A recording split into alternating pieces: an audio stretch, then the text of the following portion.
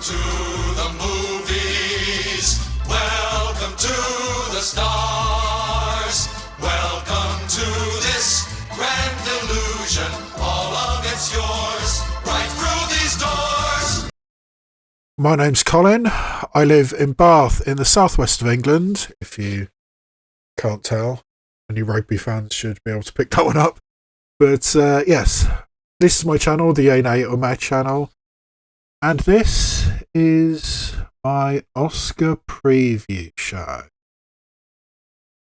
which will more than likely be a rather long episode because I do my Oscar previews in a little bit of a different way. Not only do I give you my impressions in the major categories of what I think will win and what I think should win, I also go into detail about the performances in the films that I think should have been nominated. The snubs of the 2025 Oscar season, if you will. So yes, I'm going to be spending a lot of time talking about things which I think should have got nominated, and in each of these major categories I'm also going to be giving out some honourable mentions. So I'm going to be talking about an awful lot of films in this particular episode. For each of these major categories, I'm going to go through the films which I think should have been taken out of the nominations, talk about the films that I think should have been put into the nominations in their place, and also go into what I think should win and what I think will win. And in every case, the shortlists I'm working from, or the database I'm working from, is the database from goldderby.com, which is the industry leader in this kind of thing. So if a film or a performance got mentioned in the Gold Derby lists of Oscar potential, then those are the contenders in each of these categories, and that is what I've taken my selections from, the categories that don't have shortlists published at least. So yes, this is probably going to be a very long episode, and without further ado, let's get straight on with the big one for this Oscars, and indeed any Oscars. Let's start with the Best Picture race. So, for clarity, the nominees in this category are Anora, The Brutalist, A Complete Unknown, Conclave, Dune Part 2, Emilia Perez, I'm Still Here, Nickel Boys, The Substance, and Wicked. And the first film I'm going to take out of my personal list of what I think should have been nominated for Best Picture is A Complete Unknown, which I think is perfectly fine for what it is. James Mangold has a history of doing this. He's the guy who directed Walk the Line. But this is, as far as I'm concerned, just another music biopic. I mean, yes, Timothée Chalamet is pretty good as Bob Dylan. I wasn't that impressed with either of the female performers in A Complete Unknown, which we'll be talking about all of those later, and indeed Edward Norton. But yeah, as a film, it just didn't wow me. I cannot understand why A Complete Unknown has got as much Oscar attention and Oscar love as it has. It's a perfectly serviceable, perfectly fine music biopic. Does that deserve an Oscar? In my opinion, no. So I would take A Complete Unknown out of the running for Best Picture. And the next film I'm going to take out of the list is the elephant in the room for this Oscar season, and that is Emilia Perez. Now, there's many videos out there online, and indeed in the general media talking about the issues with Emilia Perez, particularly in its portrayal of a trans protagonist. The Mexicans have also been very, very angry with Emilia Perez. And then we have the whole Carla Sofia Gascon thing, which I will be talking about when we get to the Best Actress category. So yes, I cannot remember a time when a frontrunner, I mean, there was a really, really strong chance that Emilia Perez was going to win Best Picture as a foreign language film, only the second time after Parasite. There's a really strong chance that was going to happen. And then everything just tanked. I mean, the protests got louder and louder and louder, and then, again, the whole Carla Sofia Gascon thing, which we will be getting onto later, and it just tanked its own chances. It's just astonishing how far Emilia Perez has fallen. Now, I have to admit, when I saw Emilia Perez, I wasn't blown away by it. I wasn't that impressed by it.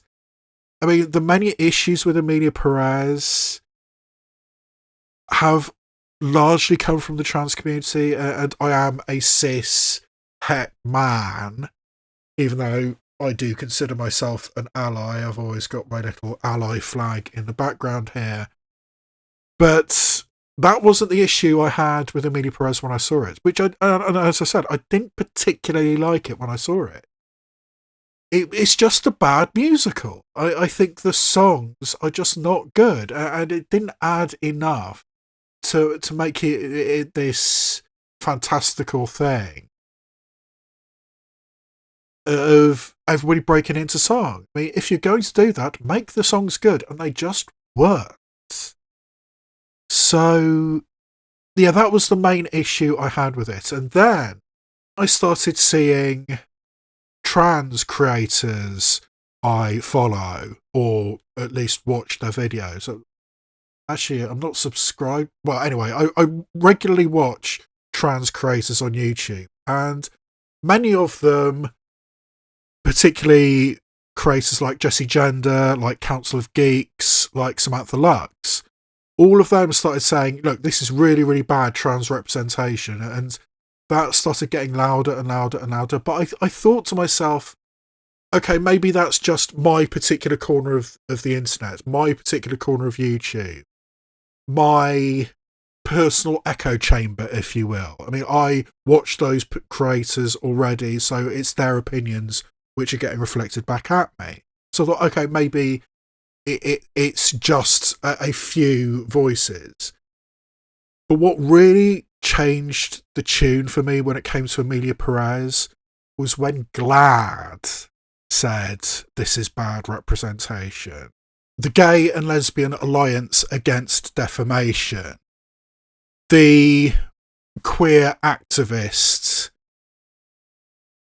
group in Hollywood. And when they said, this is bad trans representation, that made me really pay attention to it. And yes, Emilia Perez, I just don't think is a good film. I mean, as I said, my initial reaction was, it's a bad musical. And that's something that I, as a cis-het man, can say confidently. I don't think it's a good musical. And when other people tell me it's bad trans representation, it's bad Mexican representation, I have to listen to it. So yes, Emilia Perez, I think, is a bit of a pariah at this year's Oscars, and I can't help feeling that Conan O'Brien, who is hosting this year's Oscars, is going to have to make a joke about Emilia Perez, and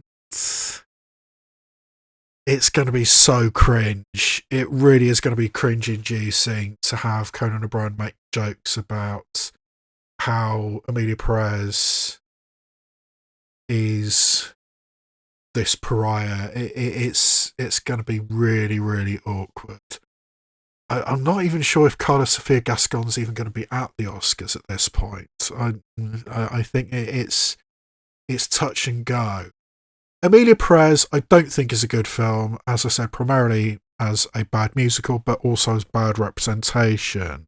So I would take it out of the Best Picture running. And obviously I'm going to be talking about the Best International Feature as well later. Yeah, the next thing I'm going to take out of the Best Picture race is the other foreign language film that ended up with a Best Picture nomination, which really, really surprised me. The fact it got nominated is I'm Still Here, the Brazilian film. Now, when I did my reaction video to the nomination announcement, the thumbnail had the poster of I'm Still Here and a big question mark over it. And I think that was probably one of the reasons that I'm pretty sure every single comment I got on that video was from a Brazilian person. Most of them saying, oh, this is really great, you have to watch it, because at the time I hadn't actually watched I'm Still Here because it hadn't come out cinematically here in the UK. In fact, it still hasn't. I did watch it at a preview. Then I bought a festival ticket to it a couple of months back, and then I was ill, so I couldn't go. But I hadn't seen I'm Still Here, and everybody's saying, oh, you must see it, you must see it, you must see it. It's brilliant. It's transcendent. Fernando Torres is excellent. Again, we'll be talking about Best Actress later. So when I saw it, I wasn't that impressed, I have to say. I'm sorry, my Brazilian viewers, and apparently I've got Brazilian viewers, but I just wasn't that impressed with I'm Still Here. I think the things it says are very powerful. They need to be said. I mean, somebody who just is disappeared, and then his wife and his 5 kids. Brazil, Catholic country.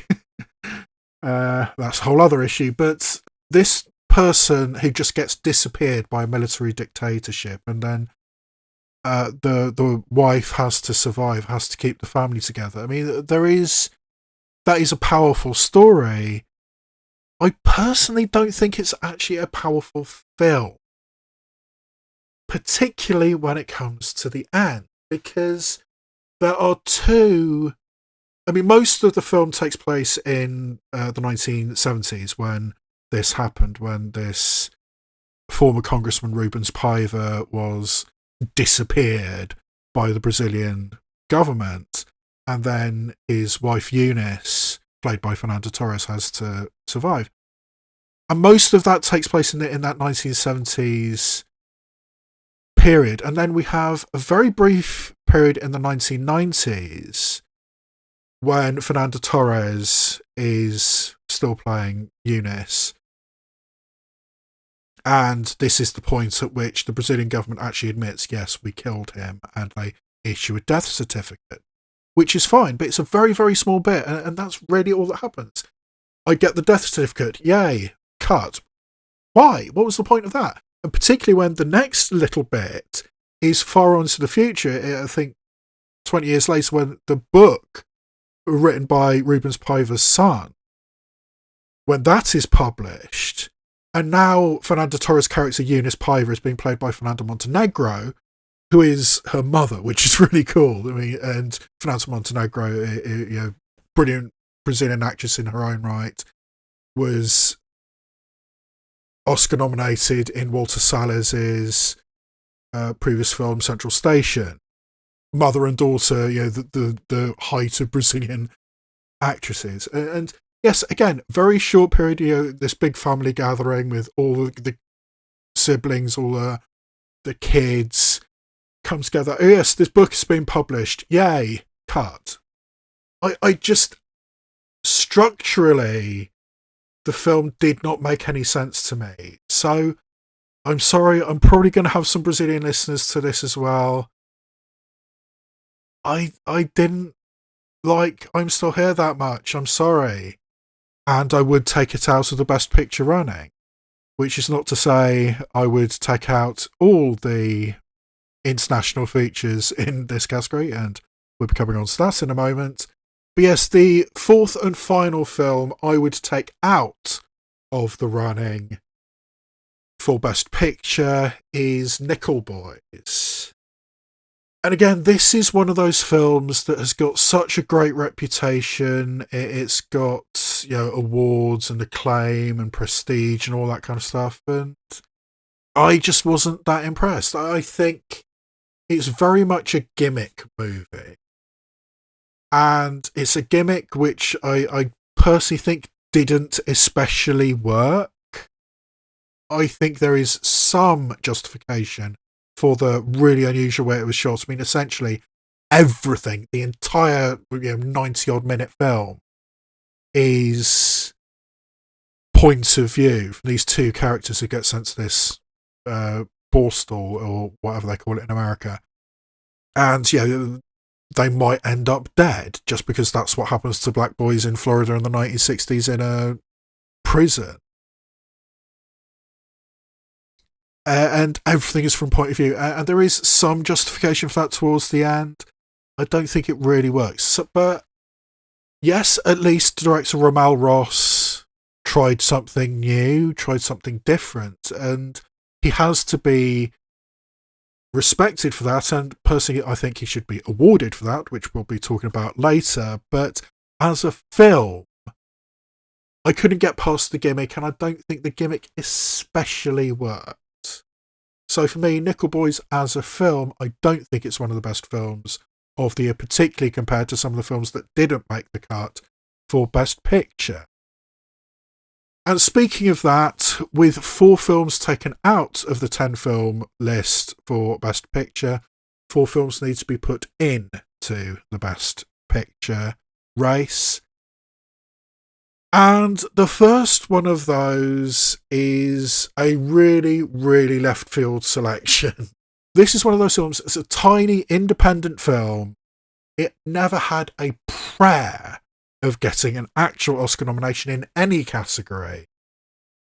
But it's one of those films that really, really stuck with me. I started thinking about, looking back over the last year, and the film Fancy Dance really stuck in my mind. It just stayed with me.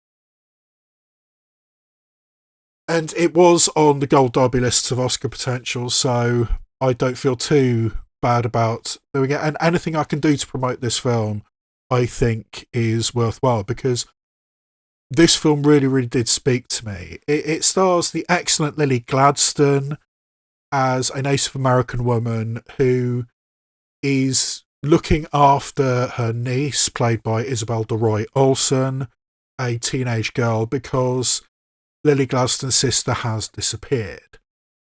And nobody gives a shit. Technically, the FBI should be interested. Technically, the tribal police should be interested. Nobody cares. Nobody's looking for her. So Lily Gladstone says, right, I'm going to try and find out what happened to my sister. And she goes on this quest to try and find her sister with her teenage niece in tow. And yes, things happen, including the fact that of dealing with Lily Gladstone's white father, played by the excellent character actor Shea Whigham. And yeah, the way that director Erica Tremblay puts forth the idea that Native women just disappear. Statistically speaking, Indigenous women are the highest percentage of people who disappear in the United States, and indeed in Canada as well, in North America.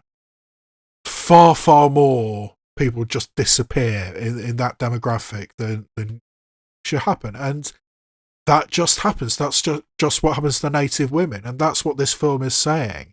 And it says it in a really powerful way. I think both Lily Gladstone and Isabel DeRoy Olsen are excellent, as is Shea Whigham. And it is a film that spoke to me. It's a film that stuck with me. The next film that I would put into the Best Picture race is one I'm mildly surprised didn't make the cut as one of the Best Picture nominees anyway, and that's A Real Pain. I thought A Real Pain had a much better chance of getting a nomination for Best Picture over I'm Still Here and Nickel Boys. but it didn't. And I think that's a shame. I think A Real Pain is another really powerful piece of work. I think Jesse Eisenberg, as both writer, director, and star, is excellent. But of course, the credit for A Real Pain is largely going towards Kieran Culkin, and deservedly so. But I think the film itself is more than just a vehicle for that Kieran Culkin performance. I mean, as I said, I think Jesse Eisenberg is vastly underrated as an actor in this. I think the best single scene in A Real Pain is a monologue by Jesse Eisenberg. And it's a brilliantly written film. Again, we'll be talking about that later. And yeah, it's a film which deals with the traumas of being a Jewish American, and also the traumas of just being an American with little direction. I mean, Kieran Culkin is adrift, and that comes through in the film. I mean, I think as a film, A Real Pain is excellent. I mean, yes, great central performance or supporting performance from Kieran Culkin, but as a film, I think A Real Pain is excellent, and I think it should have been nominated for Best Picture. In my personal list of Best Picture nominees, there is one international feature, one feature not in the English language. Having taken out both Amelia Perez and I'm Still Here, what I'm putting in is The Seed of the Sacred Fig, the Iranian film which Germany submitted to the Oscars. Because the director Mohammad Rasulov has been arrested and I think had an 8-year prison sentence given to him, but he managed to flee Iran and is currently residing in an undisclosed location in Europe. And basically The Seed of the Sacred Fig was made in secret, under the radar. There were certain scenes where apparently Mohammad Rasulov was directing from the boot of the car that his actors were in, and his actors are, or a couple of them are, still in Iran and still in trouble with the authorities, which he made very clear when this film premiered at the Cannes Film Festival and won awards at the Cannes Film Festival. Directing in secret, directing from the boot of a car, because that's the only way you can make your film, because the Iranian authorities won't let you do it. And you can understand why, because this is a film which is very much dealing with the protests on the streets of Iran that followed the murder of Mahsa Amini, a young woman who was beaten to death by the guidance patrol in Iran for not wearing hijab. And this sparked protests with women, girls, waving their hijabs about, not wearing them, and student protests, all this kind of stuff. And Mohammad Rasulov puts into this film actual footage, cell phone footage of these protests, including a couple of actual dead bodies. I mean, he wasn't pulling any punches, and it's a film that needed to be made, I think. It's a film that, I mean, it's astonishing that it exists at all, and that's the biggest thing. I mean, the first thing you see on the screen is a title card that says, "When there is no way, a way must be made." And that says it all. I mean, the fact that this Iranian film made by an Iranian director, yes, with a little bit of financing from Germany and France, and Germany submitted it to the international feature Oscar race. And I'll be talking about that later. But yeah, this is a powerful piece of work, brilliant central performance from Miss Agzare. And yeah, the way it deals with that moment when somebody who's dedicated his life to a system, we can see he is a judge or an investigator for the judiciary, and basically he's asked to rubber stamp death warrants. You have gone against Islam, death. You have gone against Islam, death. I mean, he's an investigator, but he's just told to rubber stamp all these things. And that realization, I've dedicated my life to a fascistic system. And what does that do to a man? And it doesn't do very good things. I mean, this is an exceptional piece of work. I mean, honestly, if this had been nominated, I think this should win the Oscar. I think of the eligible films, of the films on the Gold Derby list, I think Seed of the Sacred Fig is the one I would pick as the best film of the year. But it didn't get nominated, so I'm just going to have to leave it in my alternative nominations list. And the final film is that I'm going to put into the Best Picture race is one that I'm really, really upset didn't make the cut, and I thought had a really strong chance of doing it, and that's Sing Sing. As I said in my video reacting to the nominations announcement, the marketing department of Sing Sing severely fucked up. They released the film too early in the year. They didn't get any momentum at all. I think they were trying to recreate the circumstances surrounding Everything Everywhere All at Once, which was released earlier in the year and maintained all the way through to Oscar season. But trying to force that when in Everything Everywhere All at Once that happened naturally, it didn't work. They didn't manage to push it hard enough. I mean, yes, Common Domingo got Oscar nominated, deservedly so. Clarence Macklin didn't. That's the one that really, really pisses me off. I mean, yes, technically he is an Oscar nominee because he gets a story by credit, and Sing Sing did get Best Adapted Screenplay, or was it original? Yeah, it was Adapted Screenplay. So, yeah, Clarence Macklin is an Oscar nominee, but not for what he should be nominated for, which was supporting actor. But yes, I think Sing Sing isn't a perfect film.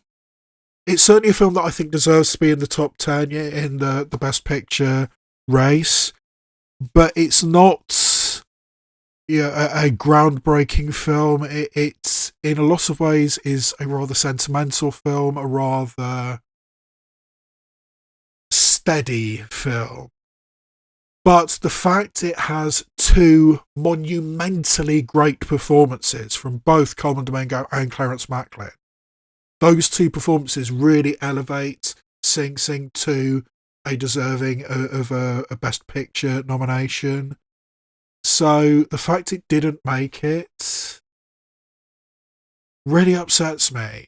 And I really think it deserved an Oscar nomination. So yes, I would put Sing Sing in as one of the best 10 films of the year, which is essentially what the Best Picture nomination list is. So, my personal list of Best Picture nominees would be Anora, The Brutalist, Conclave, Dune Part 2, Fancy Dance, A Real Pain, The Seed of the Sacred Fig, Sing Sing, The Substance, and Wicked. This is a really, really difficult year to predict. I mean, usually by this time in the Oscar race, and we're about 2 weeks away from the actual Oscar ceremony as I'm recording this, and usually by this point in proceedings, we have a very, very strong idea as to who's going to win Best Picture. I think this could go 3 or 4 different ways. I think Emilia Perez still has a chance. I mean, not a strong chance. I think it's still got a chance of winning Best Picture. I think Conclave has a chance. I think The Bruce List has a chance. I think Anora has a chance. maybe I'm still here if the wave for Fernanda Torres for Best Actress was enough, but I'd be very, very surprised if that wins. But so yeah, at least 4 potential winners in this category, and it's really, really hard to pick one. But I think what will win is The Brutalist. It's the kind of epic, grand scale filmmaking that we don't get a lot of. I mean, it's so long it's got an interval, for Christ's sake. And that's not nothing. And it says so much about the immigrant's experience, about the artistic experience, about the integrity, and also about the Jewish experience. It tries to do so much, and it has such a large canvas with which to say those things. So I think that's the kind of film which will win the Oscar for Best Picture. My personal choice out of the nominees, I mean, as I said, I think given my choice, it would be The Seed of the Sacred Fig would be my choice, but it didn't get nominated. So out of the nominees, I think my choice would be Anora. I actually really, really liked Anora. It's funny, it's witty, it's heartbreaking, it's sexual in a way that mainstream films just aren't very much anymore. And that might be a negative towards it, because at least in the past, the more sexually open and sexually frank a film is, the less likely it is to win Best Picture. I think that might be changing. I think that there is a younger demographic has been accepted into the Academy, and therefore those kinds of concerns might not be there quite so much anymore. But this is very open. I mean, for the first, 5 minutes of the film, we're in a strip club, and the first time we see Mikey Madison, the Annie, the lead of the film, she's in a very, very tiny G-string, and this is a lengthy scene of her giving a lap dance to somebody, topless. So, I mean, that might have something against it, but the things it says about this character, and Mikey Madison is brilliant, and I'll be talking a lot about her later, and the agency that the film gives her. I mean, Sean Baker is a filmmaker I mostly like. I mean, his stuff tends to be a little bit edgy, a little bit there. I mean, Tangerine, Red Rocket, The Florida Project. I mean, these are films about people on the margins. And this is no exception. I mean, this is somebody who, on paper, has a very particular path laid out for them, has a very particular attitude. And she says, no, I'm going to try and do something else, and tries desperately to make it work. Despite the fact it's increasingly apparent that this boy she's married, Mark Edelstein, is a complete douchebag and has been lying to her and himself for this whole film, but that's a whole other thing. But yeah, as a film, I think Anora is witty, it's fun, it's emotional in a way that surprised me.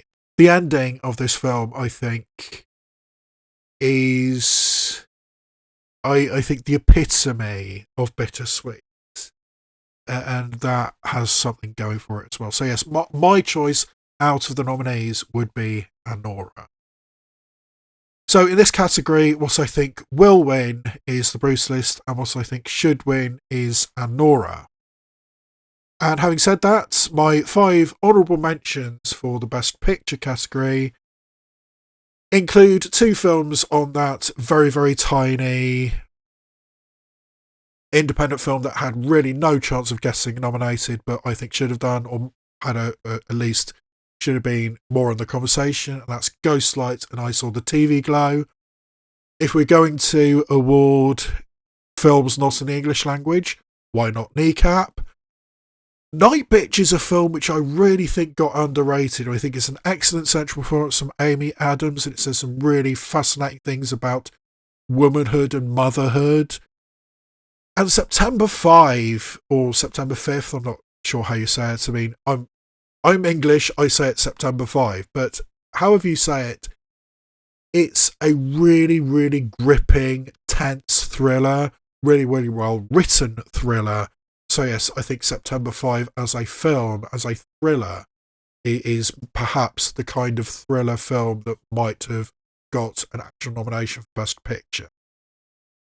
So in conclusion, my final selection of nominees in the Best Picture category are Anora, The Brutalist, Conclave, Dune Part 2, Fancy Dance, A Real Pain, The Seed of the Sacred Fig, Sing Sing, The Substance, and Wicked. The nominees in this category are Jacques Audiard for Amelia Perez, Sean Baker for Anora, Brady Corbet for The Brutalist, Coralie Fargia for The Substance, and James Mangold for A Complete Unknown. The first director I'm taking out of this category is Jacques Audiard. What did he do with Amelia Perez that was so great? He doesn't know how to direct a musical. He doesn't speak Spanish, and it's a film in Spanish. I mean, he didn't even notice that apparently Selena Gomez's accent is so bad that Mexicans were protesting about it. I mean, she grew up in America, barely spoke Spanish, had to relearn it for the role. And Jacques Audiard can't tell that her accent is shit. And he also said that he wanted to make it in Spanish because Spanish is the language of immigrants and poor people. Fuck you, Jacques Audiard. I mean, I haven't particularly liked any of the films from Jacques Audiard I've seen. I mean, Paris 13th District was okay, I guess, but I think a lot of that had to do with the screenplay were by Liam Isias and Celine Sciamma, two excellent filmmakers. The Sisters Brothers I thought was a complete waste of time as far as I was concerned. Rust and Bone was a pretty good film. I mean, again, excellent performance from Marion Cotillard, but why did he do it? He really, really fucked up, and it is seemingly pretty unapologetic about the fact he really, really fucked up. He's managed to piss off Mexicans, trans people, fans of musical theatre he's managed to piss off. Why does he deserve a Best Director nomination? I don't think he does, so I'm going to take him out of this category. And I'm also going to take out James Mangold. I mean, as I said a bit earlier, I think A Complete Unknown is fine. But when I was sitting there, I wasn't thinking, oh, this is a brilliantly directed piece of work. Well, yes, I thought Timothée Chalamet, good central performance. Yes, he did all his own singing, all that kind of stuff. The screenplay was interesting. I think that there's some things in the screenplay, but as a film, A Complete Unknown, there's nothing there, really.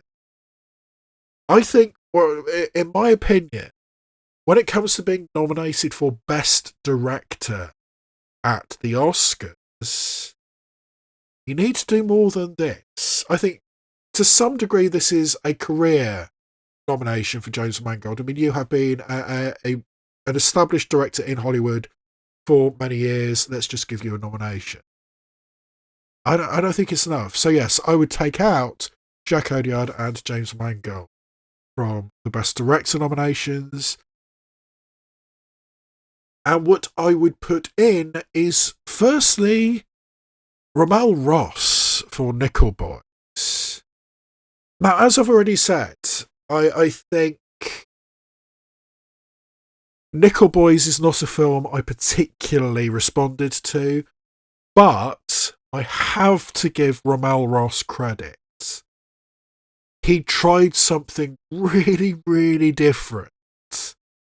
I don't think it entirely worked, but I think the attempt deserves to be praised. It deserves attention. I mean, the innovation of just having the entire film from POV. I mean, what Rommel Ross was doing in Nickel Boys was so much more than what James Mangold was doing in A Complete Unknown.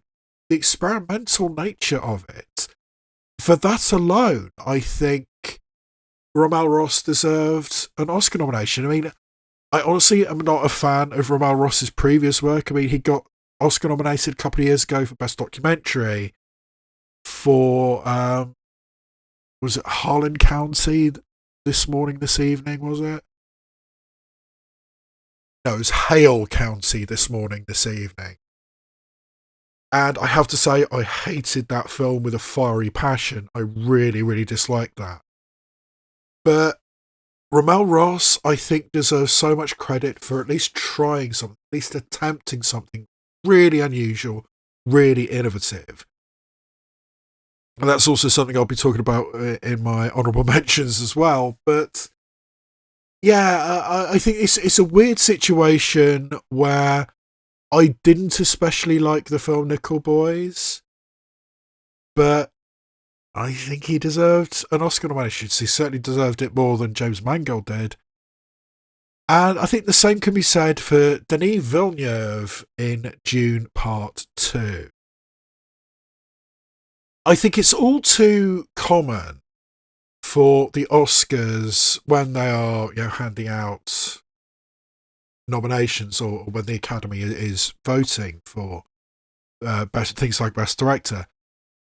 I think it's easy for them to focus on the prestigious films, the art house films, the films that didn't necessarily get a massive, massive audience, but have artistic merit to them.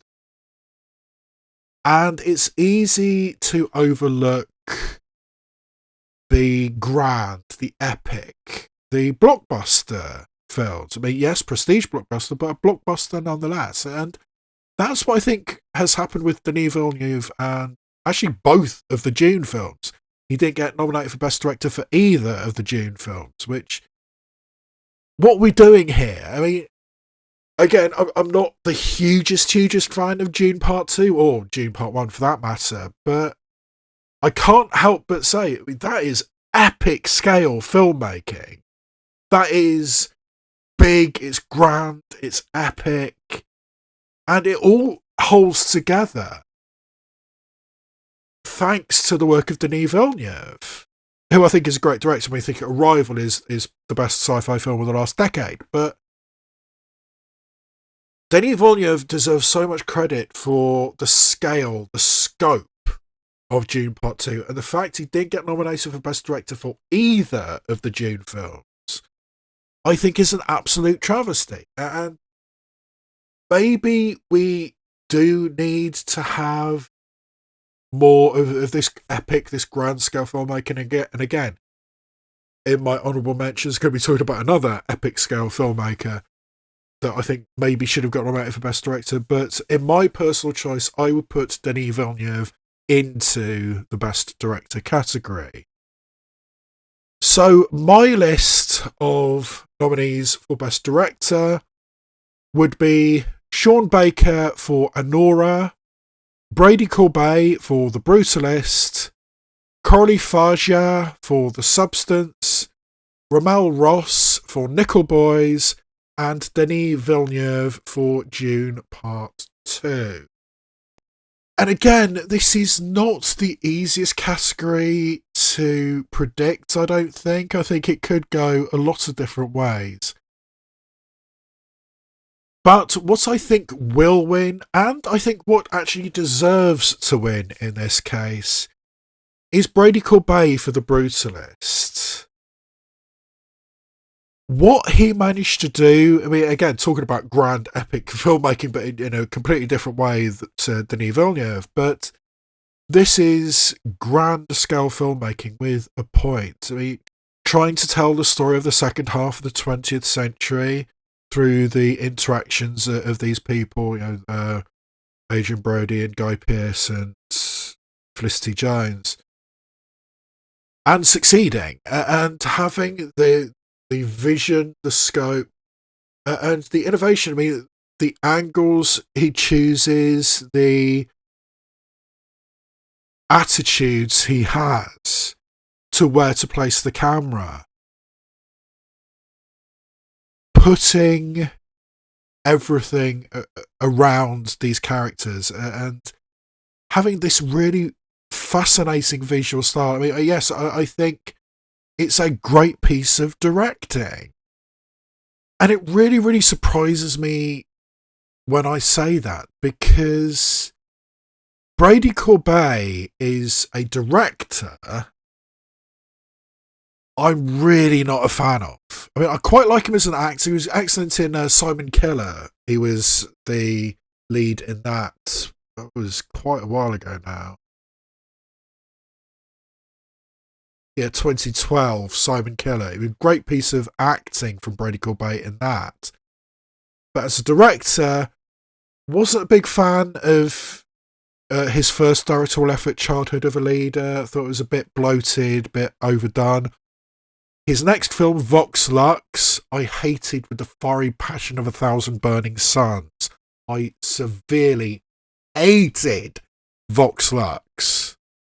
So the fact I'm here saying that Brady Corbet should win Best Director, and I think he's going to deserve to win Best Director, really, really surprises me. So it frankly astonishes me that I'm saying Brady Corbet should win Best Director, because the artistry, the scope of The Brutalist, it really said something. So yes, I think Brady Corbet should win Best Director, and I think he will win as well. It's difficult to predict, but I think he is most likely going to win. And the honourable mentions in this category include Steve McQueen for Blitz. I think some great set pieces in Blitz. As a film, I don't think it entirely holds together, but the set pieces in Blitz are excellent. The opening fire sequence, the dance hall, the West Indian dance hall club, the one shot in the nightclub, the flooding underground tunnel, all excellent set pieces. So yeah, Steve McQueen, I think, deserves credit. As I said earlier, Mohammed Rasoloff in The Seed of the Sacred Fig, having to direct from the boot of a car and still managing to create a masterpiece, I think deserves a lot of credit. Jane Schoenbrunn for I Saw the TV Glow. Here is an actual trans filmmaker making an actual trans narrative, and yet it was Jacques Audiard for Amelia Perez that got the Oscar nod. No thanks. I Saw the TV Glow was an excellent experience. Ridley Scott for Gladiator 2. As I said a bit earlier, I think we don't give enough credit nowadays to grand epic scale filmmaking, but Ridley Scott really, really knows what he's doing when it comes to that kind of thing. I mean, Gladiator 2, recently, The Lost Duel is a really, really underrated film in my opinion. But Gladiator 2 is put together so masterfully, I mean, in that grand epic scale, and yeah, that was a good experience. And Robert Zemeckis for Here. Now, Here is a film which got absolutely shat upon, and I kind of understand it. But as I was talking a little bit earlier with Rommel Ross, I think Robert Zemeckis deserves so much credit for at least attempting something really, really unusual.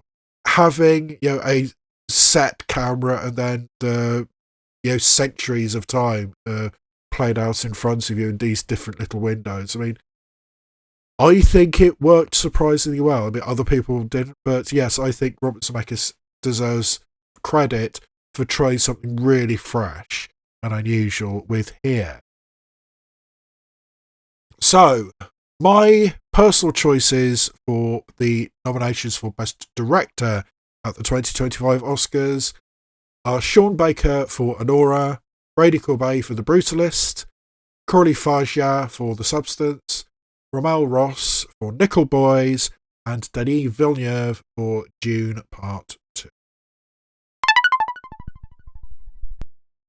In this category, the nominees are Cynthia Erivo for Wicked, Carla Sofia Gascon for Emilia Perez, Mikey Madison for Anora, Demi Moore for The Substance, and Fernanda Torres for I'm Still Here.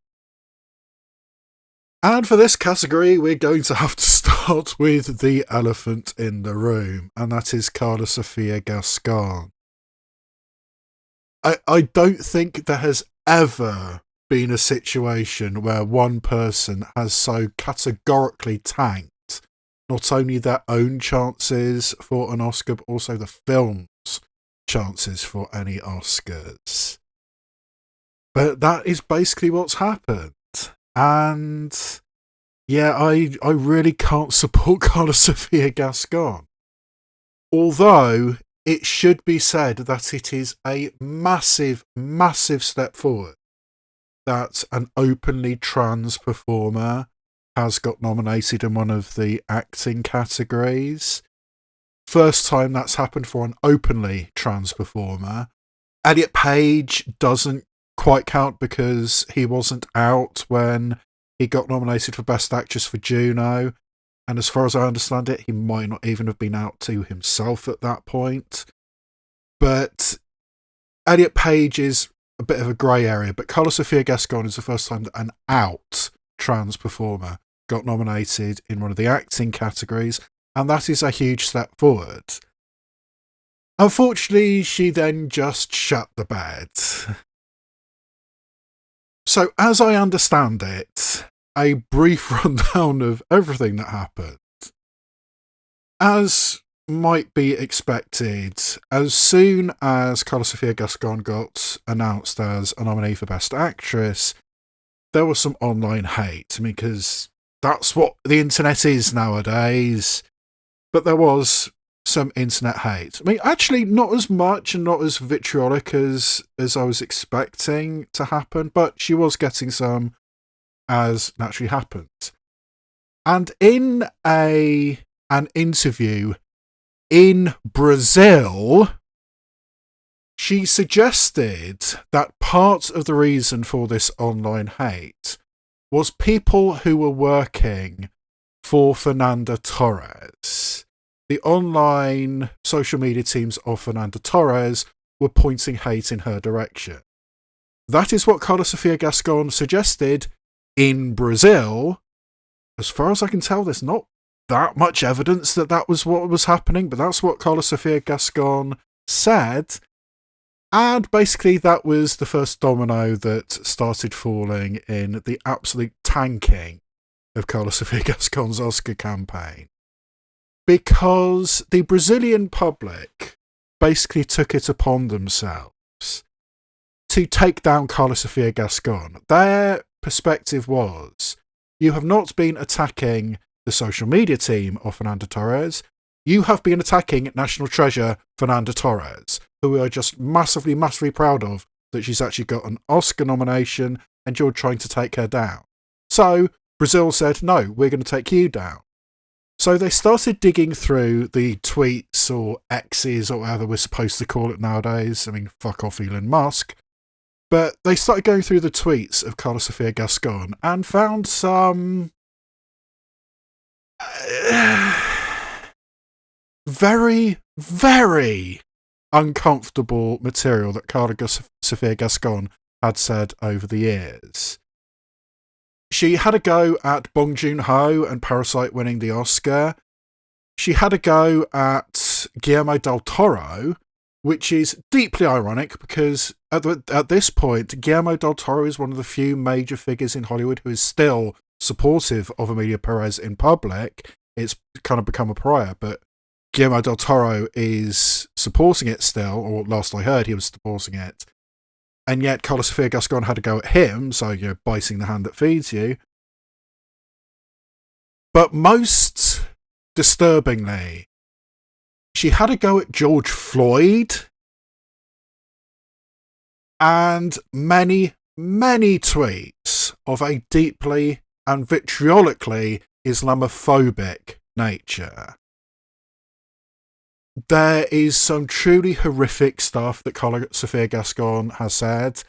I'm not going to publicise it. If you want to know, you can find it, or, you know, find other people talking about it. I'm not going to publicise it, but trust me, she said some truly horrible, horrific things about Muslim people. And yeah, that was basically it. And quietly, Netflix, who are the distributors of Emilia Perez, have quietly pushed her to the side. I mean, and as I said a bit earlier, I think there's a decent chance that Carla Sophia Gascon won't even be at the Oscars at this point. Which, as you know, the first openly trans performer, that's a really upsetting series of events. And I think that Conan O'Brien's going to try and make some jokes about this, which is going to be absolutely cringe-inducing, as I said earlier. But she absolutely shot herself in the foot. And it's depressing that this is what we're talking about, other than the fact that it's the first openly trans performer to get an acting nomination. And even as just a performance in Emilia Perez, I was kind of on the fence about her anyway. I mean, as I was watching Emilia Perez, and I watched it before all the controversy starting, you know, the trans protests and Mexican protests, I watched it more or less fresh. And as I said a bit earlier, I just wasn't that impressed with it as a film, particularly not as a musical. And I wasn't massively impressed with Carla Sophia Gascon as a performer. It has to be said that if we were only taking the performance of Carla Sophia Gascon as Emilia Perez, I don't think I would have given her a nomination anyway. I just don't think there's anything that special, that noticeable in the performance as Emilia Perez, the character Emilia Perez.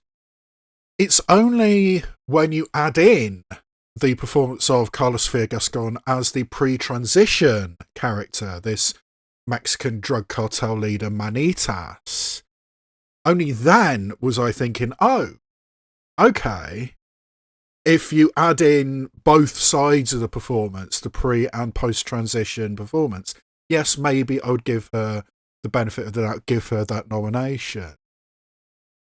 But it was still a borderline case, and then all the stuff and the Islamophobic tweets came out, and it's like, no, there's just no way I can, in good conscience, say that Carla Sophia Gascon deserves this acting nomination. But quite apart from that, it was a borderline case anyway. So I feel very comfortable in saying that I would take out Carla Sophia Gascon as a nominee for Best Actress. And the other actress I'm taking out of this category would probably please Carla Sophia Gascon, because I'm taking out Fernanda Torres as well. Again, I am sorry to any Brazilians who might be listening to this, and judging by my reactions to the nominations, I'm going to get a lot of Brazilian viewers of this video. But I just wasn't that impressed with Fernanda Torres. I mean, yes, it is a very, very good performance. It is a performance of quiet dignity, of strength, of determination.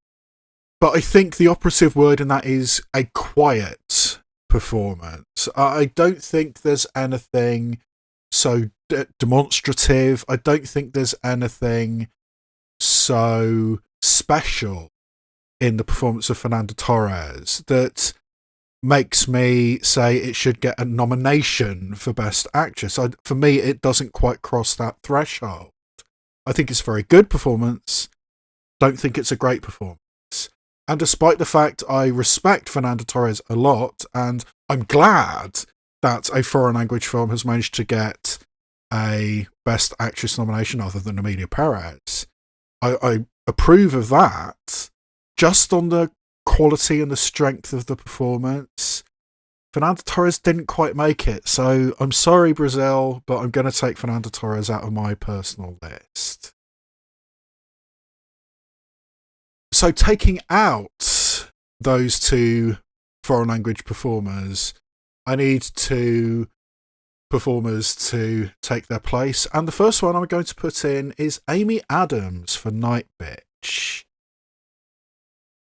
Now, this is a performance that in the very, very early running, I mean, way back in August, I think it was, when I first started paying attention to Gold Derby and seeing what was coming up in the Oscar race, Amy Adams for Night Bitch was among the favourites to get nominated for Best Actress. And once I did see Night Bitch, I fully understand that. I think Night Bitch is a great film.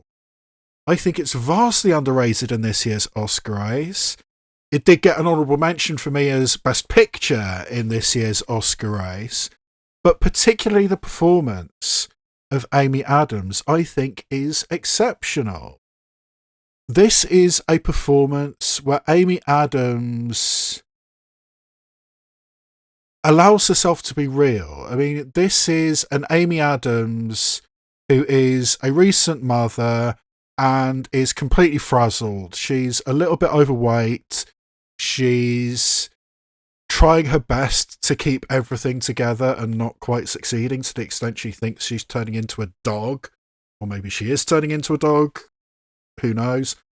It's a performance of honesty. It's a performance of truth.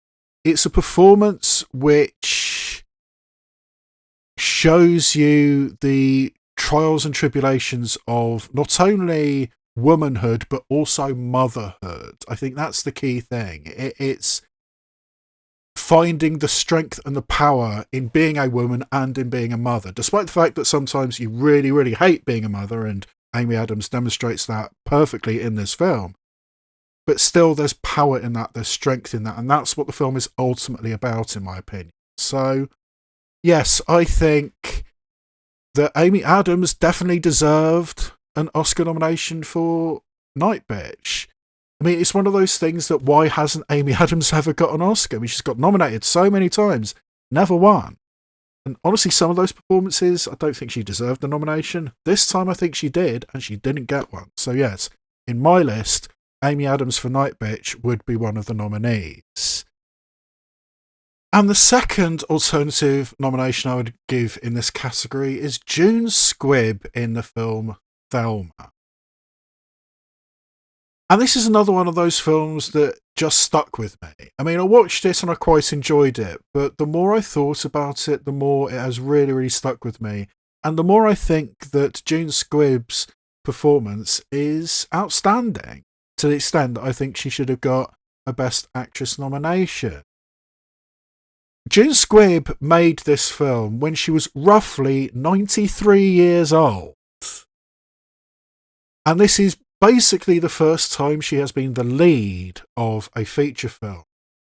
And she absolutely ran away with it.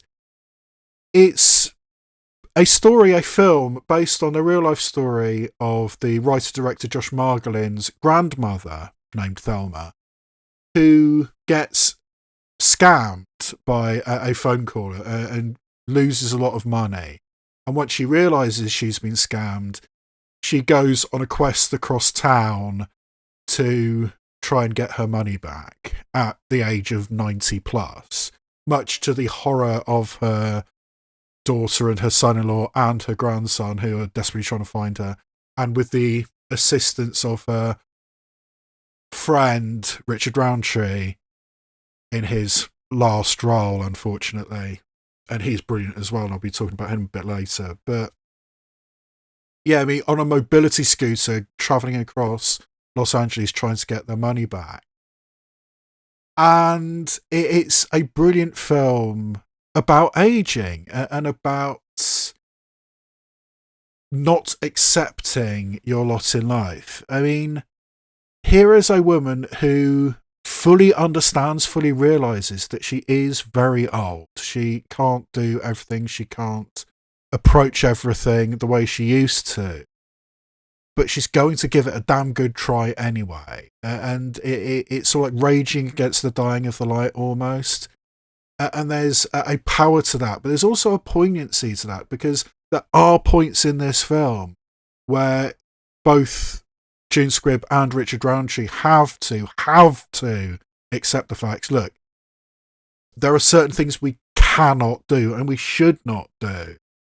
So I mean, there's a great sense of pathos to this as well. I mean, the film as a whole, I think, is excellent, but the performance of both June Squibb and Richard Roundtree are excellent, and I think a film about growing old a little bit disgracefully is kind of what Thelma is, and I think June Squibb inhabits it. I mean, imagine being a working actor, a very successful actor, but a character actor.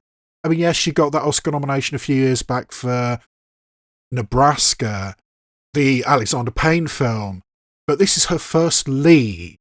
I think she was 93 years old when she made this film, and that's just astonishing. And she puts in an exceptionally good performance. So yes, I do think that June Squibb deserved an Oscar nomination for Best Actress in 2025. So my personal list of nominations for Best Actress this year are Amy Adams for Night Bitch, Cynthia Erivo for Wicked, Mikey Madison for Anora, Demi Moore for The Substance, and June Squibb for Thelma. And this is another one, it's a little bit difficult to predict because, again, I think there's at the very least two directions that the Oscars could go in. Maybe even three. I mean, I think Fernando Torres has got a chance. I think Mikey Madison's got a chance. But what I think will win this Oscar is Demi Moore for The Substance. Because one thing that Oscar voters love is a narrative. And here is a performer in Demi Moore who has had a very long career, and a career which I think has been quite underrated. I mean, she was, part of that Brat Pack thing in the mid to late 80s, and she never really got past that. And she's been around. She's been, a movie star for quite some time, but has she ever really been an actress? Maybe not. And for the first time, I think the Academy can feel good about giving an award to Demi Moore because she is really, really good in The Substance. And again, a film about aging, about femininity, about how you reach 50 and the world is over. It's done. As far as the Hollywood system is concerned, in the voice of Dennis Quaid as a producer named Harvey. But yeah, Demi Moore puts in this performance. But what I like about the performance is there are layers to it because you see the desperation that she has. I mean, yes, I must do this. I must inject this stuff and turn myself into Margaret Qualley, this younger, hotter version of myself. I need to do that. But even when it starts going wrong towards the end, and there's a brilliant moment. I don't think it's much of a spoiler. I mean, there's a bit towards the end where the Demi Moore character tries to do something to the Margaret Qualley character. I mean, it's one of the few times that they're both awake at the same time. And the Demi Moore character tries to do something to the Margaret Qualley character, which will do drastic harm to the Margaret Qualley version of this individual. And she can't bring herself to do it, because if I do this, then her big chance, Margaret Qualley's big chance, the big show she's just about to do, won't happen. And I can't do that to her. I mean, yes, she has fucked over my life. I mean, by that point, she has really fucked over Demi Moore's character. But she can't do it because this is her big break. And I think that it is kind of the centre of this, because even when it is a terrible, terrible idea, she can't stop.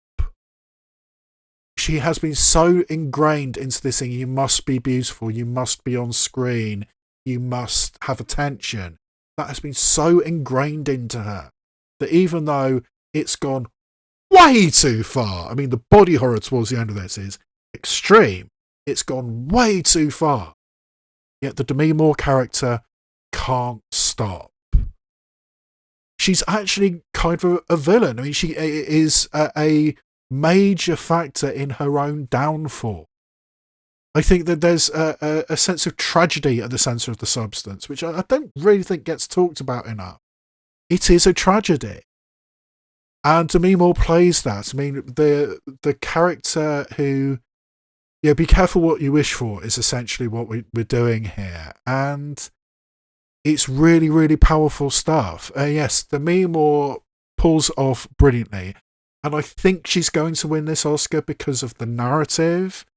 They like doing that. I mean, Jamie Lee Curtis won an Oscar because of narrative, because she was due, even though she wasn't even the best supporting actress performance in Everything Everywhere All at Once. I think Stephanie Hsu was better, and she didn't win because Jamie Lee Curtis is the established actor. They do this all the time. You are due, so you win. And I think that's what's going to happen to Demi Moore. And I don't think I would begrudge her, but my choice for what should win the Best Actress this year is Mikey Madison in Anora. I was very, very impressed with Mikey Madison. I had never heard of Mikey Madison, never seen her, never even heard the name until she started being mentioned in relation to this film, Anora. And when I saw her, I was very, very impressed. I mean, not least because, as I said a bit earlier, the first 5-10 minutes of the film, she's topless and is in a strip club. I mean, this is very, very sexual, very, very frank. I mean, multiple sex scenes. Indeed, I think, weirdly, the best piece of acting in Anora is during a sex scene.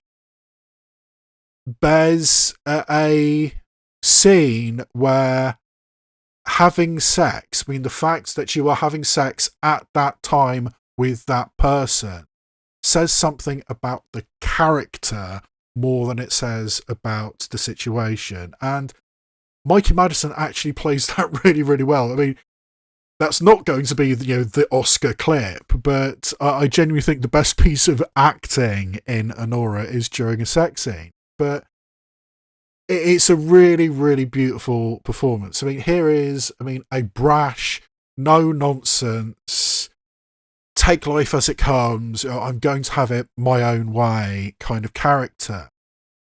But there's also a touch of naivety, a touch of vulnerability. If she was a little bit smarter, a little bit more worldly wise, none of this shit would have happened. She would have realised that this dickhead Mark Edelstein is a douchebag, is up to no good. But she can't help feeling, the fairy tale princess narrative that is part of Anora, this stripper who marries the son of a Russian oligarch. I mean, I'm getting out of this strip club, I'm going to live in a big mansion. She believes in that enough that she allows herself to follow this, and doesn't end well. And that journey that she goes on from optimism to realisation to acceptance, and reluctantly accepting, because she gives as good as she gets when, the shit hits the fan. And that's another thing which I like about this performance by Mikey Madison. It's brash, it's ballsy, but there's that vulnerability and that witty, quick, smart dialogue. It's a brilliant, brilliant character that Sean Baker wrote, and it's a brilliant performance that Mikey Madison gives. I think she's a revelation. I can't wait to see what Mikey Madison does next. How much range has she got? I don't know, but it's going to be fascinating finding out, and I can't wait to see the career trajectory of Mikey Madison, because as things stand, I think she should win the Oscar. I think there's a chance she will. I think there's a very strong chance she will. I mean, she's just won the BAFTA, which isn't necessarily a good correlation, but it's a hopeful signpost. So yes, I think there's a good chance that Mikey Madison will win the Oscar. In my opinion, I think she should. So as in all categories, I also want to hand out some honourable mentions. And the first of those is Pamela Anderson for The Last Showgirl. And I never thought I would be saying those words. I mean, as I did in my nominations reaction video, that clip from Futurama, the idea that Pamela Anderson would get an Oscar nomination was a joke. But she very nearly made it. I mean, she got some very good reports for The Last Showgirl, and it was deserved. I think she was excellent in The Last Showgirl. Yes, arguably playing a version of herself. But so what? How many actors have done that and been successful at it? So yes, The Last Showgirl was a good film, and Pamela Anderson, I think, deserved serious consideration for Best Actress, as did Kirsten Dunst for Civil War. And I think Civil War is one of those films that not everybody, including myself, got what they wanted or needed out of Civil War. But what they did get was an excellent central performance from Kirsten Dunst as a war photographer, clearly showing signs of PTSD and not really dealing with it. I think she was excellent in Civil War.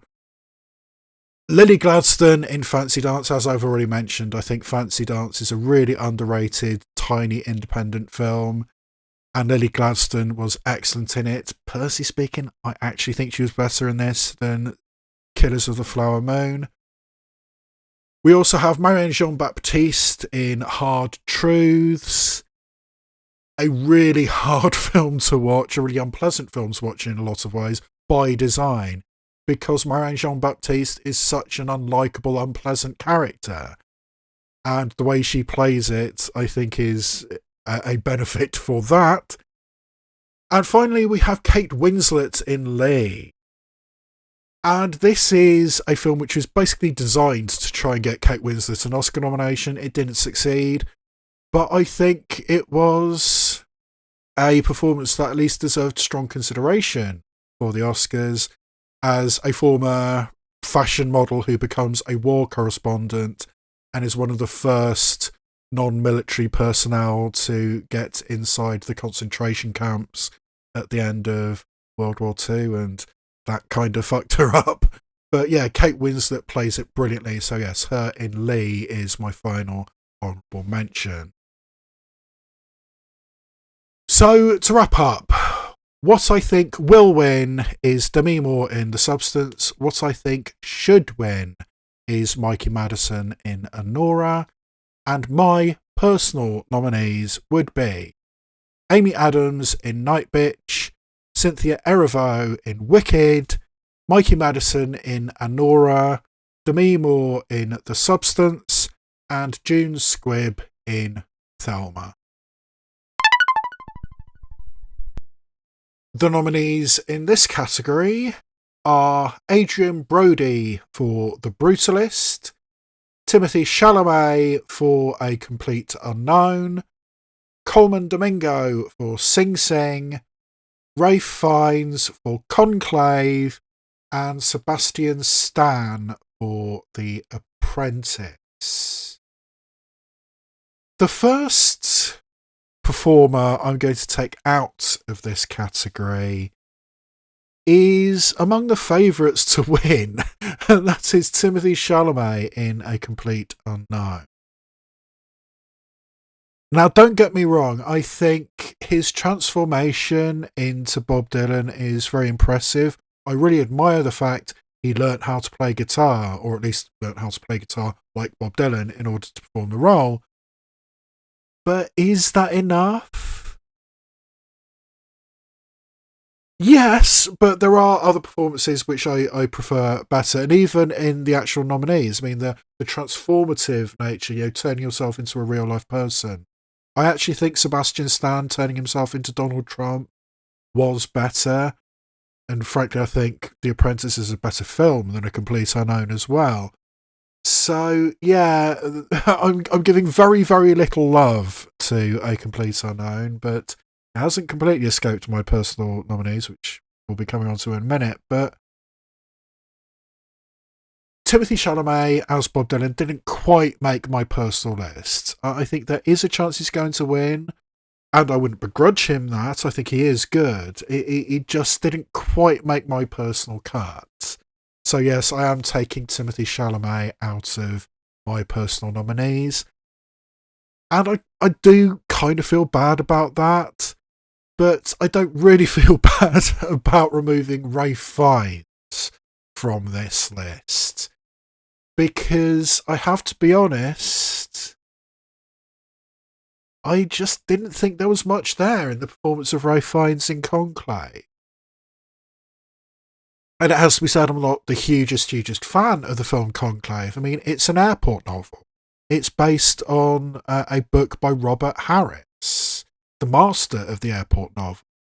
And for what it is very, very well done. I mean, it is kind of a political thriller in an unusual scenario. I mean, it's got a bizarre revelation / twist at the end, which... I watched it a couple of months ago and I'm still not sure how I feel about the big revelation at the end. And yeah, it was entertaining. It's an entertainment. But is it a Best Picture winner? I mean, for fuck's sake, it won the BAFTA for Best Picture. I mean, it helps that it's a British film, but still. That baffles me, quite honestly. As a performance, Ralph Fiennes, I just don't think... I mean, it's similar to Fernando Torres that I was talking about a minute ago. It was good, but it's so quiet, so understated, that I don't think it reached the level of an actual nomination. I mean, it didn't impress me, again, particularly compared to some of the other films and some of the other performances which didn't get nominated. So yes, with two performers being taken out of this category, I need to put two performers in. And the first one is a performance that was very unlikely to ever get an Oscar nomination. It did surprisingly get a Golden Globe nomination for Best Actor in a Comedy or Musical. And the film Heretic is neither a comedy or a musical, so how that happened I did not know. But I do think that Hugh Grant deserves an Oscar nomination. I mean, I did really like the film Heretic. I mean, you probably can't tell, but not sure how well that comes up in the lights, but that is a Heretic poster behind me. And yeah, I like Heretic, and I like the way it sets up its thesis. I mean, this psychopathic, misogynistic character, Hugh Grant, has entrapped these two women, these two female missionaries, and wants to test their faith. He's the kind of person who is convinced they are the smartest man in the room, and he's probably right, but he's going about it in a really, really aggressive, really, really confrontational way. And the way he manipulates everything, the way he controls everything, or tries to control everything against the final girl dynamics, it's a chilling performance, and it's a really rich performance. I mean, this you can see, or you can imply a lot of this character's backstory just through the intonation, just through the character beats that Hugh Grant puts into it. I mean, he really sinks himself into this really, really unpleasant character, playing somewhat against type for Hugh Grant, and he plays it really, really well. So yes, I do genuinely think that Hugh Grant deserved an Oscar nomination for Best Actor. But because it was in a horror film, it was very, very unlikely to actually get an Oscar nomination. And another horror film, which I think had a Best Actor-worthy performance in it, was I Saw the TV Glow. And again, you probably can't see that in the light, but that is an I Saw the TV Glow badge that I have on my mic cover. But yes, Justice Smith in I Saw the TV Glow, I think was a brilliant performance. Now, Justice Smith, to the best of my knowledge, is a cis gay man. And yet he played a trans character, in my opinion, much better than Carla Sofia Gascon played a trans character in Emilia Perez. And again, a film written and directed by a trans filmmaker, Jane Schoenbrunn, who I'm a huge admirer of. I mean, I really loved her first, or I think it's her or they, I'm not sure which, but Jane Schoenbrunn's first narrative feature was We're All Going to the World's Fair, which I think is brilliant and chilling and heartbreaking. It's exceptionally good. So I was really, really looking forward to the follow-up, I Saw the TV Glow, and I was duly impressed.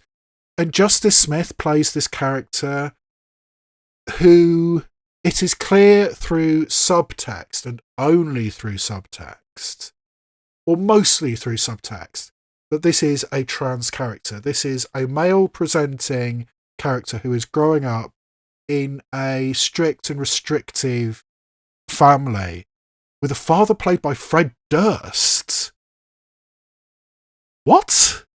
But, I mean, he's growing up in this restrictive family, so his incipient transness isn't allowed the room to breathe, and he cannot and will not accept this factor about his life. I mean, the only time we see this character smile is when they are wearing a dress. And that, I think, is very, very significant. He is only ever smiling when he's wearing this very particular pink dress, which is related to the TV show that he and Bridget Lindy Payne watch, which is the whole centre of the film.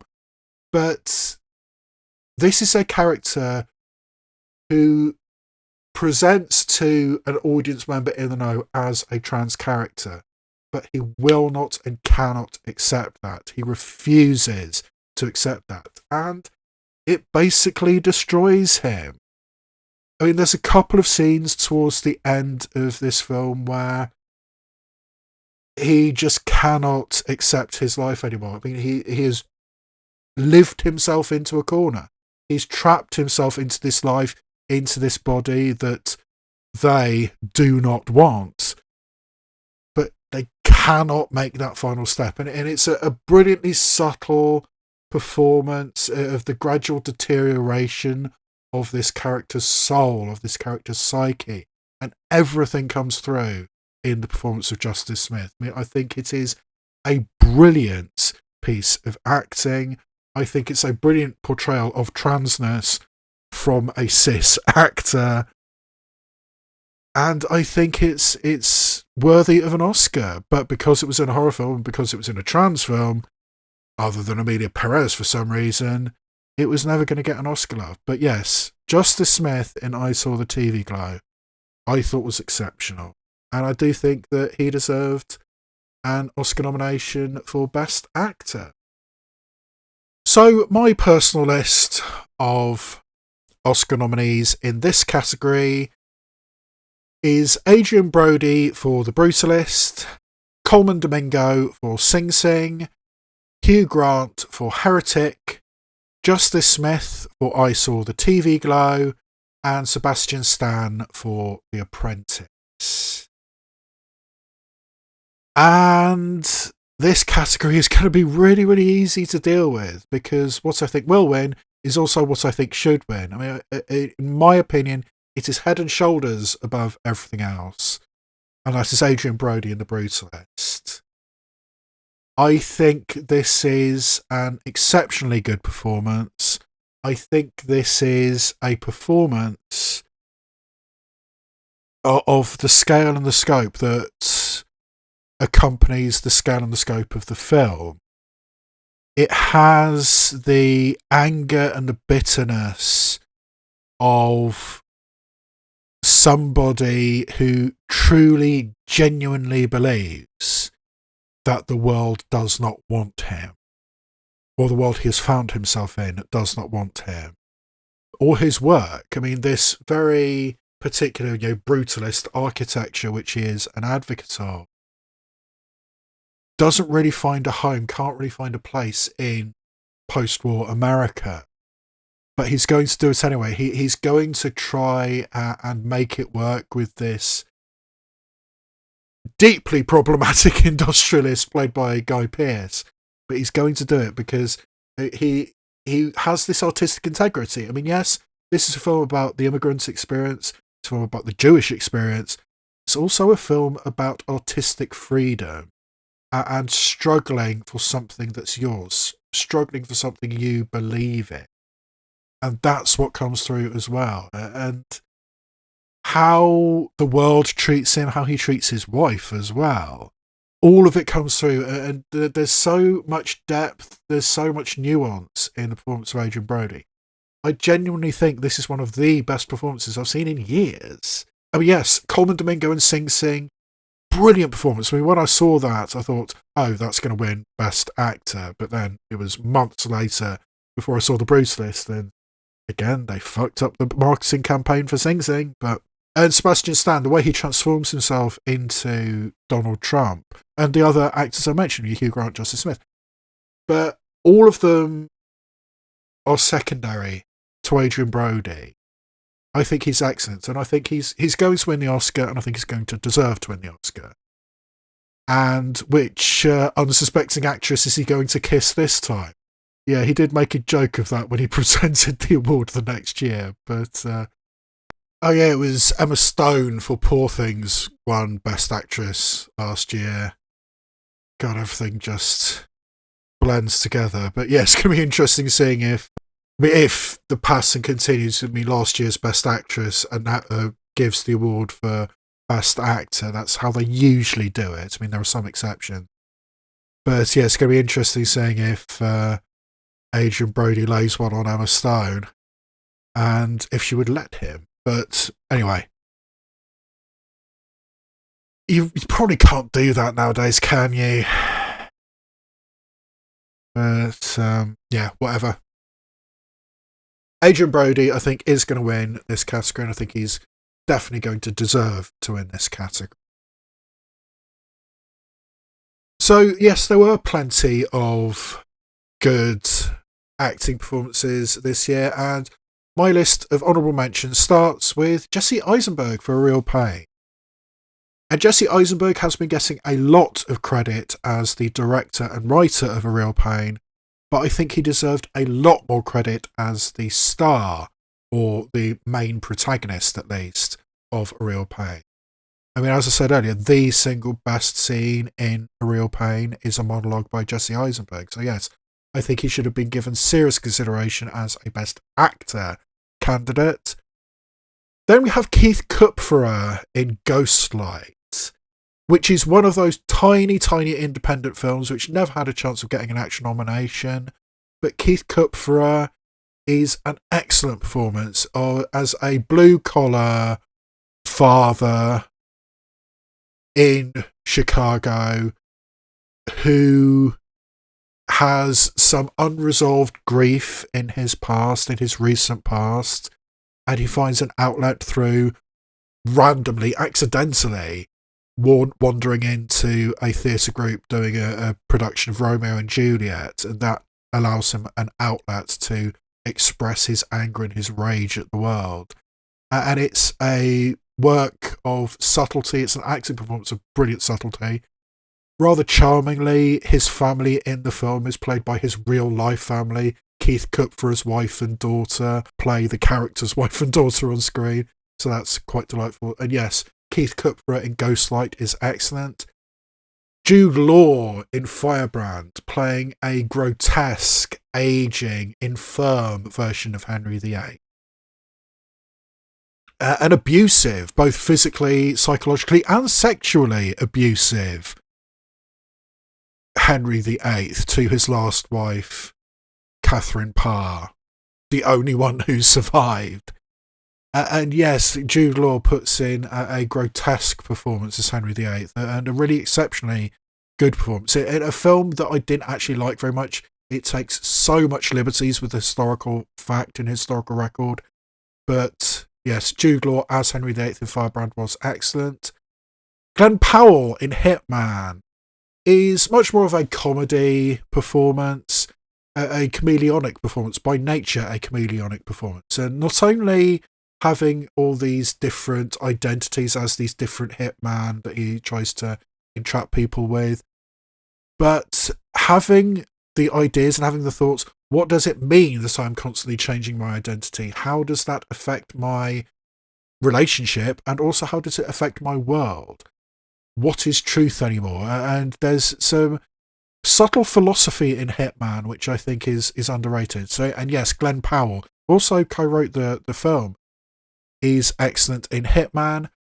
And finally, Miss Agzare in The Seed of the Sacred Fig, playing a character who has started to realise he is working for an authoritarian regime, and simultaneously also realising that his womenfolk are no longer listening to him, and he doesn't like that one little bit, and it starts destroying him and destroying his family. And Miss Agzare plays it with such subtlety and such grace that it really does come through. And yes, I think it would have been interesting if Miss Agzare had got nominated for Best Actor, because to the best of my knowledge, he's still trapped in Iran and can't leave the country. So it would have been an Oscar nomination in absentia. But yes, Miss Agzare in The Seed of the Sacred Fig was excellent. So to wrap up, who I think will win and who I think should win is Adrien Brody in The Brutalist. And my personal list of nominees would be Adrien Brody in The Brutalist, Coleman Domingo in Sing Sing, Hugh Grant in Heretic, Justice Smith in I Saw the TV Glow, and Sebastian Stan in The Apprentice. The nominees in this category are Monica Barbaro for A Complete Unknown, Ariana Grande for Wicked, Felicity Jones for The Brutalist, Isabella Rossellini for Conclave, and Zoe Saldana for Emilia Perez. And the first actress I'm taking out of this category is Monica Barbaro in A Complete Unknown. This is a nomination I don't really get. I mean, not as much. I mean, one or the other I certainly don't get, but when I saw A Complete Unknown, I didn't look at the performance of Monica Barbaro playing Joan Baez. I thought, oh yeah, that's an Oscar performance. It just didn't have anything special to me.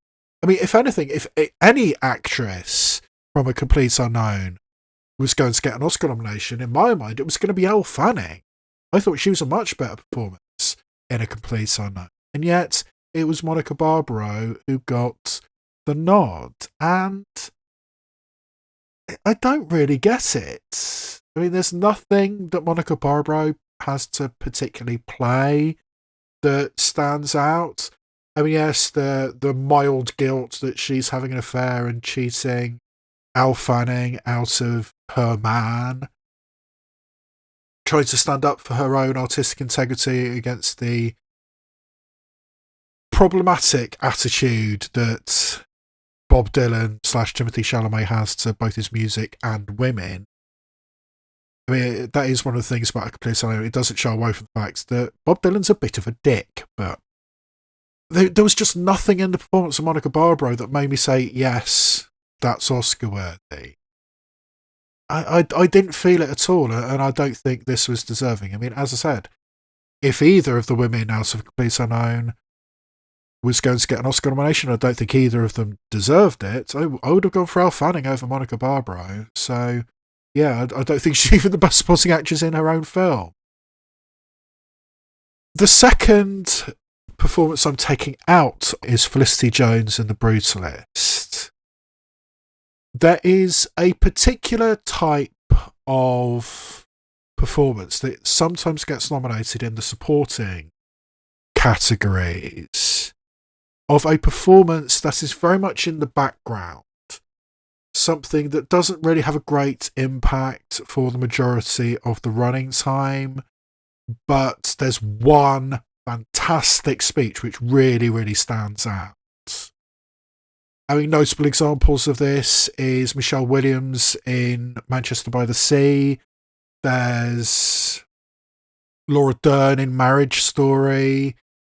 That kind of performance. And in general, I'm not particularly a fan of that type of performance getting nominated. And one of the honourable mentions we're going to be talking about later is that kind of performance. I'm not completely immune to it, but there's nothing of that type of performance.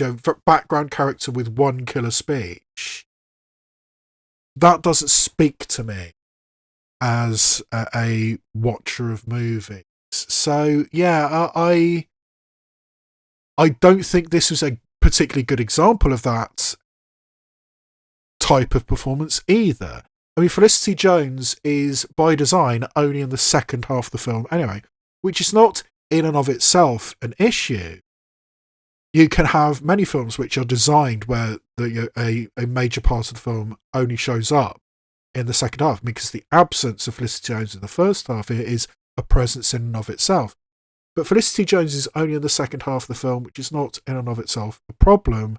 And there is one brilliant speech,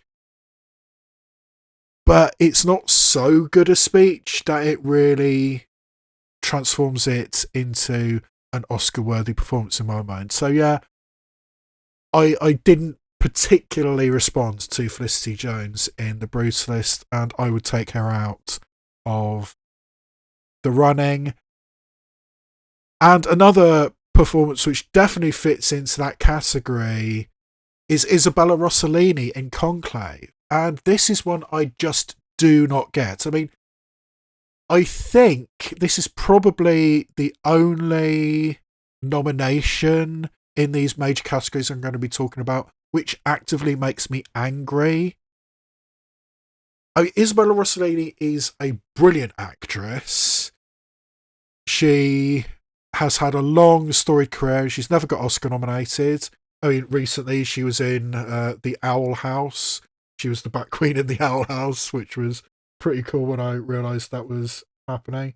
So yes, I think this is kind of a career award in what has to be said is a reasonably weak year for supporting actress, I think. But I do not agree with this nomination at all.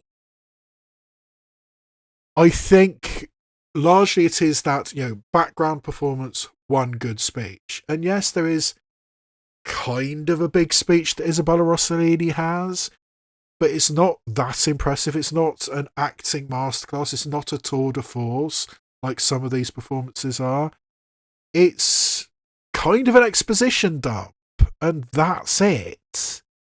And that's what you give an Oscar nomination for? No.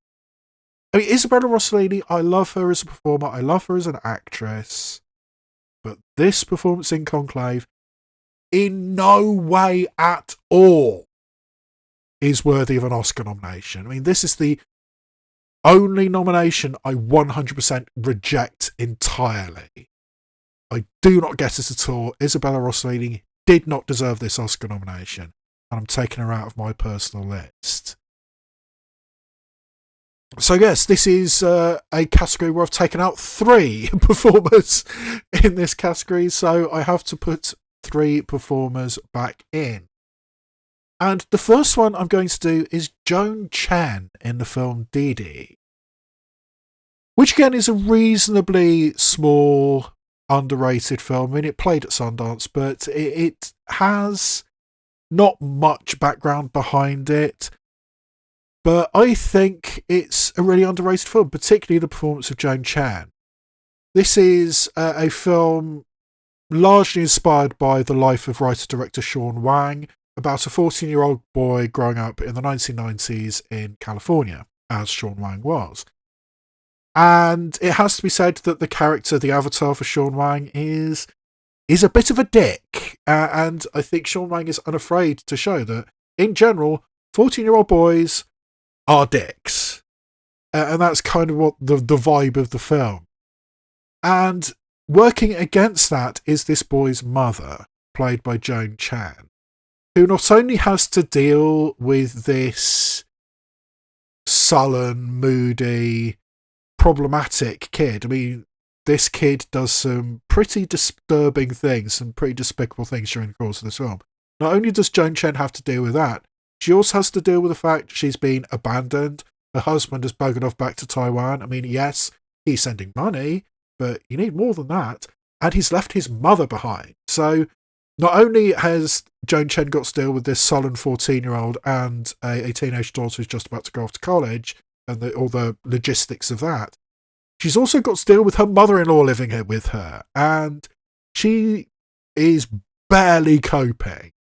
And Joan Chen plays it exceptionally well. I think this is a performance of a woman who has been beaten down by life and yet still has a core of strength to her. I mean, when her son needs her, I mean, there's a couple of scenes where she needs to bail out her son. I mean, not literally, but emotionally bail out her son. And she does it. I mean, she does it without question. She does it more or less willingly. And it's a great performance from Joan Chen. I think it's a performance of subtlety and strength that really shines through. I mean, this is a woman who is fighting against the hand that life has dealt her and kind of succeeding. So yeah, I think Joan Chen is brilliant in the film Dee Dee. As is Natasha Lyonne in His Three Daughters. Now, His Three Daughters is a film by Azazel Jacobs. And similarly to Brady Corbet, the previous films of Azazel Jacobs I have seen, I hated. I mean, his last film, French Exit, starring...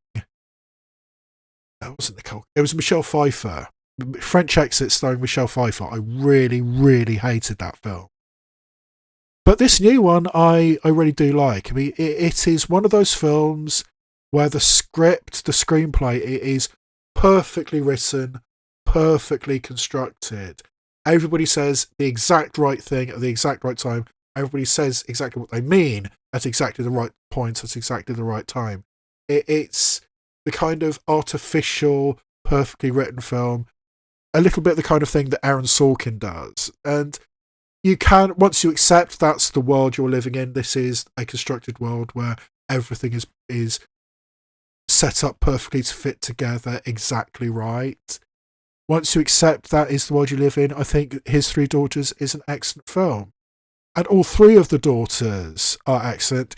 Carrie Coon, Elizabeth Olsen, and particularly Natasha Lyonne. As these three daughters, or Natasha Lyonne is a half sister to the other two, who are gathering in this small New York apartment as their father is dying. It's his end of life. He's probably going to go at any minute, and the three daughters have to put his affairs in order before he shuffles off this mortal coil. And the interactions between these three very different sisters, I mean, Carrie Coon, very much the type A personality. Elizabeth Olsen is the mediator between the other two sisters and is a bit of a burnout. She spent a lot of her life following the Grateful Dead around. And Natasha Lyonne is a stoner slacker, essentially, or at least that's how she presents herself. That's how the other two sisters perceive her. Over the course of the film, you realise there's much, much more to Natasha Lyonne. There's much, much more to her going on. I mean, she's the one who, for years, has been actually taking care of their father. The other two have only come up right at the very end. She's the one who's been stuck there. She's the one who's been doing all the work, and it's affected her. And nobody realises that. And she's not going to put herself forward because she's a slacker stoner. And you realise over the course of the film that the way she perceives herself, and particularly the way that her sisters see her, particularly her sister Carrie Coon sees her, has affected the way she interacts with the world. And the gradual peeling of the onion as you go on in His Three Daughters, I mean, you realise this is a much deeper, a much more complex character who presents herself just, I'm just going to get high and ignore everything. But that's masking some really, really deep stuff. And gradually it reveals itself, and Natasha Lyonne presents it. I mean, I genuinely think this is the best thing Natasha Lyonne has done. But, well, as far as a feature film goes, I think this is the best thing Natasha Lyonne has ever done. I mean, and that's saying something. I mean, I think But I'm a Cheerleader is a queer classic. I think it's an excellent piece of work. And Natasha Lyonne, I think, deserves this Oscar nomination. In fact, if she had been nominated, Natasha Lyonne would have been my choice to win this Oscar. I think it's that good a performance. I mean, I can understand people not getting along with the film His Three Daughters. I think it's a particular type of film and you might not be on its wavelength. But if you can dig yourself into it, I think all three performances, but particularly the performance of Natasha Lyonne, is exceptional. I think she should have won the Oscar this year, but she didn't even get nominated. And finally, we have Margaret Qualley as the last actress I put into this category for The Substance. The two sides of this character at the centre of The Substance, the Demi Moore side and the Margaret Qualley side, they each have the different angles, the different perspectives on the themes of the film, you know, the body horror and the horror of being a woman over 50. And each of them has a really strong way of playing it. This is a film, The Substance as a whole, the film is absolutely in love with Margaret Qualley's butt. There are so many glory shots of Margaret Qualley's arse. It's a little bit disturbing. It's only mildly made better that it was a female director, but not much. I mean, there's a lot of leering at Margaret Qualley, and by design. I mean, that's the point of the film. I mean, and it's the perspective of the character, the Demi Moore / Margaret Qualley character. That's what she needs. That's what she feels she has to do. I need to be an object to be leered at by the producer named Harvey, played by Dennis Quaid, and other men in the world. But Margaret Qualley plays it brilliantly. I mean, having this idea, I mean, I deserve this. I mean, the whole point is it needs to be 1 week is Demi Moore, 1 week is Margaret Qualley. You cannot break that pattern. Of course, eventually Margaret Qualley does, and things start going really, really bad. But even though things start going really, really bad, I mean, I need this. I deserve this. I'm the beautiful one. I'm the young one. Of course, I need to be out there in the world more than this crusty, old, disgusting woman, Demi Moore. I mean, yes, Demi Moore is so old and grotesque and unattractive. But that's the point, isn't it? And the way Margaret Qualley plays it, allowing herself to be objectified not only as the character but also as an actress, and yeah, it's a performance that makes the film work as a whole, and I think it makes Demi Moore's performance all the stronger. I mean, I think if Demi Moore does win Best Actress, which I think there's a very strong chance she's going to win Best Actress, I think she owes so much credit to Margaret Qualley, because it's the contrast of the two sides of the character that really make the film stand out. So, yeah, I think Margaret Qualley did deserve a Best Supporting Actress nomination, just as much as Demi Moore deserved a Best Actress nomination. So, my personal list of nominees for Best Supporting Actress would be Joan Chen for Dee Dee, Ariana Grande for Wicked, Natasha Lyonne for His Three Daughters, Margaret Qualley for The Substance, and Zoe Saldana for Emilia Perez. And despite all the controversy, all the issues which have surrounded Emilia Perez, I do think that Zoe Saldana is still going to win Best Supporting Actress. I think this and probably international feature are the only Oscars that Emilia Perez is going to win. The environment surrounding this film has become so toxic that it's going to be a bloodbath. But I think Zoe Saldana is going to win this category, and I think she's going to deserve it. I think she would actually be my selection out of the nominees. I mean, as I said, if Natasha Lyonne had been nominated, she would be my choice to win this category. But out of the nominees, I think Zoe Saldana actually deserves it. I think her performance as this morally compromised lawyer, I mean, that side of it is excellent. But I think a lot of the heavy lifting for this nomination and probable win for Best Supporting Actress for Zoe Saldana is the choreography surrounding the track El Mal. The physical performance, the dancing performance in that particular sequence, I mean, it's not a good song. It really isn't a good song, and yet it's probably going to win Best Song. Actually, maybe this will actually be the year that they finally give it to Diane Warren, even though it's a shit song that Diane Warren wrote. But yeah, is it so toxic that Diane Warren's going to sneak up? Who knows? But the choreography in El Mal has done a lot of the heavy lifting as far as getting Zoe Saldana this nomination and probable win.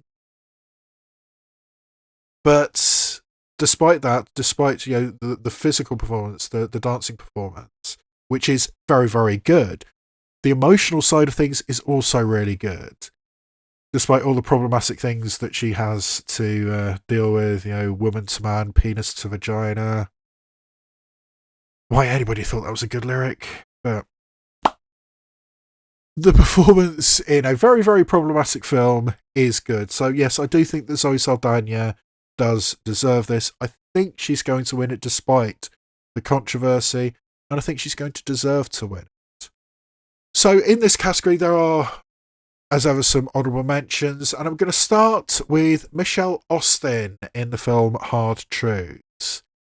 But as I said, in many ways, Hard Truths is a rather unpleasant film by design because Marianne Jean-Baptiste is a rather unpleasant character. But Michelle Austin playing her sister is the heart of this film. She is the contrast. She is the level-headed one, the one with a for want of a better term, a normal life. And Michelle Austin plays it really, really well. I mean, dealing with all the shit that her sister's piled upon her with dignity and grace and trying to understand, but Marianne Jean-Baptiste just doesn't make it easy. And Michelle Austin's performance as the sister in Hard Truths is excellent, and I think she deserved consideration. As did Isabel DeRoy Olsen in Fancy Dance, the teenage girl whose mother has gone missing and goes on this quest to find her and accidentally gets her aunt, Lily Gladstone, wanted by the FBI for kidnapping because, yes, of course, this native woman has bad intentions, so she has kidnapped her niece.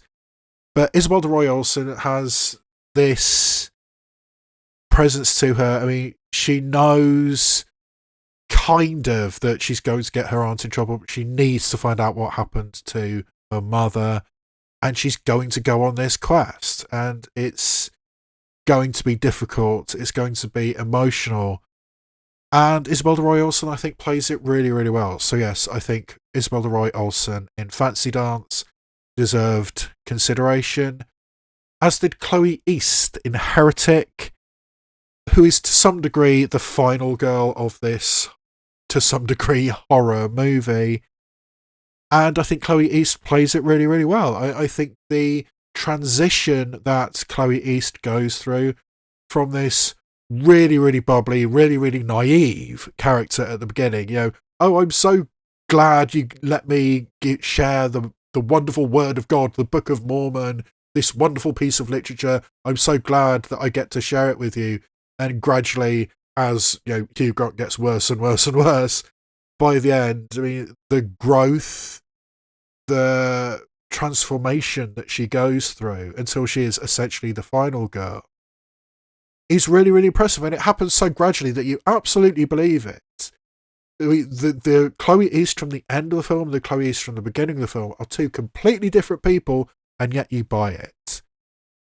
And then we have Saoirse Ronan in Blitz, who is the emotional centre of the film. I mean, I think the lead is her son, played by Elliot Heffernan, but Saoirse Ronan as this woman, this working class woman, who doesn't want to send her son away, but feels she has to. And then when he disappears, the emotional turmoil she goes through, trying to reconnect with her son, trying to find her son, trying to cope with the fact that, there's bombs falling everywhere and, tragedies ensue. Saoirse Ronan has always been a fantastic actress. I mean, since she was a teenager, she's been a fantastic actress. And Blitz is no exception. And the final honourable mention I want to give is Emily Watson in Small Things Like These. And this is a performance like earlier I was talking about, which is a very, very background performance with one killer speech. But I think the difference between Emily Watson and the performances of Felicity Jones and Isabella Rossellini I was talking about earlier is that in this case, the speech that Emily Watson gives is so brilliant that it does make that transition that I think it should have been given some proper consideration. I mean, it is chilling. She plays this nun who is essentially blackmailing this working class man, Cillian Murphy. You have uncovered evidence that I've been doing something bad, and wouldn't it be a shame if you exposed the bad things that I've been doing? And if you did expose the bad things I've been doing, then your daughters won't get the education that they deserve, because I run the local school, because this is Ireland and we're a Catholic country and I'm a nun. And the way that she presents it, everything that Emily Watson says in that speech sounds perfectly reasonable. But the subtext is, I am blackmailing you. Everybody knows that I'm blackmailing you. Everybody can see that I'm blackmailing you. And there's not a damn thing you can do about it. And that's essentially what that speech is. And it's really, really good. And this is one of those rare occasions where I personally think that a one killer speech performance deserves attention. And that was Emily Watson in Small Things Like These. So to recap, I think what will win and what would deserve to win out of the nominees would be Zoe Saldana for Emilia Perez. Although, as I said, I think if she had been nominated, Natasha Lyonne in His Three Daughters would be my choice. And my personal list of nominees for Best Supporting Actress in 2025 would be Joan Chen for Dee Dee, Ariana Grande for Wicked, Natasha Lyonne for His Three Daughters, Margaret Qualley for The Substance, and Zoe Saldana for Emilia Perez. The nominees in this category are Yura Borisov from Anora, Kieran Culkin for A Real Pain, Edward Norton for A Complete Unknown, Guy Pearce for The Brutalist, and Jeremy Strong for The Apprentice. And this is one of the very few categories where I think the Oscars got it mostly right. I'm only going to be taking out one performance from this list, and that's Yura Borisov from Anora. And I don't feel particularly good about this, because I do think that Yura Borisov is very, very good from Anora, but there was one glaring omission in my mind from this category, and somebody had to make way for him. And Yura Borisov, I think, was that performance. This is a really interesting role, because the transition that Yura Borisov goes through during the course of this film is fascinating. It starts out with him basically being the heavy, the tough. I mean, some of the things that Yura Borisov does to Mikey Madison at the beginning of this film, when he first shows up in the film, he should be arrested for. I mean, it is definitely kidnapping and false imprisonment. He should go to jail for that.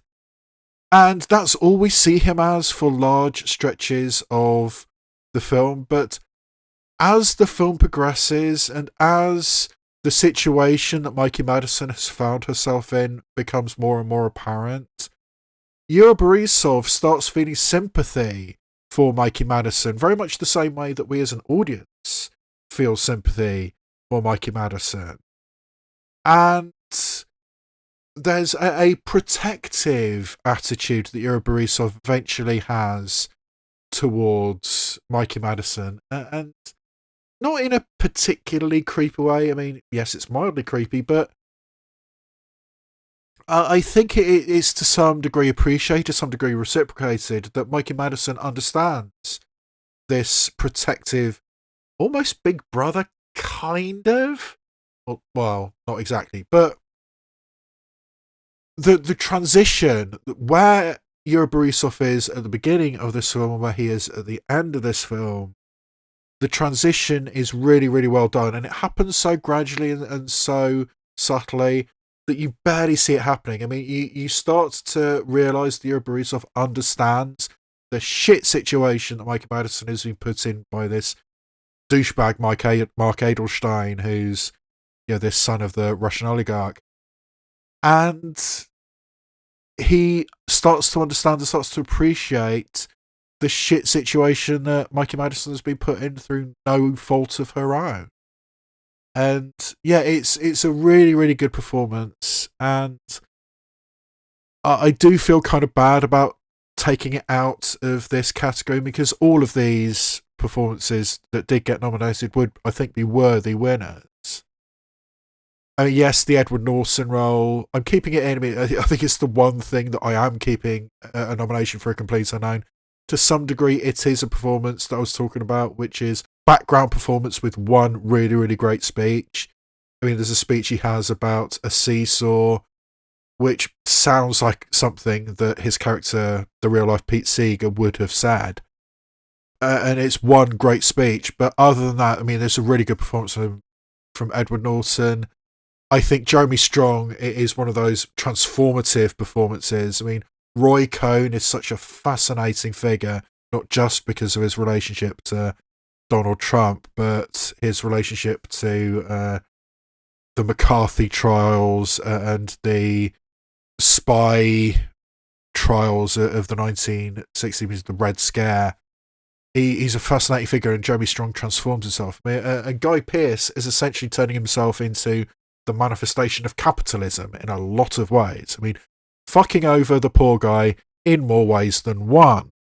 And yeah, it's a list of characters, a list of performances, which I would not feel upset at all if any of them won. I mean, maybe Edward Norton, but other than that, the other three, certainly, I would have no issue with winning. I mean, I think this is a very, very strong category, and somebody had to make way, because, as I said at the beginning of my reaction video to the nominations, the one performance that I really, really wanted to get an Oscar nomination was Clarence Macklin in Sing Sing.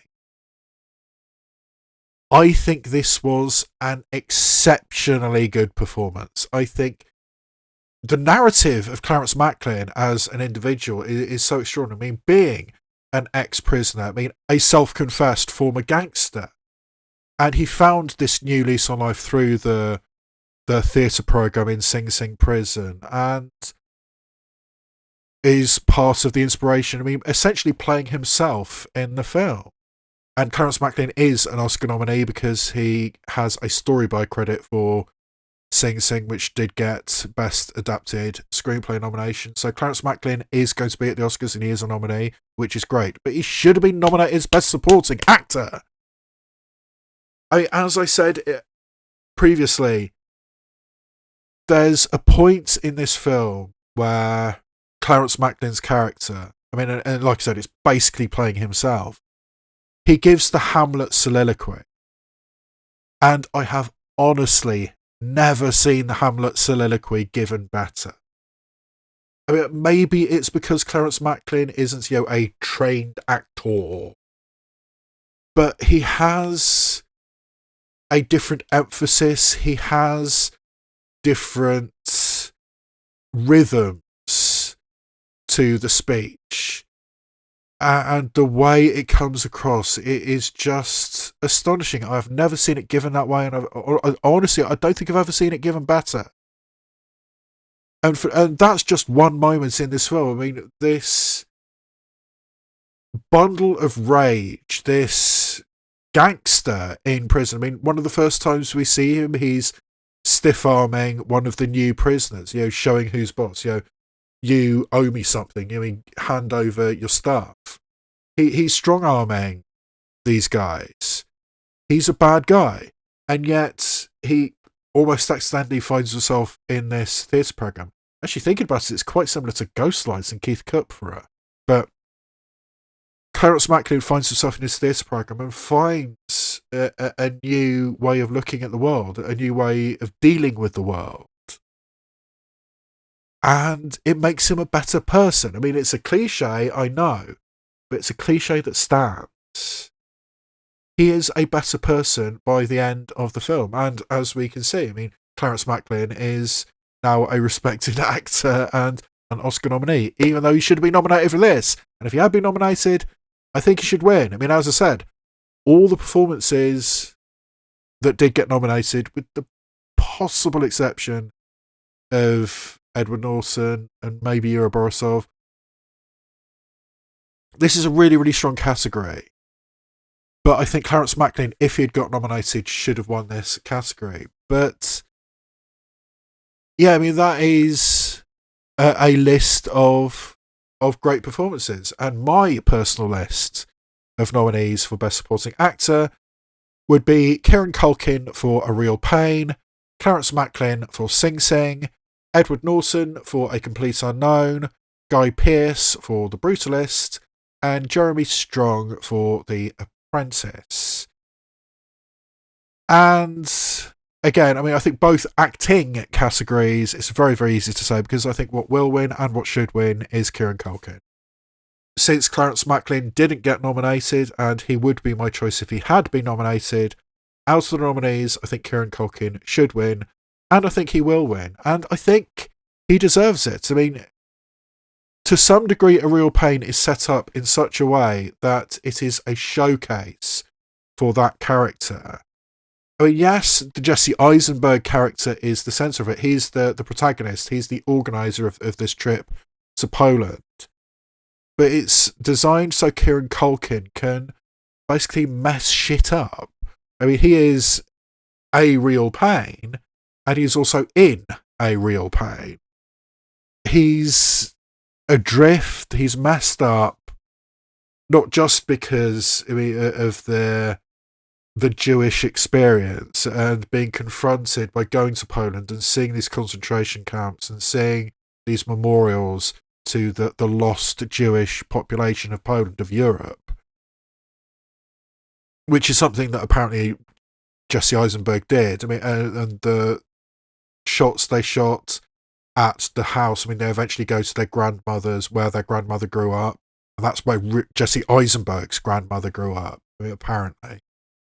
I mean, this was obviously very personal for Jesse Eisenberg, but he allows Kieran Culkin to essentially take the film away.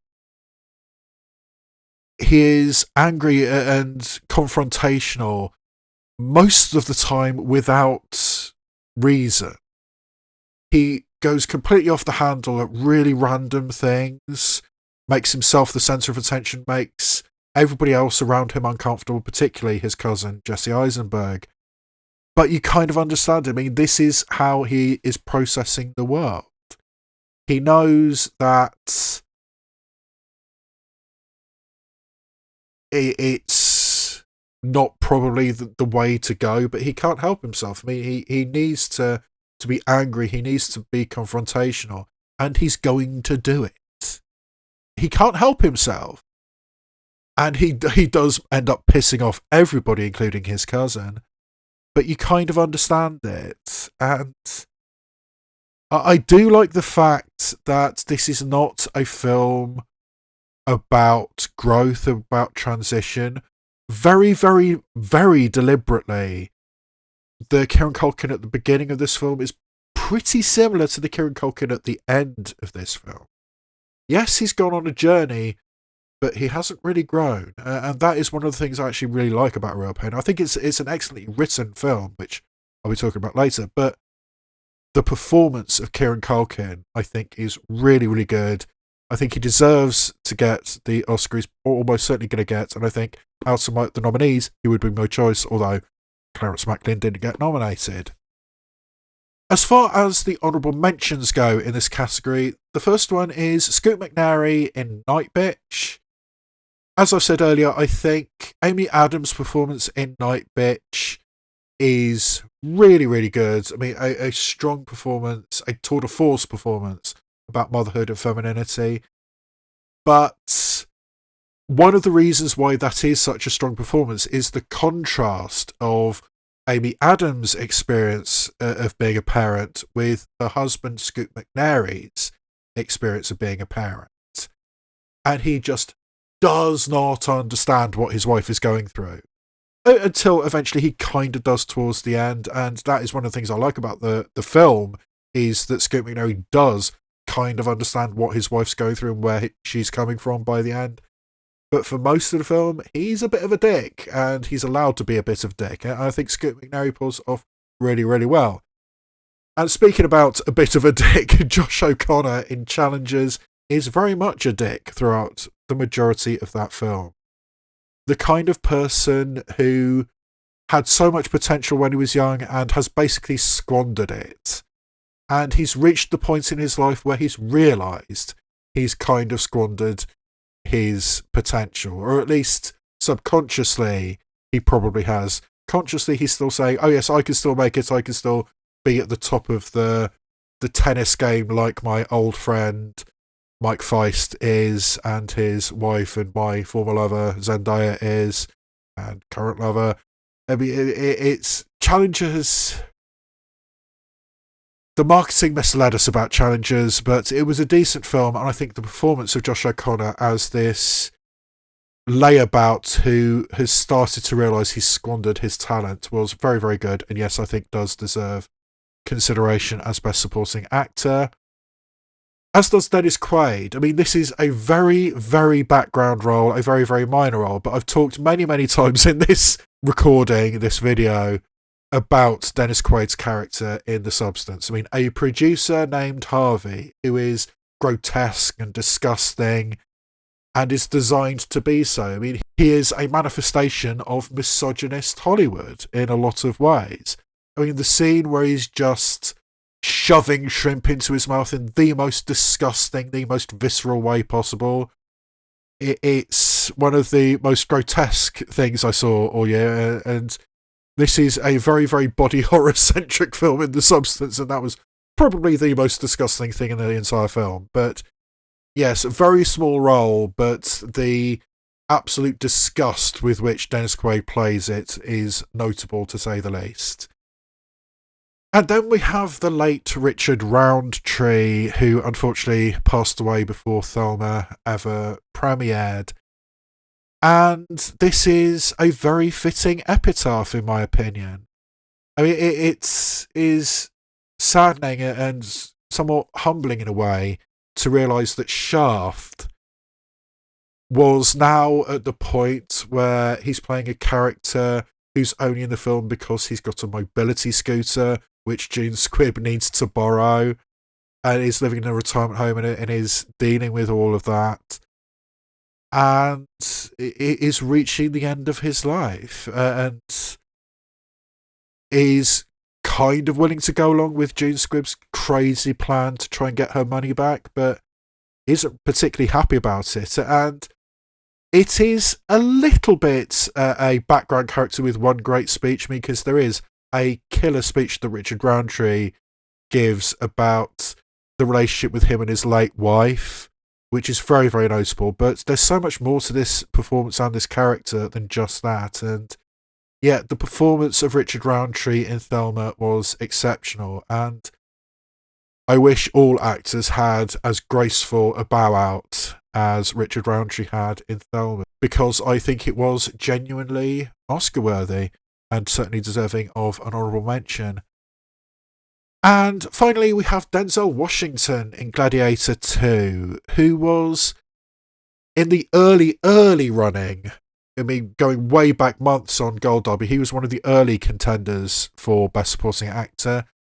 And I think maybe he should have stayed there. I think Gladiator 2 is not a fantastic film. I mean, yes, it is grand, epic, blockbuster filmmaking, the kind of film that doesn't really get made much anymore and doesn't really get Oscar nominated much anymore. I don't think Ridley Scott's Gladiator would do quite as well at this year's Oscars as it did, 97 or whatever it was.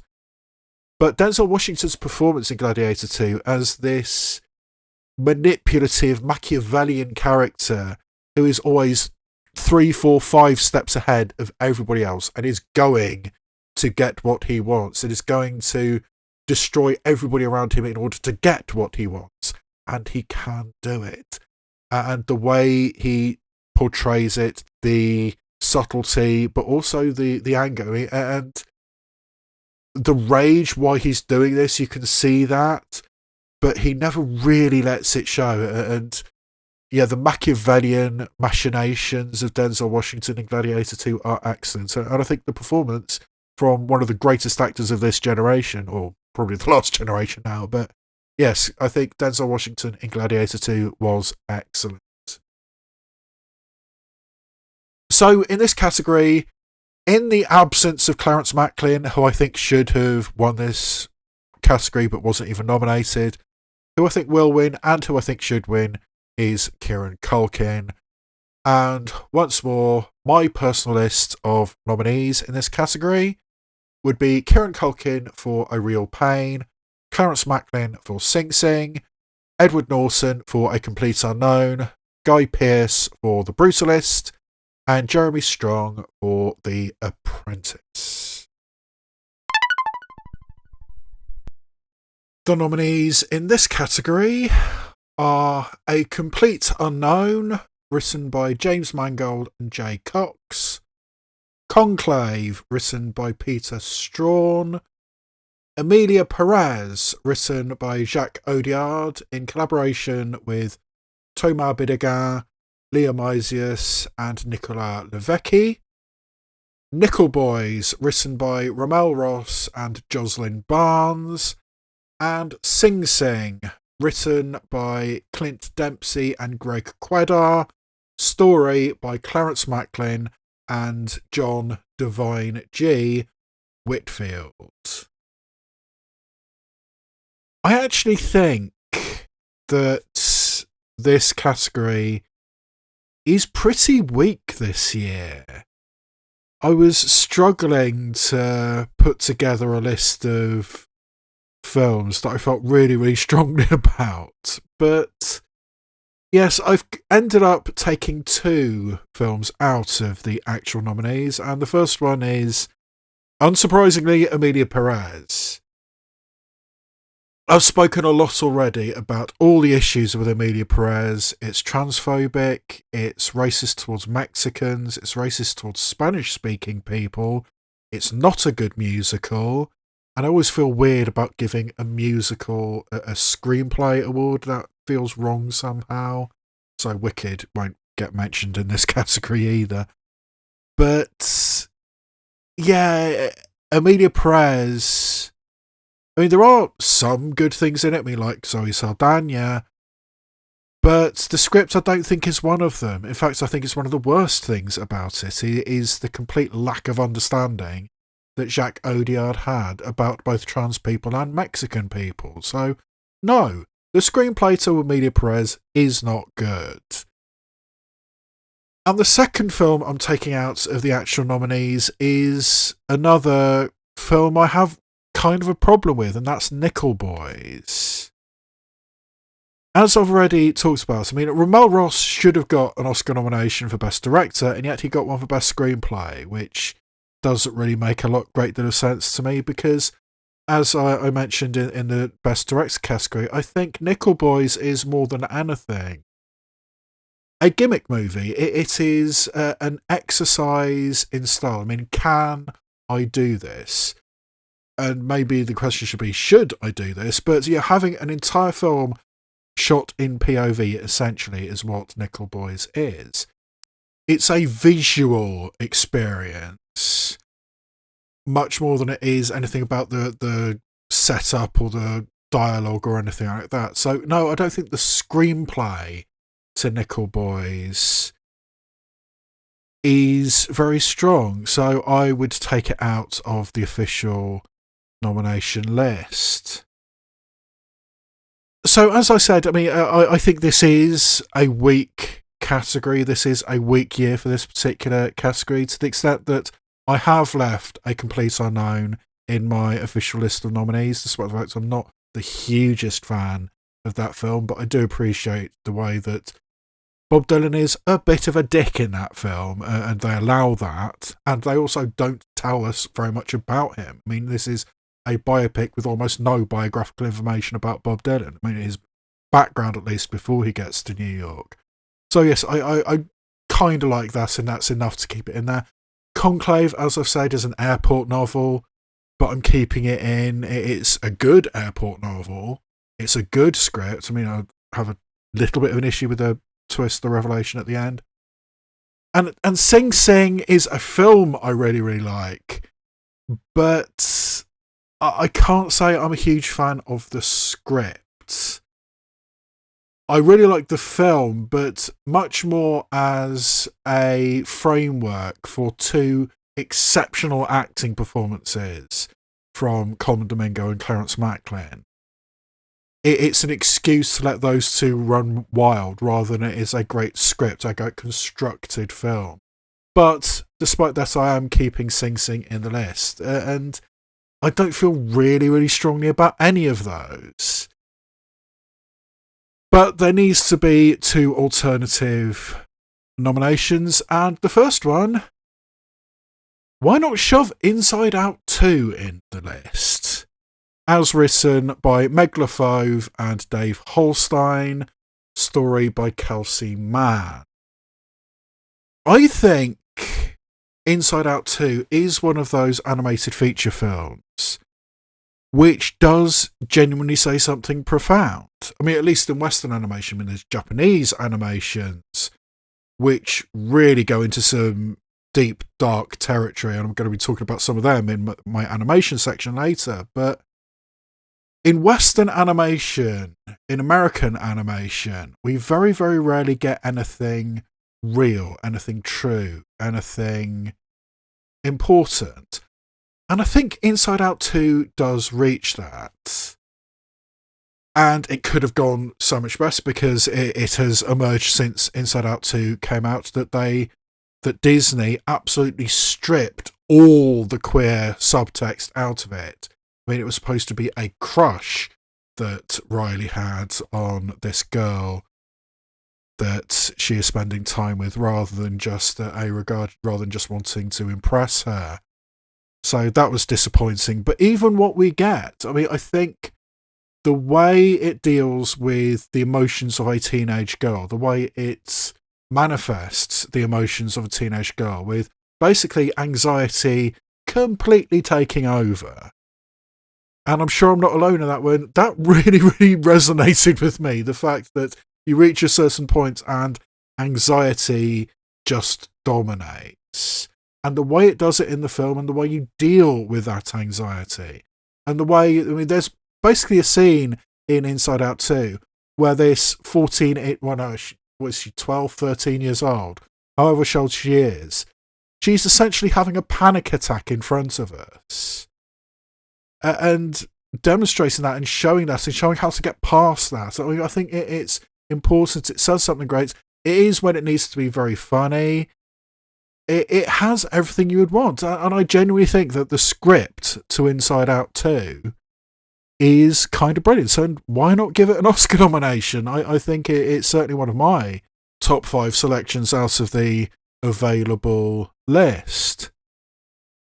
And the other film I'm going to give a Best Adapted Screenplay nomination to is a film which, as I said, I don't think this is a strong year, but I think this is probably the film I would personally choose as Best Adapted Screenplay of the year. and that's Night Bitch, as written by the director Marielle Heller. This is a film, as I've already talked about earlier with Amy Adams, this is a film which deals with the pressures and the stresses of motherhood and womanhood in a really frank, really upfront way. In places a really disturbing way and kind of disgusting way as well. I mean, this idea of the animal power, for want of a better term, coming through, manifesting through Amy Adams. And Amy Adams learning to accept that part of herself and embrace that part of herself and use it as a method of empowerment. There is something strong about that. And I mean, eventually the husband, Scoot McNairy, does kind of start to see his wife's points of view and realise, oh, I really haven't been doing my fair share. I mean, all the responsibility, or at least the overwhelming majority of the responsibility, I'm dumping on my wife, and she's basically cracking under the pressure. And we get to see how much of a struggle it is. I mean, yes, it's rewarding, but it's a real struggle. I mean, I think this would make an excellent double feature with Jason Reitman's film from a few years back, Tully, which I really think should have got Charlize Theron another Oscar. I think she was brilliant in the film Tully, but that is a very similar vibe. And I think Night Bitch delves into these really strong themes, these really strong ideas, and comes out the other side really well. So, yes, I think, again, in a weak year, I think that Night Bitch would be my personal choice for Best Adapted Screenplay of the year. And it would certainly be one of my nominees. So my personal list of nominees would be A Complete Unknown, written by James Mangold and Jay Cox, Conclave, written by Peter Strawn, Inside Out 2, written by Meg Lefauve and Dave Holstein, story by Kelsey Mann, Night Bitch, written by Marielle Heller, and Sing Sing, written by Clint Bentley and Greg Quedar, story by Clarence Macklin and John Devine G. Whitfield. And as I said, I think Night Bitch would be my personal choice for Best Adapted Screenplay of the year, but out of the nominees, I think my choice would be Conclave, and I also think that's what's going to win. And I think this does demonstrate just how weak a year this is, because in my opinion, most years, I'm not sure Conclave would even get nominated, because it's a very particular kind of film done in a very particular way. And that's not generally what is very impressive, very noticeable in the cinematic landscape. It's a thriller. It's a political thriller, and it's a well-made political thriller. It does have some, good things about, the machinations, the behind-the-scenes politics. I mean, this really is a political thriller, very much in the vein of something like The Post or All the President's Man. Just instead of political power, it's religious power that is being fought over. And the machinations, the manoeuvrings, finding out secrets about that guy and he's out of the running, finding out secrets about that guy, he's out of the running, the horse trading that goes on, if you support me here, I'll support you there, that kind of thing. I mean, it is fascinating stuff, and it does have that twist at the end, which I just do not know how to feel about it. I mean, I don't know if it's great or terrible, and I still don't know, and it's been, a couple of months since I've seen it. I saw it at the Film Bath Festival, so that was 4 months ago. And I'm still not sure what I feel about the ending, the twist at the end of Conclave. But yeah, I mean, out of the nominees, I think that's where I would go. And yeah, I really do think this is a weak year. And in a week here, I still have to come up with some honourable mentions because that's the format I've chosen. And I've got some interesting alternatives for you. Starting out with The Fire Inside, which is much more than just a sports biopic of the two-time Olympic boxing champion, the first two-time female Olympic boxing champion from America, Claressa Shields. And maybe that has something to do with the fact that it's written by Barry Jenkins. Oscar winner Barry Jenkins, even though it was Rachel Morrison who directed The Fire Inside. Instead, Barry Jenkins was off directing Mufasa the Lion King, which I guess he got paid. But yes, Barry Jenkins wrote this film, The Fire Inside, which is much more about the aftermath of winning Olympic gold rather than the Olympic gold itself, or at least a lot of the film is that. I mean, what happens when you do win a gold medal and you think this is going to be your path to riches? You're going to get so many sponsorships, so many marketing opportunities, but you don't, because you're poor, you're black, you're a woman, and you're in a quote-unquote non-feminine sport. When you're a black woman who says she likes to hit people, you don't necessarily get the marketing, and that's basically what this film is about, and it does it really well. So yes, The Fire Inside I found surprisingly good. And I can kind of say the same thing about Hitman. I think Hitman does have a bit of a silly premise, but the screenplay, written by director Richard Linklater and star Glenn Powell, does have some interesting things to say. I mean, assuming all these identities and what that does to you, how you cope with living so many different lives, what is even truth anymore? Am I the character? Have I become the character I am playing? Was this always me? Is this relationship I'm starting while in character, is that even healthy for me? It's got all those things to it. And yes, I think the script to Hitman does have some surprisingly deep things to say. And I also appreciate the script for I'm Still Here, as written by Murilo Hauser and Heitor Larrega. I mean, as I said, I'm not the biggest fan of the film I'm Still Here, but I do appreciate what the film is trying to do. I mean, as I said, structurally, I have a little bit of issue with those two short flash forwards at the end. But what it is trying to do, showing how hard it is to keep this family together against enormous pressure. I mean, there is some power to that. And yes, I do think it deserves at least an honourable mention in this category. The Order, as written by Zach Baylin, is the new film from Australian director Justin Kurzel and stars Jude Law as an FBI agent who becomes convinced that a series of bank robberies in his backwater FBI posting in Idaho is actually the work of the local white supremacist militia. And he will go to any lengths, including destroying his career and his life.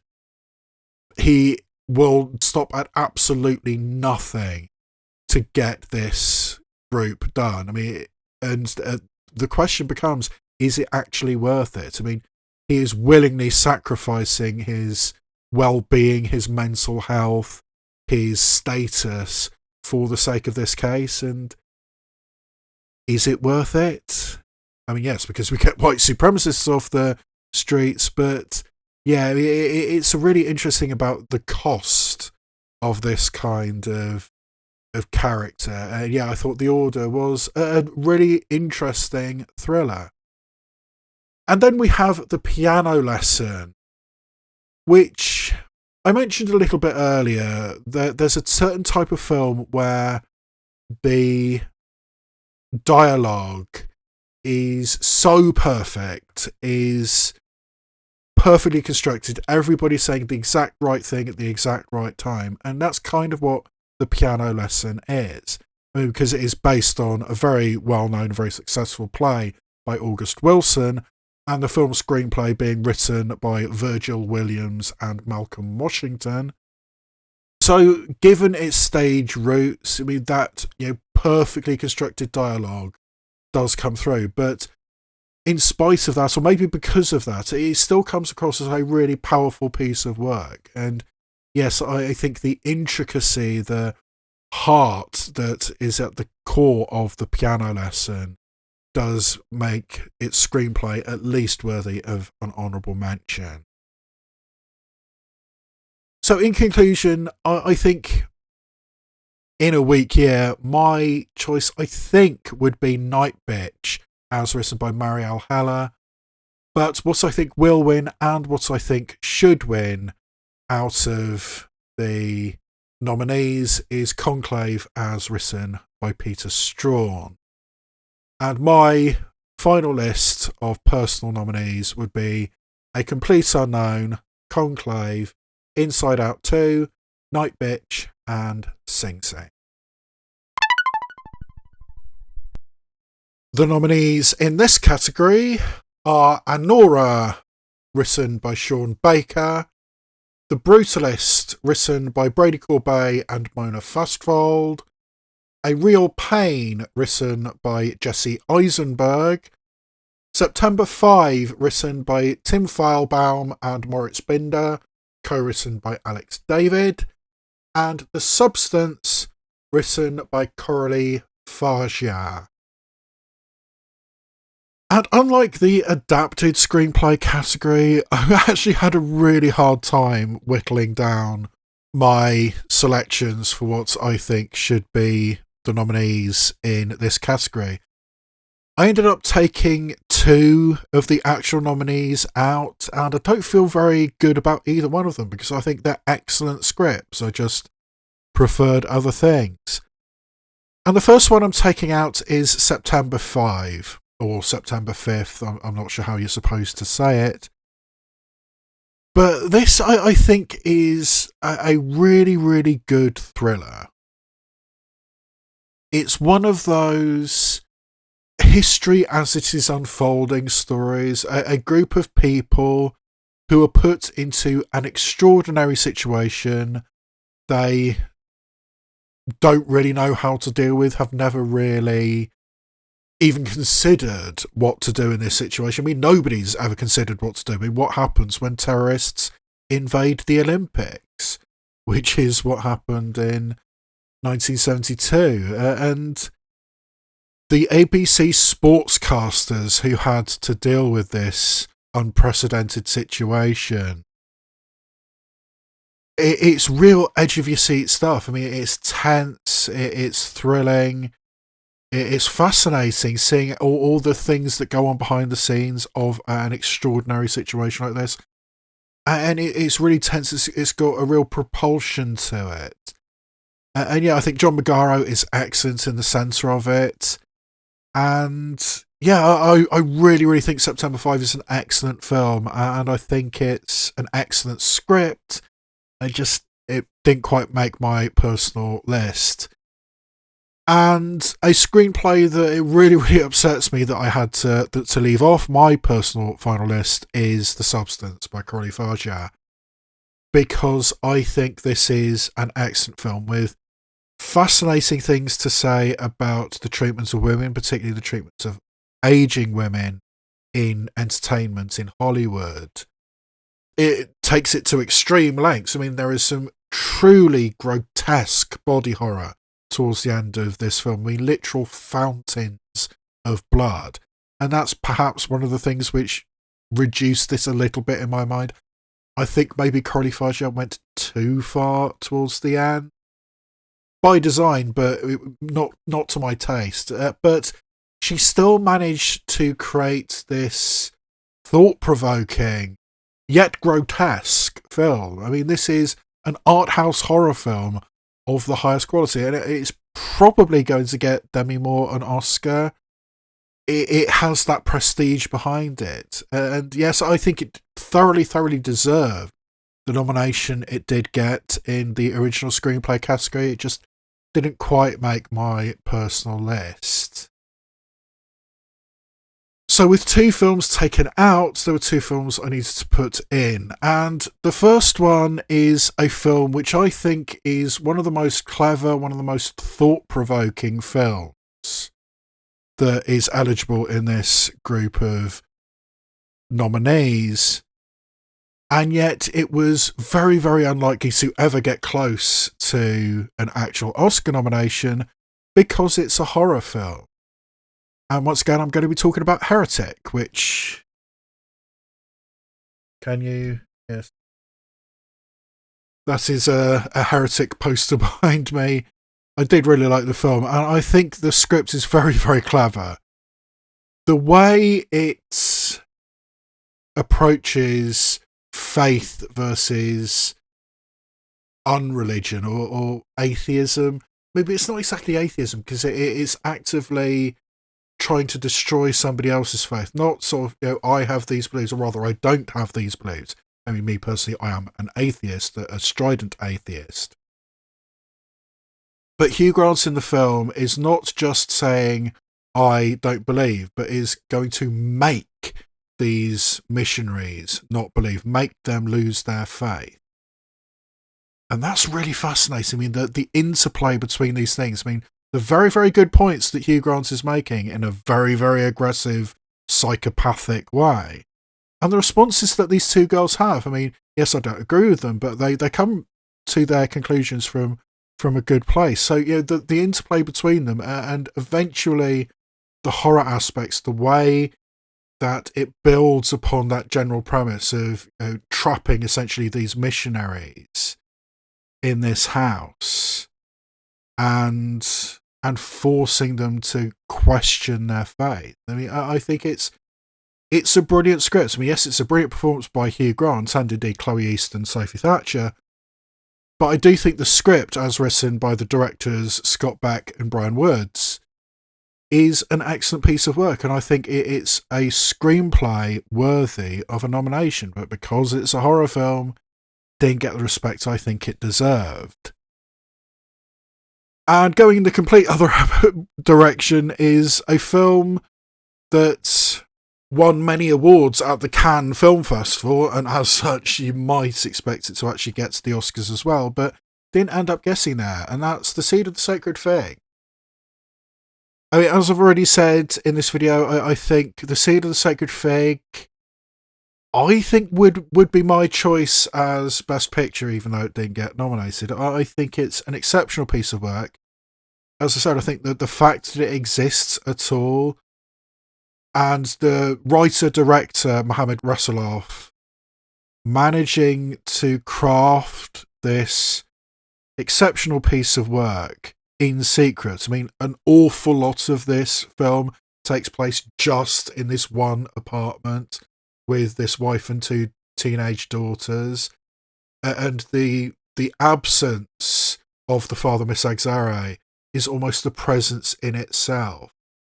His oppression, I mean, the enclosed nature of it, I mean, which was done by necessity because he had to make it in secret, but necessity is the mother of invention. It's like in Jaws, you don't see the shark a lot because the mechanical shark, didn't work very well. And yet, because we never see it, the brief moments where we do see it stand out all the more. And equally, the brief moments where Misagzare is actually in the apartment with his family, it's all the more oppressive because these women are entrapped in the system and in this family. And the construction of this film is so clever. The way it builds upon these ideas, the ways it uses real life cell phone footage of the protests, the hijab protests, and has footage of real dead bodies dead on the streets of Tehran.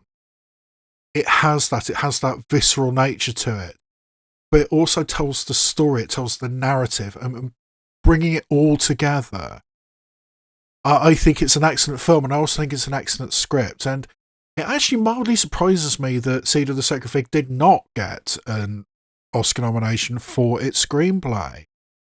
But it is always difficult to cross that boundary into sort of like the other Oscars outside the international feature race.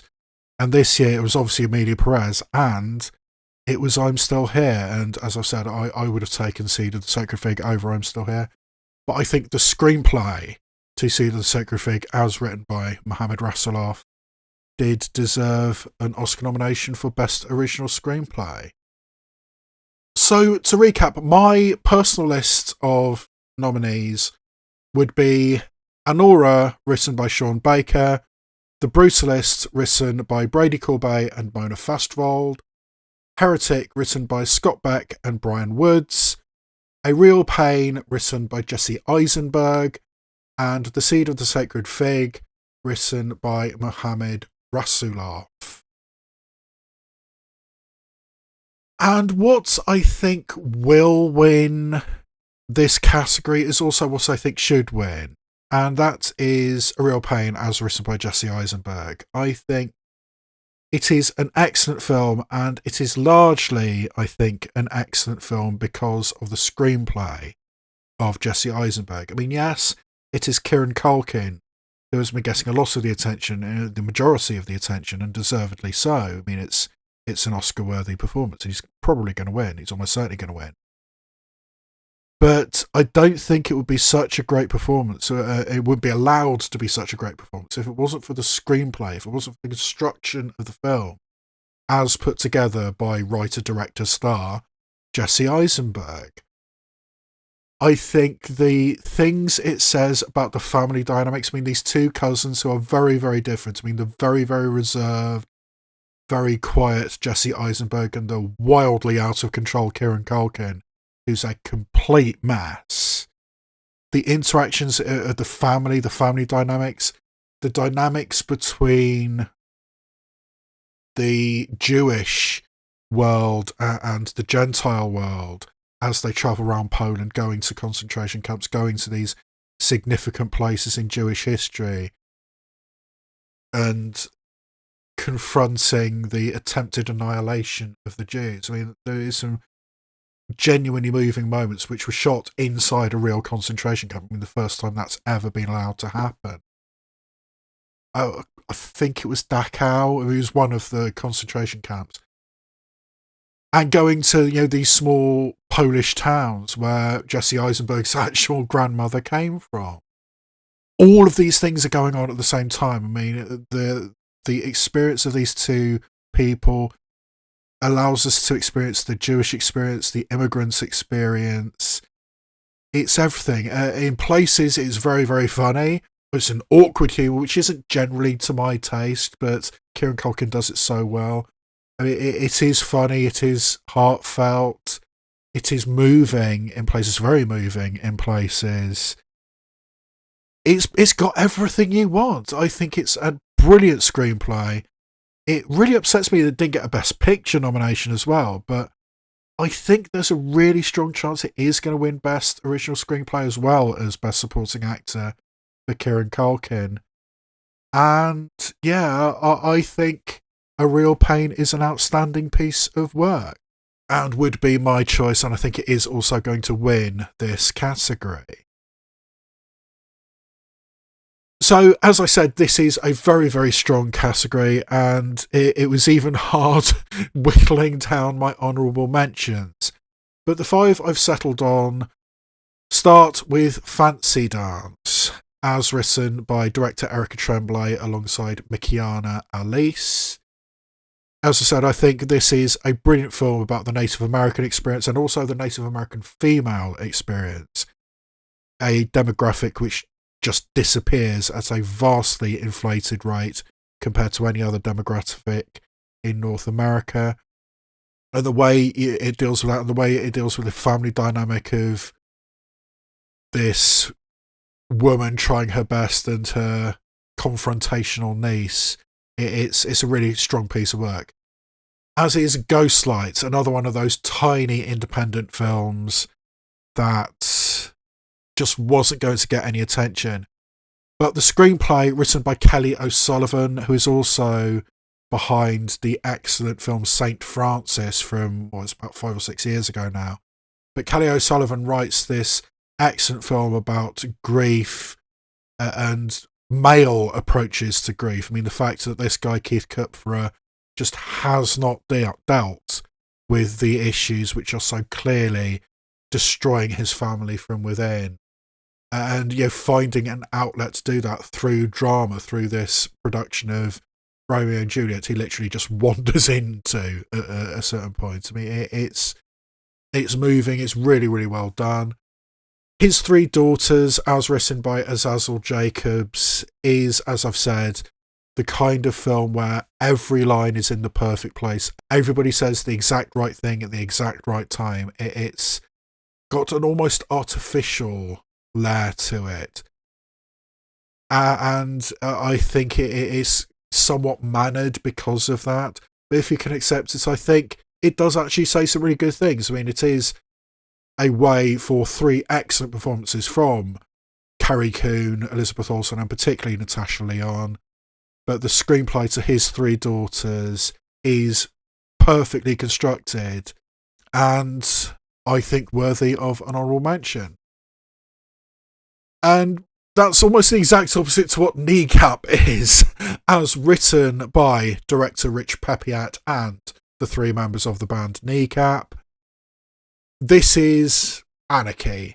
By design, this is anarchy. It's an uproarious, outlandish, exaggerated, protesting version of the foundation of this band Kneecap, using their own language as a form of protest against the British government and being completely anarchic about it. I mean, it's an uplifting, it's an outrageous, it's a fun film. Not for the faint of heart, but Kneecap is really, really exciting, and I do think the screenplay is equally as exciting as the film. And finally, we have Saturday Night, as written by Jason Reitman and Gil Kenan, which is, by design, a heart attack of a movie. I mean, it's frantic, it's fast-paced, by design. I mean, this is essentially a real-time film of the last 90 minutes before the first episode of Saturday Night Live went on air, and everything's going wrong, because of course everything's going wrong. And it's the frantic nature of trying to get everything together, trying to get John Belushi to actually sign his contract, trying to get Dan Aykroyd to stop subtly sexually harassing everybody in sight, trying to get the actual stage finished, which doesn't happen until right near the end. I mean, it's absolute chaos, but in the hands of Jason Reitman and Gil Kenan, it is put together really, really well. So yes, it's a frantic film, but I do think it's a well-constructed film, and the screenplay deserves credit. So in conclusion, I think what will win and what should win this category is Jesse Eisenberg for A Real Pain. And my personal list of nominees would be Anora, The Brutalist, Heretic, A Real Pain, and The Seed of the Sacred Vic. The nominees in this category are Flow, Inside Out 2, Memoir of a Snail, Wallace and Gromit, Vengeance Most Foul, and The Wild Robot. And the first feature I am taking out of this category is the Latvian animation Flow. Now, every now and again, there comes a film which has universal acclaim, or seemingly universal acclaim. Flow is a film which premiered at the Cannes Film Festival. It won awards at both the Annecy Film Festival, the world leader in the animation industry.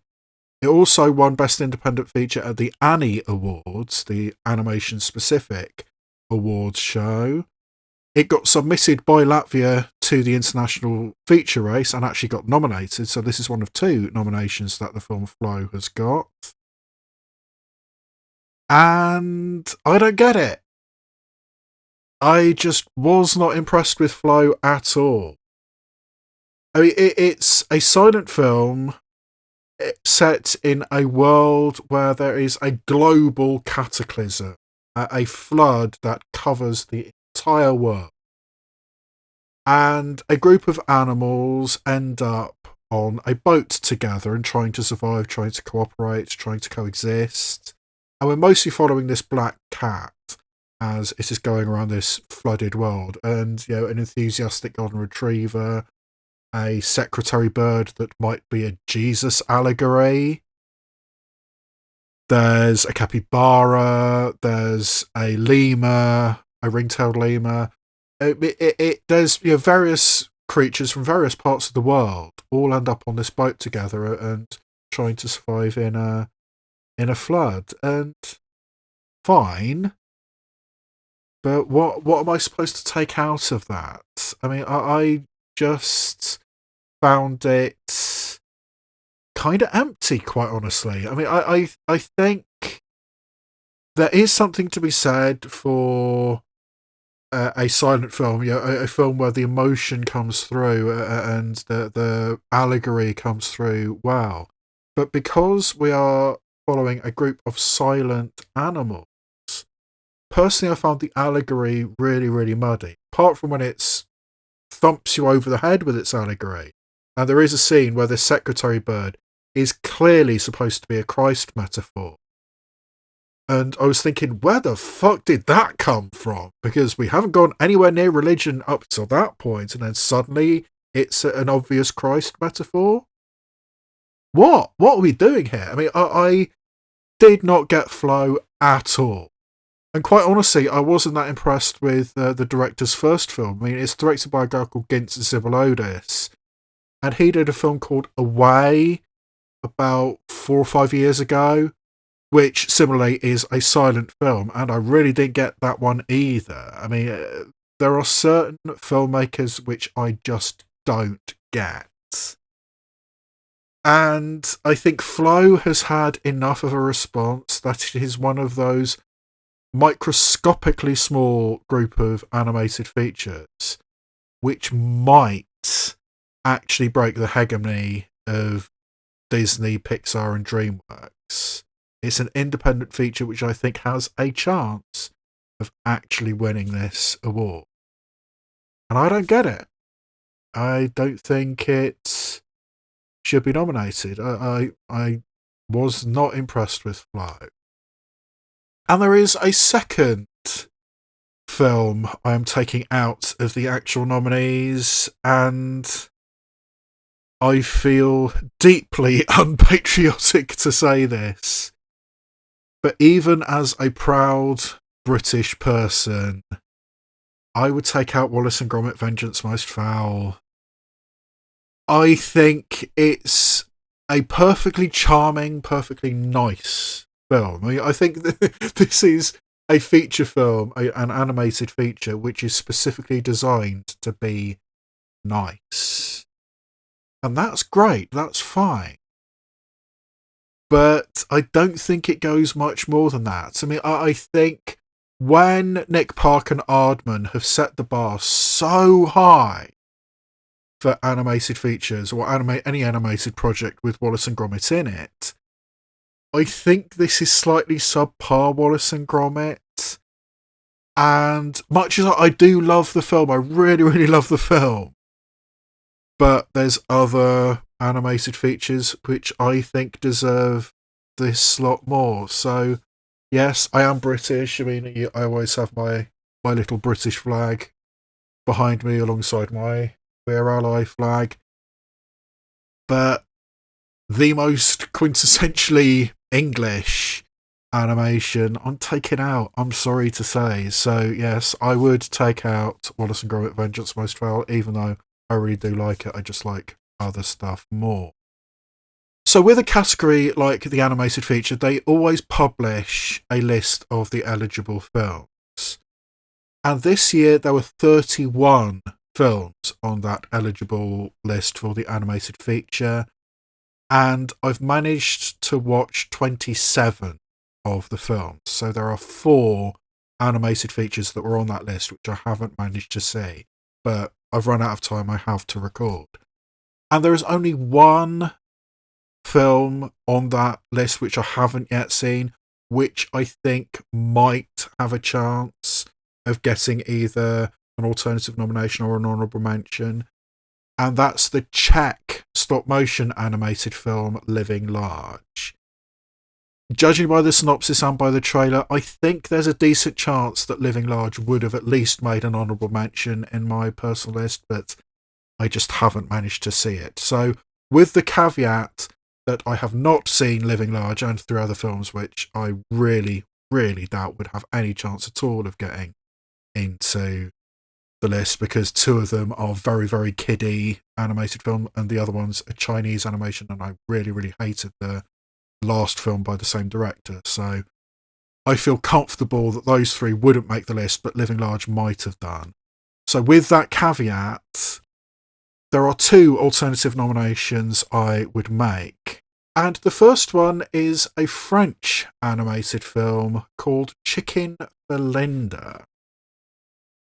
Now, there are 2 aspects which I think need to be paid attention to when we are talking about an animated feature.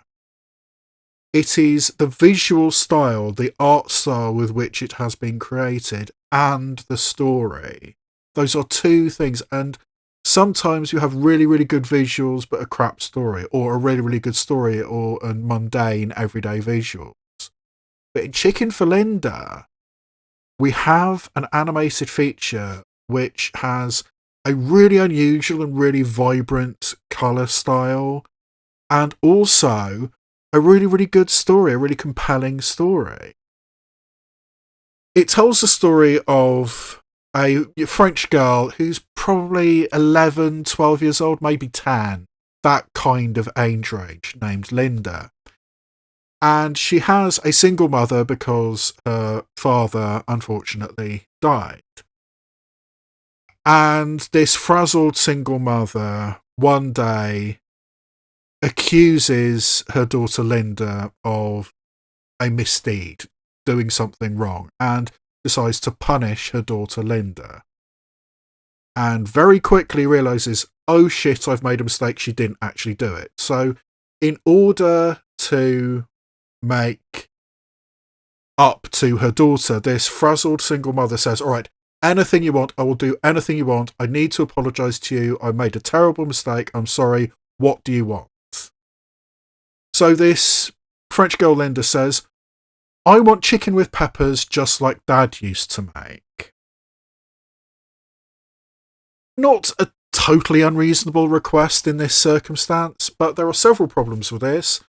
One, mother cannot cook at all.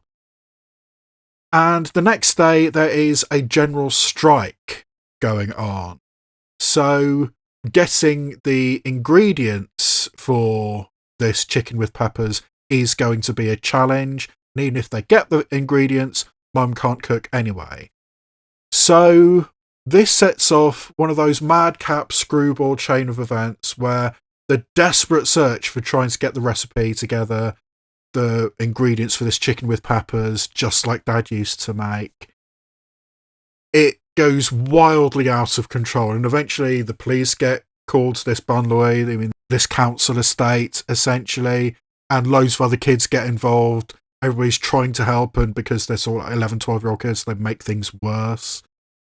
And there's a truck driver who essentially kidnaps them accidentally. I mean, it's a whole series of events, and it's really, really funny. It is charming and witty, but it does have some serious points to make about grief and the grieving process. I mean, basically, this is the one dish, the one thing that Linda remembers about her dad, because he died when she was so young. I remember chicken with peppers. Can I have that? I mean, can I have this memory, this connection with my father? It's kind of a painful journey, I mean, because the mother can see exactly what's going on. She knows exactly why her daughter has requested this. She's going to do her damnedest to do it, even though it's going to be really, really hard. But she's going to try it anyway. And it's a brilliant family drama. It's a drama about grief. To some degree, it's a drama about moving on and acceptance. I mean, there are sort of some progress is made by the end. I mean, it's charming, and it's kind of a screwball comedy with chaos after chaos after chaos. I mean, it just spirals completely out of control. And it's also been done in a really, really fascinating visual style. I mean, you can probably see it on the little cover that I've got up, or I hope I've got up when I edit this together. But each of the characters is basically a blob of colour which has then been drawn over. So these little silhouettes are moving through the environment, all in bright primary colours. And it's these sort of blobs of colour with pencil drawings on top of them which interact with each other. I mean, it's a really unusual and really vibrant visual style which I genuinely have not seen before in a feature-length animation. It takes a lot to say I have never seen that in an animation, and I've never seen the style of Chicken for Linda elsewhere. So yes, I think visually it's impressive. On a story level, it's impressive for both its madcap comedy and for the emotional core of it, the things it is saying about grief and acceptance and moving on, and also the things it says about the family dynamics. I mean, the frazzled single mother desperately trying to make amends to her young daughter, and yeah, it's charming, it's delightful, and it's probably just not going to get the attention it deserves, because that kind of animation essentially in America gets bought by a company like G Kids and then vanishes. I mean, I really don't think there's even been a legal release scheduled for Chicken for Linda here in the UK. So you can find it online, and I recommend you do, because Chicken for Linda is excellent, and I think it genuinely deserves to get a nomination for Best Animated Feature. There were actually 2 animated features which were submitted by their country to the International Feature Oscar race.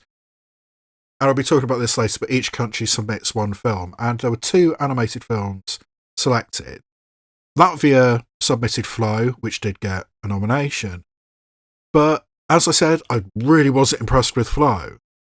But I was impressed with the other one, the film that Pakistan submitted to the International Feature Oscar race, The Glassworker. And this is the first feature-length animation that Pakistan has ever produced.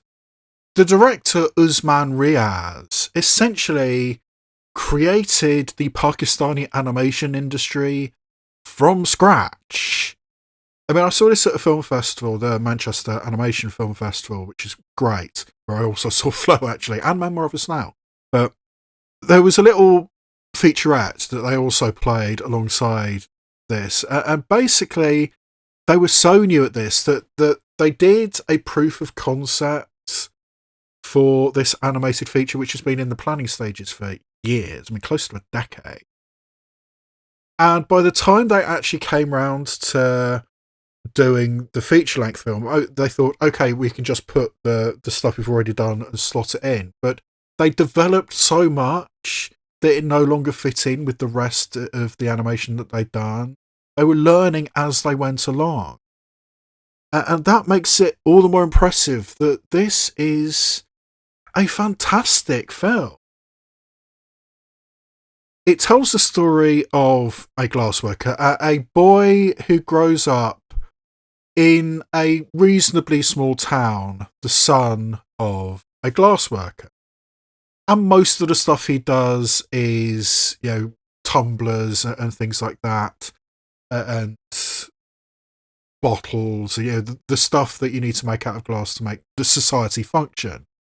But he does occasionally do sort of like artistic pieces of glass and all that kind of stuff. And this boy is going to grow up to take over his father's business. But then war comes. And reluctantly, this glassworker, the father, is persuaded to create essentially weapons of war. I mean, there are certain weapons that need glass cases of a very specific type, and this is the only person who has the skill to create these glass cases for these weapons. So reluctantly, the father starts doing it. All the while, his son starts hanging out with the pretty daughter of the military general who has also just moved to town.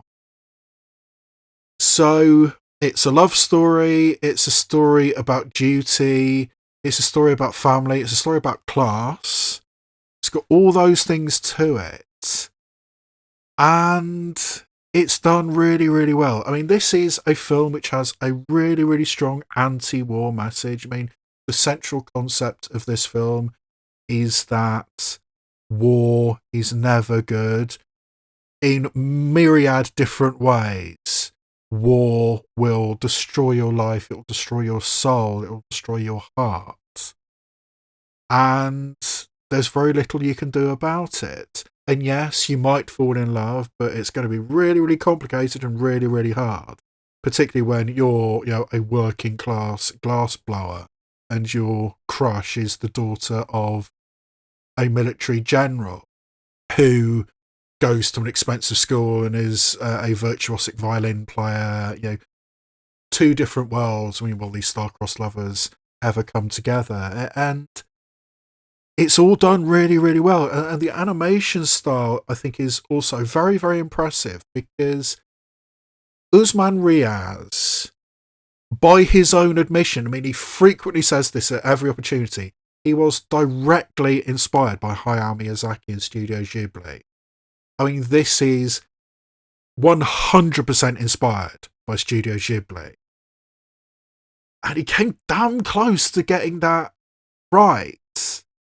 It's sort of like 90% of a Studio Ghibli film, which, let's be honest, compared to most animations, most mass-produced animations which is out there nowadays, that's pretty damn good. So yes, when you are attempting to emulate Studio Ghibli, and you come so close to it, I mean, really close. I mean, if I didn't know this wasn't Studio Ghibli, I would guess this was Studio Ghibli. It's that good. I mean, the emotion of it, the artistry of it, it's all Ghibli-esque. It's really, really powerful. I love the fact that there are no simple answers in this film.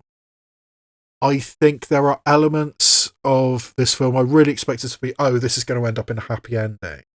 And there are elements which don't. I mean, there are certain parts of this film which I would say are outright tragic. And all that complexity which is put into this film, I mean, I think when you are essentially creating an entire film industry from scratch, I mean, yes, Pakistan has a film industry, but an animation industry, Usman Riaz basically created it. And he did such a damn good job. I mean, The Glassworker is an excellent film. I mean, it is really close to the quality of Studio Ghibli, and I think it's an excellent film, and I think it should have been nominated for the Animation Feature Oscar. So my personal list of nominees in the Best Animated Feature category are Chicken for Linda, The Glassworker, Inside Out 2, Memoir of a Snail, and The Wild Robots. And I think what's going to win this category is unfortunately rather easy to predict. It seems to be that The Wild Robot is the film which everybody has decided is the one that is going to win this year. I mean, as I said, I mean, it's usually either Disney, Pixar, or DreamWorks which gets this animation. I mean, very rarely does something else get in, and that's usually Hayao Miyazaki. Though I have to be honest, I was not a fan of The Boy and the Heron, but The Wild Robot is the one that everybody seems to think is going to win. And fine, but if you're going for one of the mainstream animations, then I would have picked Inside Out too. As I've already talked about, I think, why not give it an adapted screenplay? Not. I think it was that strong. So yes, out of the mainstream animations, I would pick Inside Out too, but I think The Wild Robot is going to win. And yeah, I mean, it's a good film. I mean, its messaging is good. I mean, the quality of the animation. I mean, yes, it's the glossy 3D CG animated stuff that DreamWorks always provides. There's nothing new, there's nothing vibrant, there's nothing fresh to it. It's not bad, it's just average. It's just everything we've seen before.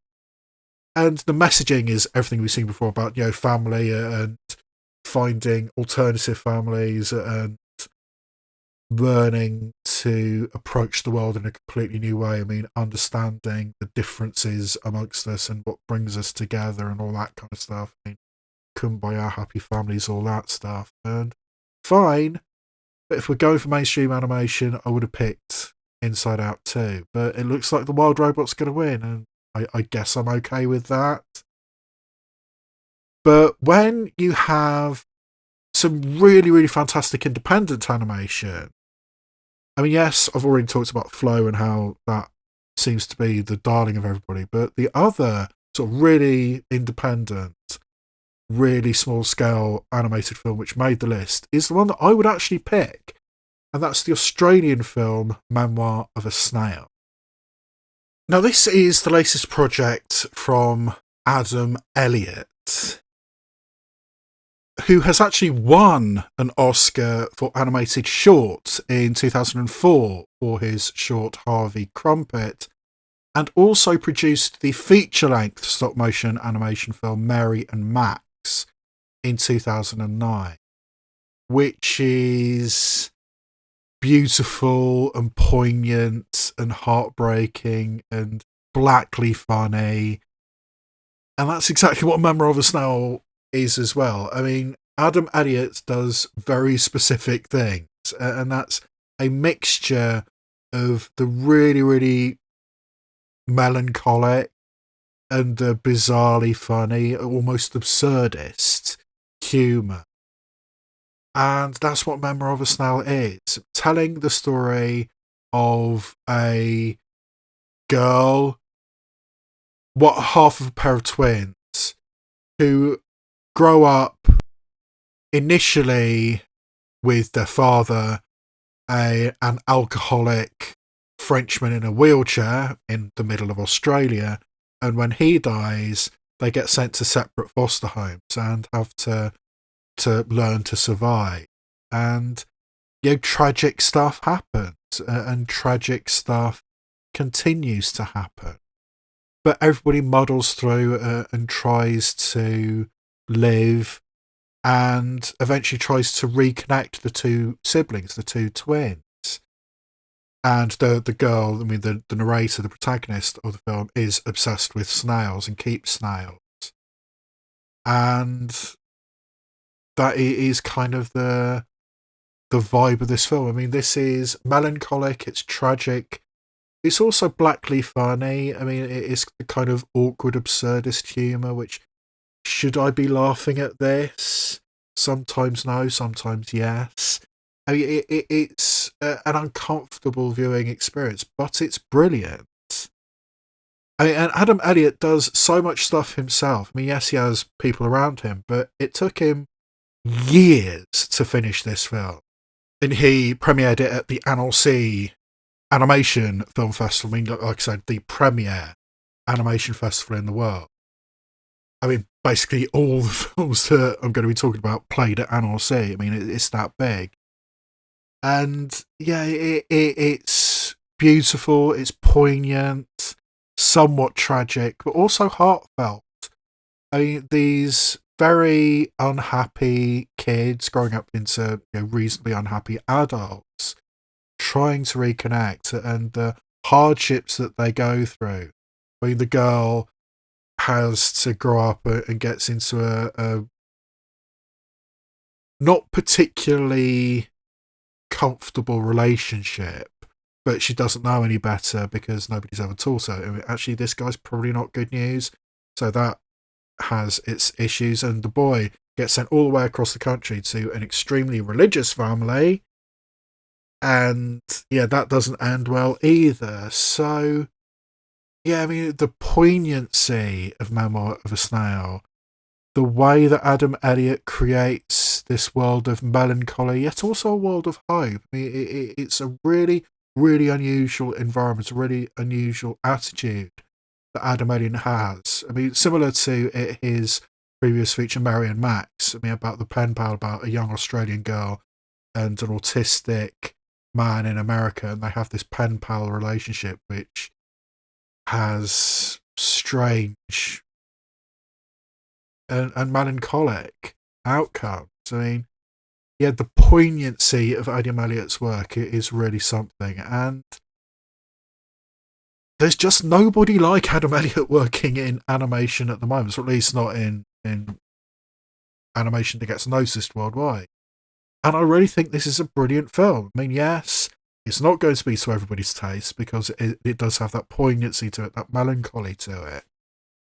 But I think Memoir of a Snail is a fantastic piece of work, and personally speaking, I think it should win this award. So as I said, there was a list of 31 eligible animated features published by the Academy, and from that list I have my usual list of 5 honourable mentions. And the first one is The Day the Earth Blew Up, a Looney Tunes movie. And it really surprises me that this is the first time that a new feature-length, cel-drawn animated feature has been released by Warner Bros. Featuring the Looney Tunes. Or rather, it wasn't released by Warner Bros. Because that fuckwit who took over Warner Bros. And gutted the place, decided it wasn't good enough to actually release on Max, so they flogged it off to a tiny distribution company, and it's limping out into cinemas. And it's actually really good. I mean, it has the anarchy, the frivolity of the Looney Tunes. There's some actually quite adult gags in this movie, but it's got the family-friendly aesthetics, the madcap Looney Tunes aesthetic featuring Porky Pig and Daffy Duck and their interactions, and it's really, really good. So, yes, I think the Looney Tunes movie, The Day the Earth Blew Up, is actually surprisingly good, and I think it deserves an honourable mention. As does Kensuke's Kingdom, a British animation based on a Michael Morpurgo book. I actually watched this at the 2023 Manchester Animation Film Festival, but it's eligible this year, as a boy going on a round-the-world yacht trip with his family gets shipwrecked on a small island in the South China Seas, and once there finds a leftover Japanese soldier from the Second World War who is still surviving on this deserted island and protecting the local orangutan population. It's beautiful. I mean, it's got a very deeply environmental message. This idea of these two people who can't really communicate with each other because they don't share a common language, but they both care about these animals. They both care about these orangutans. And yes, there's a beauty and a poignancy to Kensuke's Kingdom, which is really impressive, and I do think it deserves an honourable mention. And one of the many, many Japanese anime films which was eligible in this year is a film called Look Back. And personally speaking, I think it's the best of the Japanese anime this year. It tells a story of two teenage girls who bond over their shared love of comic books and both aspire to be mangaka, to be writers of manga, of comic books. And as they grow up, they gradually drift apart, and then tragedy strikes and they are permanently separated, and how does that affect them? And yeah, I mean, it's a great film about friendship. It's a great film about isolation. I mean, this idea of the shut-in, which is very common in Japanese culture, somebody who just stays in their room and does not leave at all. I mean, this is a thing which happens in Japan, and one of these girls has that going for them, and yeah, it addresses that, it deals with that, and yeah, I think Look Back is, again, a film which deals with very adult situations. We are so used to animation being a family-friendly, a kid-friendly medium in the Western world. It just doesn't approach serious subjects. But Look Back does, and I think it does it really, really well. Then we have the French animated film Mars Express, which is kind of a dystopian Philip K. Dick kind of thing. It's a little bit like Blade Runner meets Ghost in the Machine. It's got those kinds of things with humanoid-looking androids running about and maybe for the first time fighting for themselves. I guess it's also Isaac Asimov a little bit as well.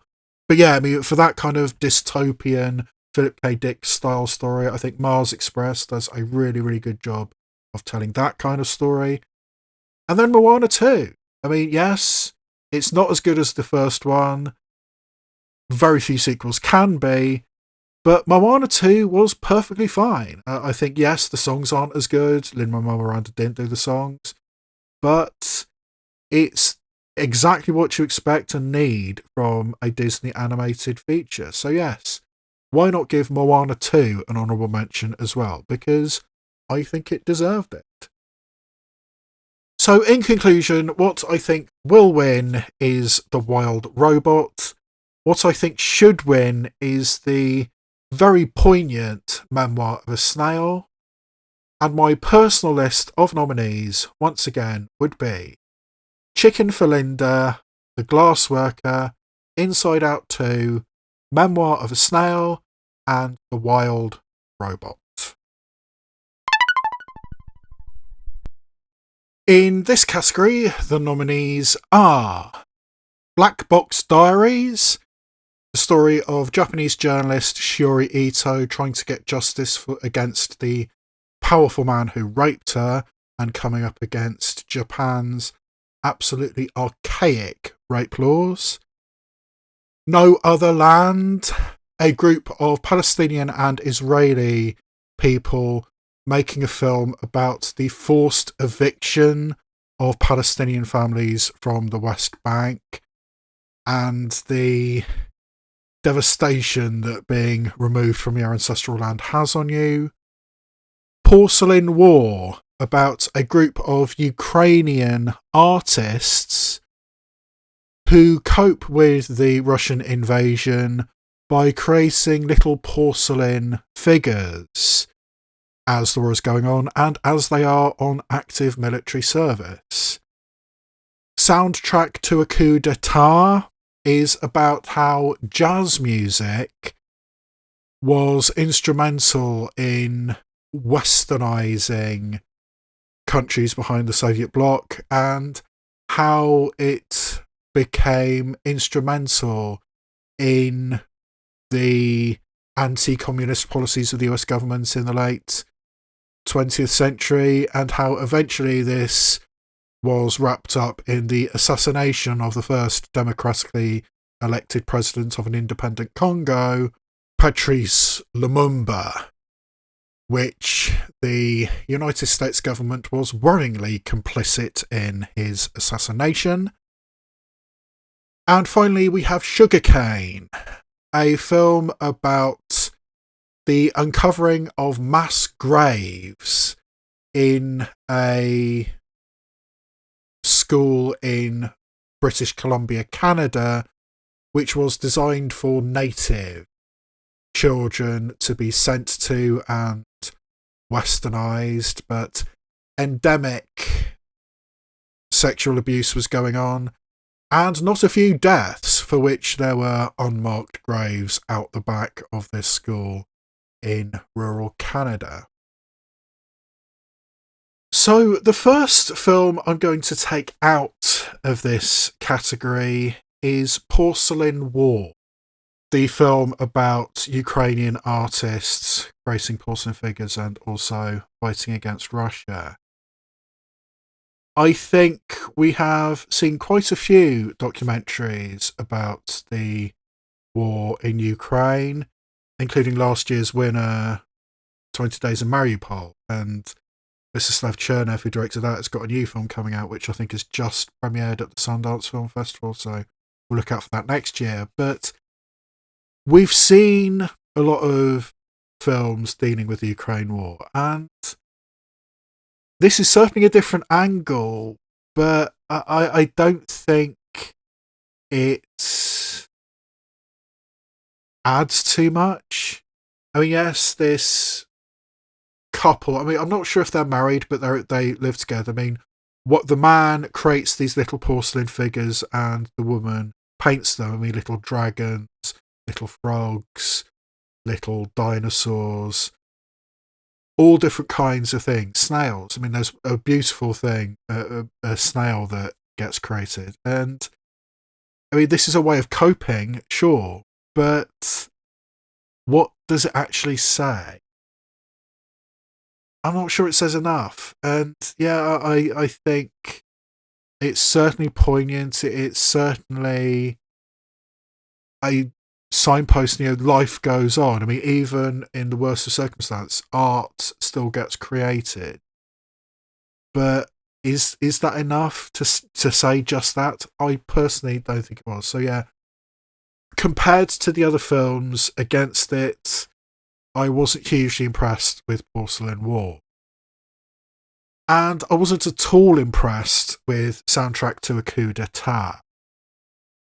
I think the central thesis of this film, the idea that jazz music was the soundtrack to the Cold War, and to some degree that is true, I mean, because jazz music was broadcast on radio stations behind the Iron Curtain, and famous jazz musicians performed behind the Iron Curtain, cultural exchanges, trying to Americanize, westernize people behind the Iron Bloc. And when we have the independence movement in Africa and somebody like Patrice Lumumba in Congo, America wasn't going to let a communist get a foothold in Africa, even though he was a socialist. I mean, but anyway, they were so paranoid about it that America stood by and let Patrice Lumumba get executed. And yes, that is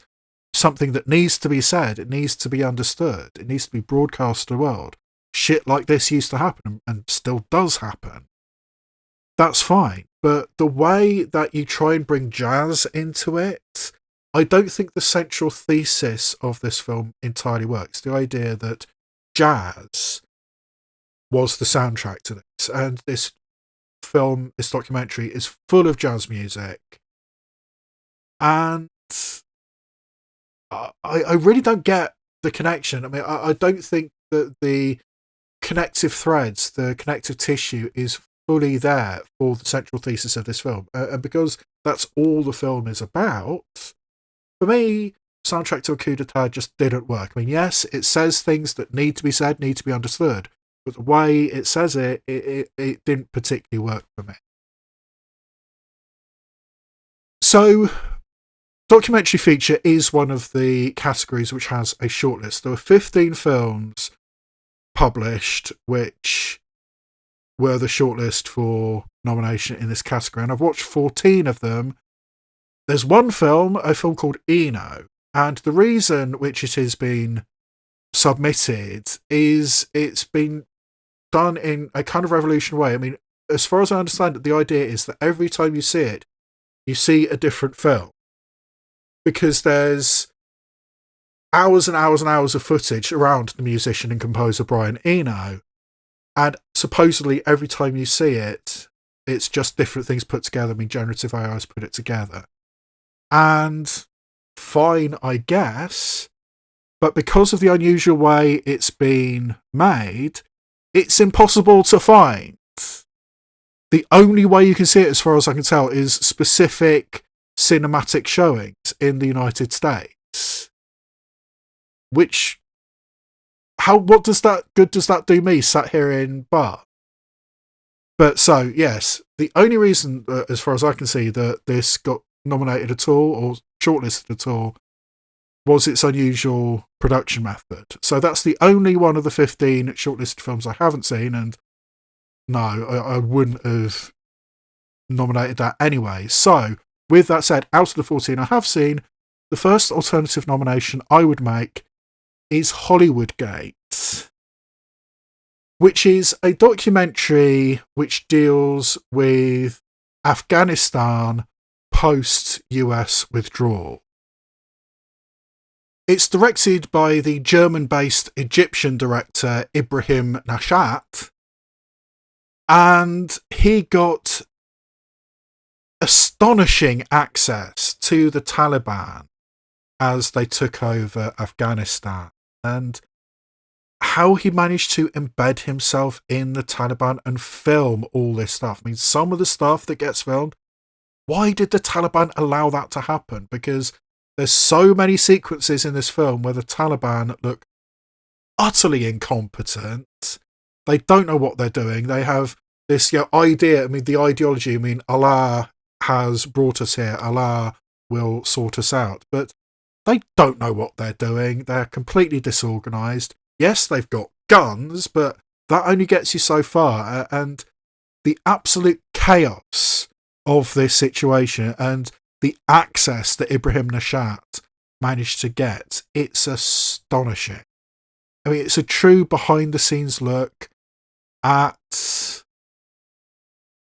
the lunatics running the asylum is essentially what it comes across as. So yes, I mean, the fact that this film exists, the fact that it was allowed to exist, the fact that the Taliban allowed all this shit to be filmed, it's astonishing. So yes, I mean, it's a jaw-dropping experience watching Hollywood Gate, because you just cannot believe that these are the people who essentially won. Well, I guess the US just gave up trying, didn't they? But yeah, I mean, this documentary combined with Matthew Heinemann's documentary Retrograde, which got shortlisted in 2022. I mean, those are two horrifying documentaries from different angles, because Ibrahim Nashat is embedded with the Taliban and Matthew Heinemann was embedded with first the US forces and then the Afghan army, which eventually collapsed. And those two combined show just the devastation that, going into Afghanistan without a true plan, without an idea, without understanding the culture of Afghanistan, it was a generational fuck up.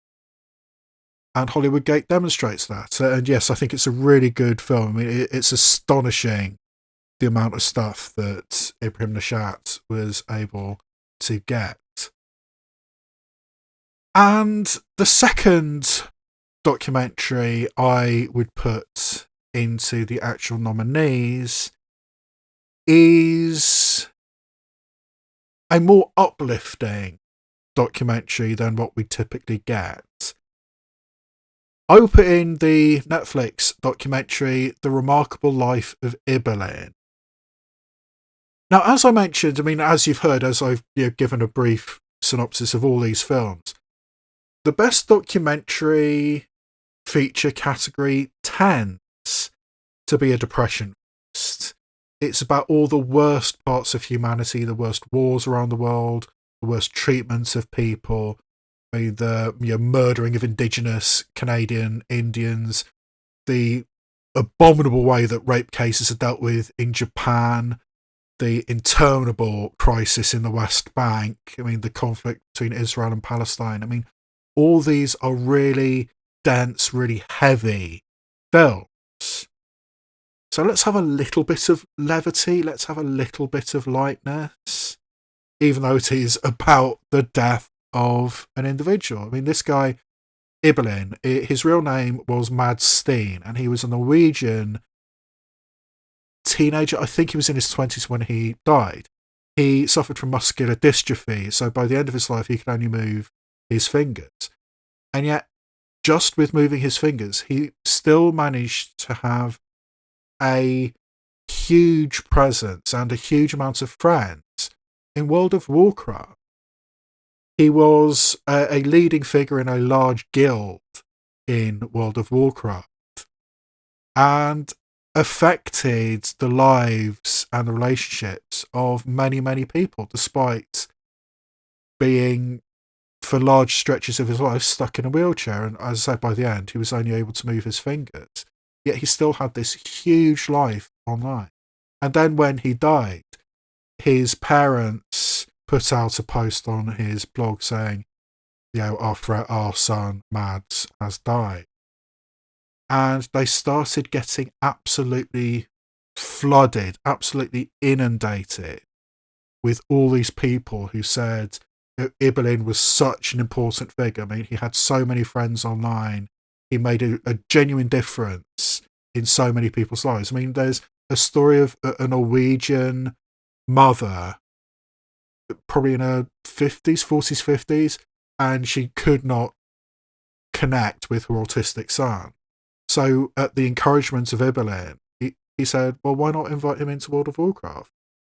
And this opened up this kid's life, and the relationship between this Danish mother and her teenage autistic son was substantially improved by this Norwegian guy stuck in a wheelchair.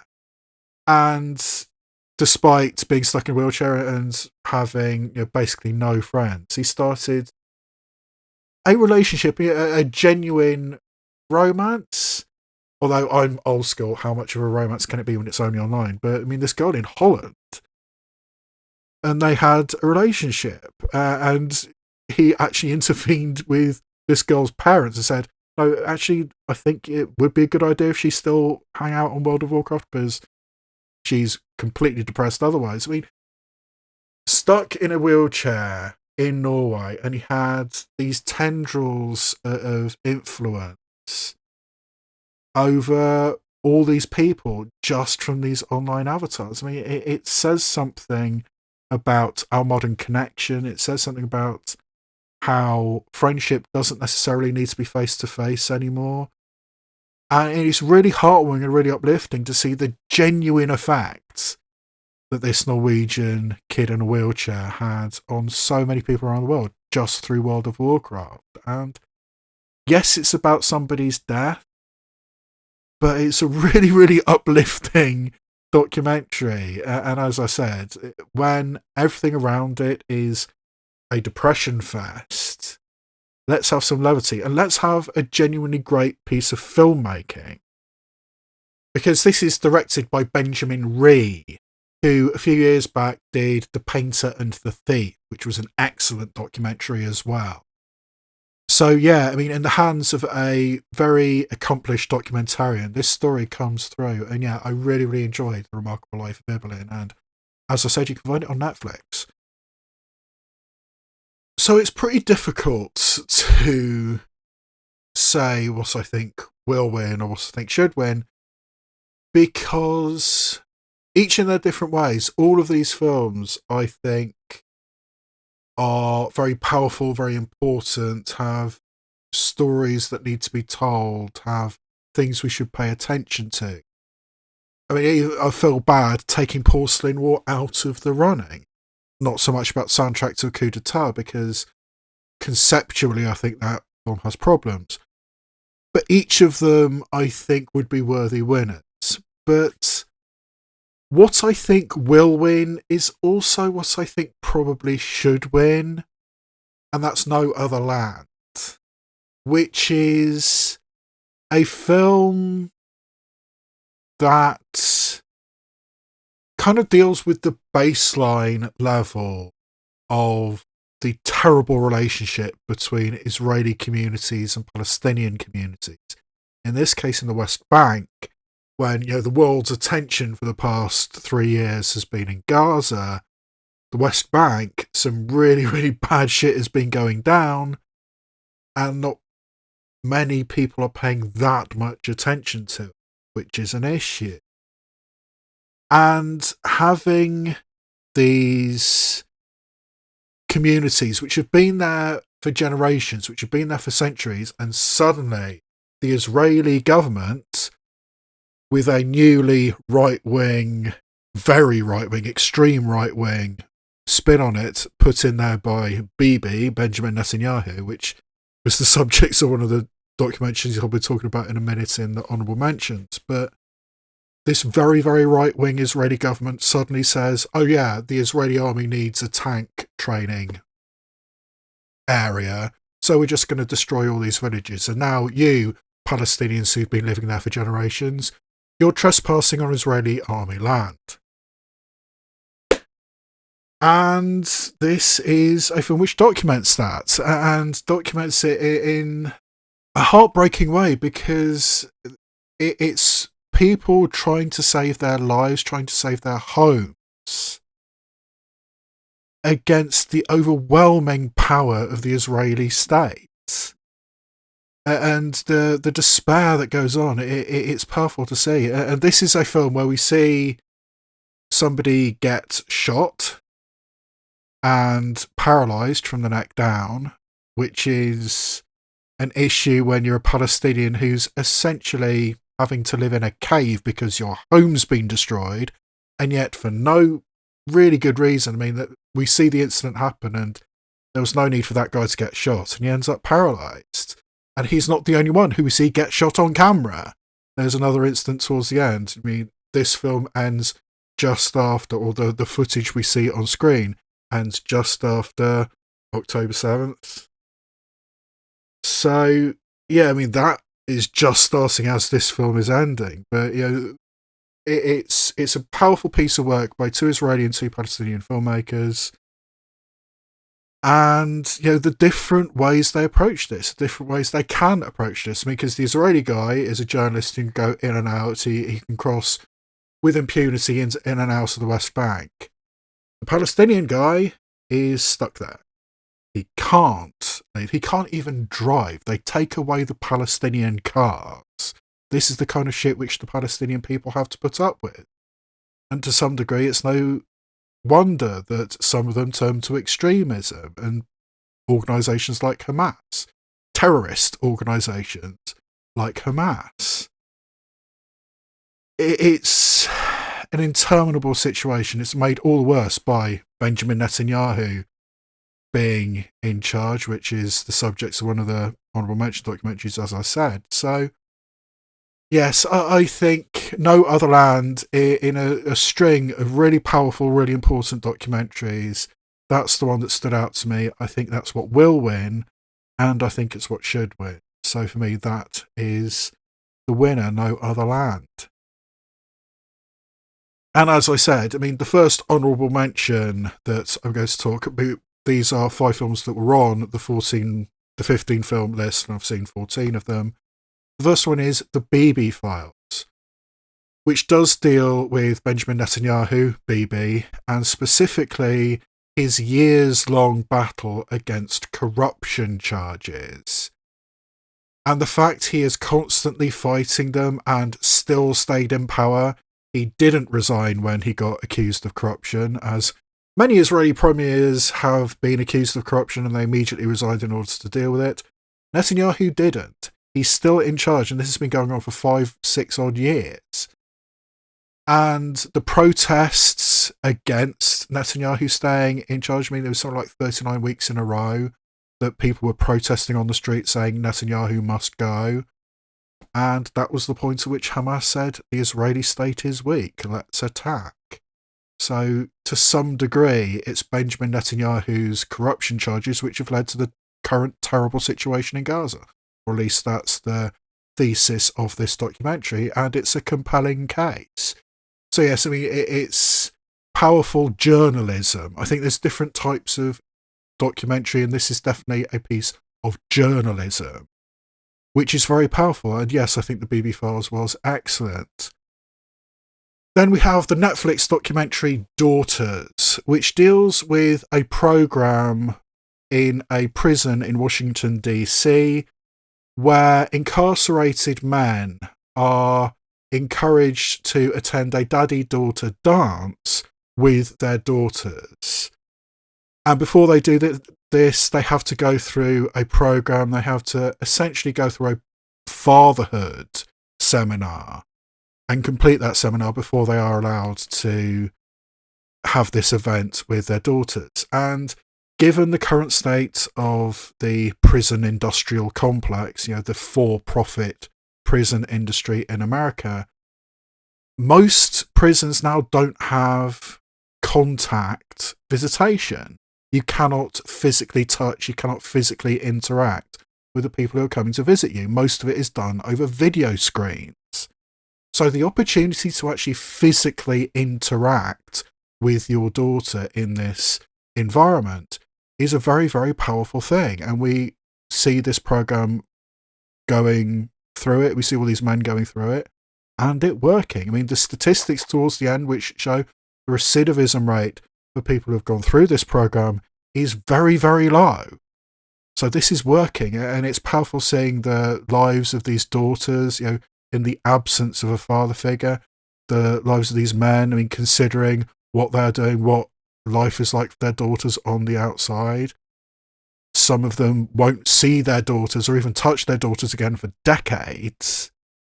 And that is powerful stuff. So yes, Daughters is a strong documentary and a worthy addition in this shortlist and an honourable mention. Then we have Queendom, which deals with the Russian non-binary drag queen / performance artist / TikTok star Gina Marvin, who splits their time between their tiny hometown in the far east of Russia. I mean, it's not technically Siberia, but it may as well be. I mean, right at the eastern shoreline of Russia, and going around in these fabulous costumes in this small town Magadan, and then getting expelled from their fashion college for going to pro Alexei Navalny protest in drag in the colours of the Russian flag. And yet they do it anyway. They continue doing this, where gender is not something they particularly go for. Conformity is not something they particularly go for. And despite knowing that this is going to end up probably badly for them, they insist on doing it because this is who they are. This is how they want to express themselves. And it's powerful stuff. I mean, the sense of individuality that is expressed here and the power of queer protest in the face of monolithic oppression is really powerfully demonstrated in Queendom. Then we have Union, a documentary about attempts at an Amazon warehouse in Staten Island, New York, to unionise. And the people behind this organisation, the labour organisation which tries to do it, the rather chaotic union organisers which are attempting to do this and face up against the monolithic corporate structure of Amazon and try and actually stand up for workers' rights. This is a very observational documentary with minimal screen overlays, minimal information. We just observe this very charismatic but somewhat chaotic person, Chris Smalls, who's trying to organise this labour union, and the mistakes he makes along the way. I mean, it's kind of a feat of clay kind of documentary where you admire what this guy's trying to do, but the constant question in both the people in the documentary and you as an audience watching it is this the right guy to try and organise a labour union? Who knows? But yeah, I mean, it's a very powerful documentary about the state of labour relations in the United States, particularly in a gigantic, galactic size organisation like Amazon. And finally, we have the Netflix documentary Will and Harper, where Will Ferrell and his longtime friend Harper Steele, who was formerly a head writer on Saturday Night Live, go on a cross-country road trip after Harper transitions to female. And it's a film about how their friendship changes. Does their friendship change? Can they still be the same people they were, despite the fact that Harper is now a woman? And how does middle America respond to Harper as a woman?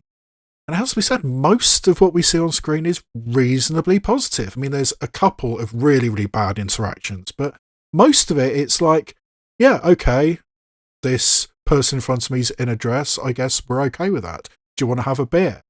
And more often than not, Harper does. I mean, she openly says that when she was a man, she liked these dive bars and cheap beer, and she still does. Now she's just a woman.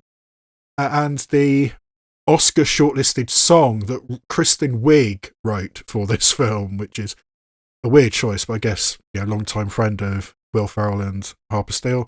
The opening line of the song is Harper and Will go west. Just a couple old friends and a couple brand new breasts. Which I thought was a really nice line and kind of sums up this film beautifully. And yes, I felt that it was a little bit too forced. It felt like some of the interactions were prompted as they're driving in this car and travelling across country. It felt like they were prompted by the director to say, hey, why don't you have a conversation about this? So yeah, it felt a little forced to me, but it's still a powerful piece of work, and it's still a fun piece of work in most ways. And yeah, decent trans representation. And it would have been interesting if this had got nominated in the same year as Amelia Perez. But yes, Will and Harper, available on Netflix, is a very powerful documentary too, and deserving of an honourable mention. So to recap, in a very strong year, a very powerful, important series of films, as I said, I think what will win and what should win is the Palestinian-Israeli documentary No Other Land. And my personal list of nominees would be Black Box Diaries, Hollywood Gate, No Other Land, The Remarkable Life of Ibelin, and Sugarcane. The nominees in this category, alphabetically by country, are I'm Still Here from Brazil, The Girl with the Needle from Denmark, Amelia Perez from France, The Seed of the Sacred Fig from Germany, and Flow from Latvia.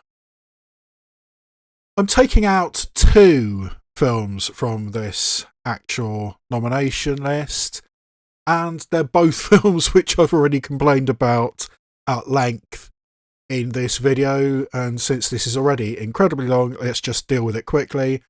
I'm taking out Amelia Perez for all of the reasons I've already talked about in all of the other categories, and I'm also taking out Flow from Latvia, the animation, which I've already talked about all my reasons in the animation section. I mean, it got 2 Oscar nominations. I don't think it deserved either. So, with that said, this is another category where they publish a 15-film long list, and I've managed to watch 13 of the 15 shortlisted films at time of recording.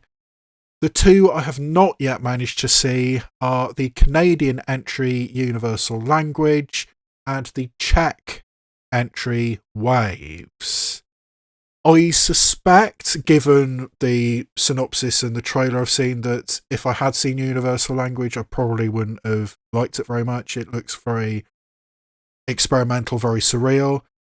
And Waves from Czechia, it might have made at least the honourable mentions. It looks rather interesting, talking about a national radio station in Czechoslovakia in 1968 at the time of the Soviet invasion. A radio station broadcasting the truth, despite the fact there are armed communist soldiers trying to get in. They still broadcast the truth. So that sounds like, a powerful piece of work. So maybe that would have made the list, but in the absence of those 2 films, out of the 13 films I have seen, there are 2 alternative nominations I would make. And this is going to sound like a bit of a Homer pick, or 2 Homer picks, but these are genuinely what I feel. The first one I would put in is Kneecap from Ireland. This is anarchic, it's fun, it's exciting. It has the chaotic energy of a band like Kneecap. I mean, a rap group rapping in Gaelic in Northern Ireland in the early 2000s as a kind of protest. I mean, this is a language which us Brits have systematically over centuries tried to stamp out.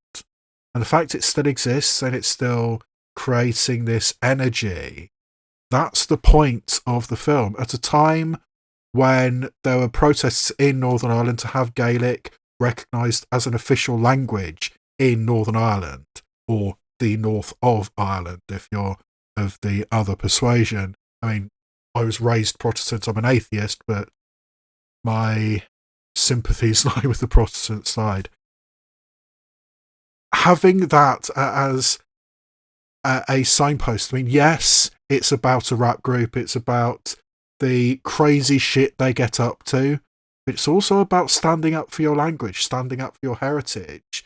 And there's a title card which comes up at the end of the film saying, Indigenous languages are being stamped out all over the world, and we shouldn't be allowing that. And yes, protesting and standing up for Gaelic as a method of communication, as a language of protest, that's ultimately what Kneecap is about. And I think, yes, it's really riotous, it's really fun, but it does have a point. And yeah, I really, really enjoyed Kneecap, and I do think it was deserving of a nomination in the international feature category. And the other one I would put in is the United Kingdom's choice, Santosh, which, despite being financed by Britain and by a British director, is actually a film in Hindi and was shot in the northern Uttar Pradesh region of India. There is a weird system in India where if a police constable dies on the line of duty, there is a system for that police officer's widow to take his place on the force. Which seems like a strange system, but apparently this is a real thing which happens. And Santosh is one of these women.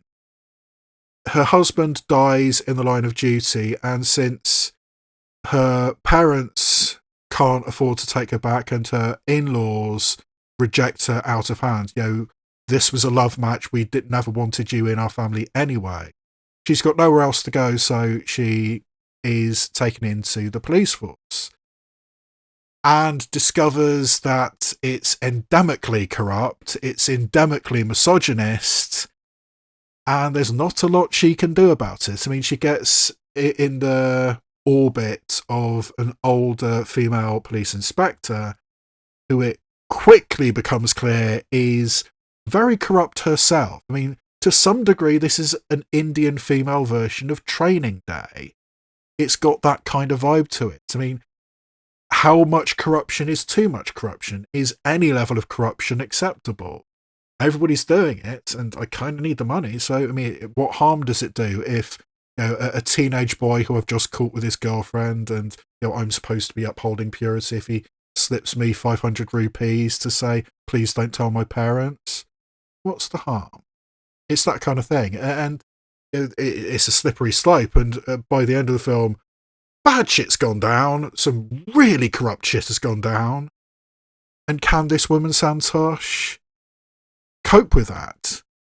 And I think it's probably not a mistake that Santosh is apparently primarily a male name in Hindi. And yet they say woman named Santosh. That probably has something to it. There's probably a point there. But yeah, I mean, this is a fascinating film, looking at a bizarre system, but looking at a society, a police society, which is endemically corrupt. And how far are you willing to go? And yeah, it's a really strong thriller, and it's got a political statement. So yeah, I really, really enjoyed Santosh, and I do think it was worthy of a nomination as Best International Feature. Alongside these other films, I mean, we've already talked about I'm Still Here. I mean, yes, I wasn't the hugest fan of I'm Still Here. I don't think it should have been nominated for Best Picture, but I do think it's worthy of a Best International Feature. And we also have The Girl with the Needle from Denmark. And this is a film by Magnus von Horn, who has worked in both Scandinavia and Poland. For some reason, he was trained in Poland, and his last film, Sweat, was in Polish, and it's really, really good.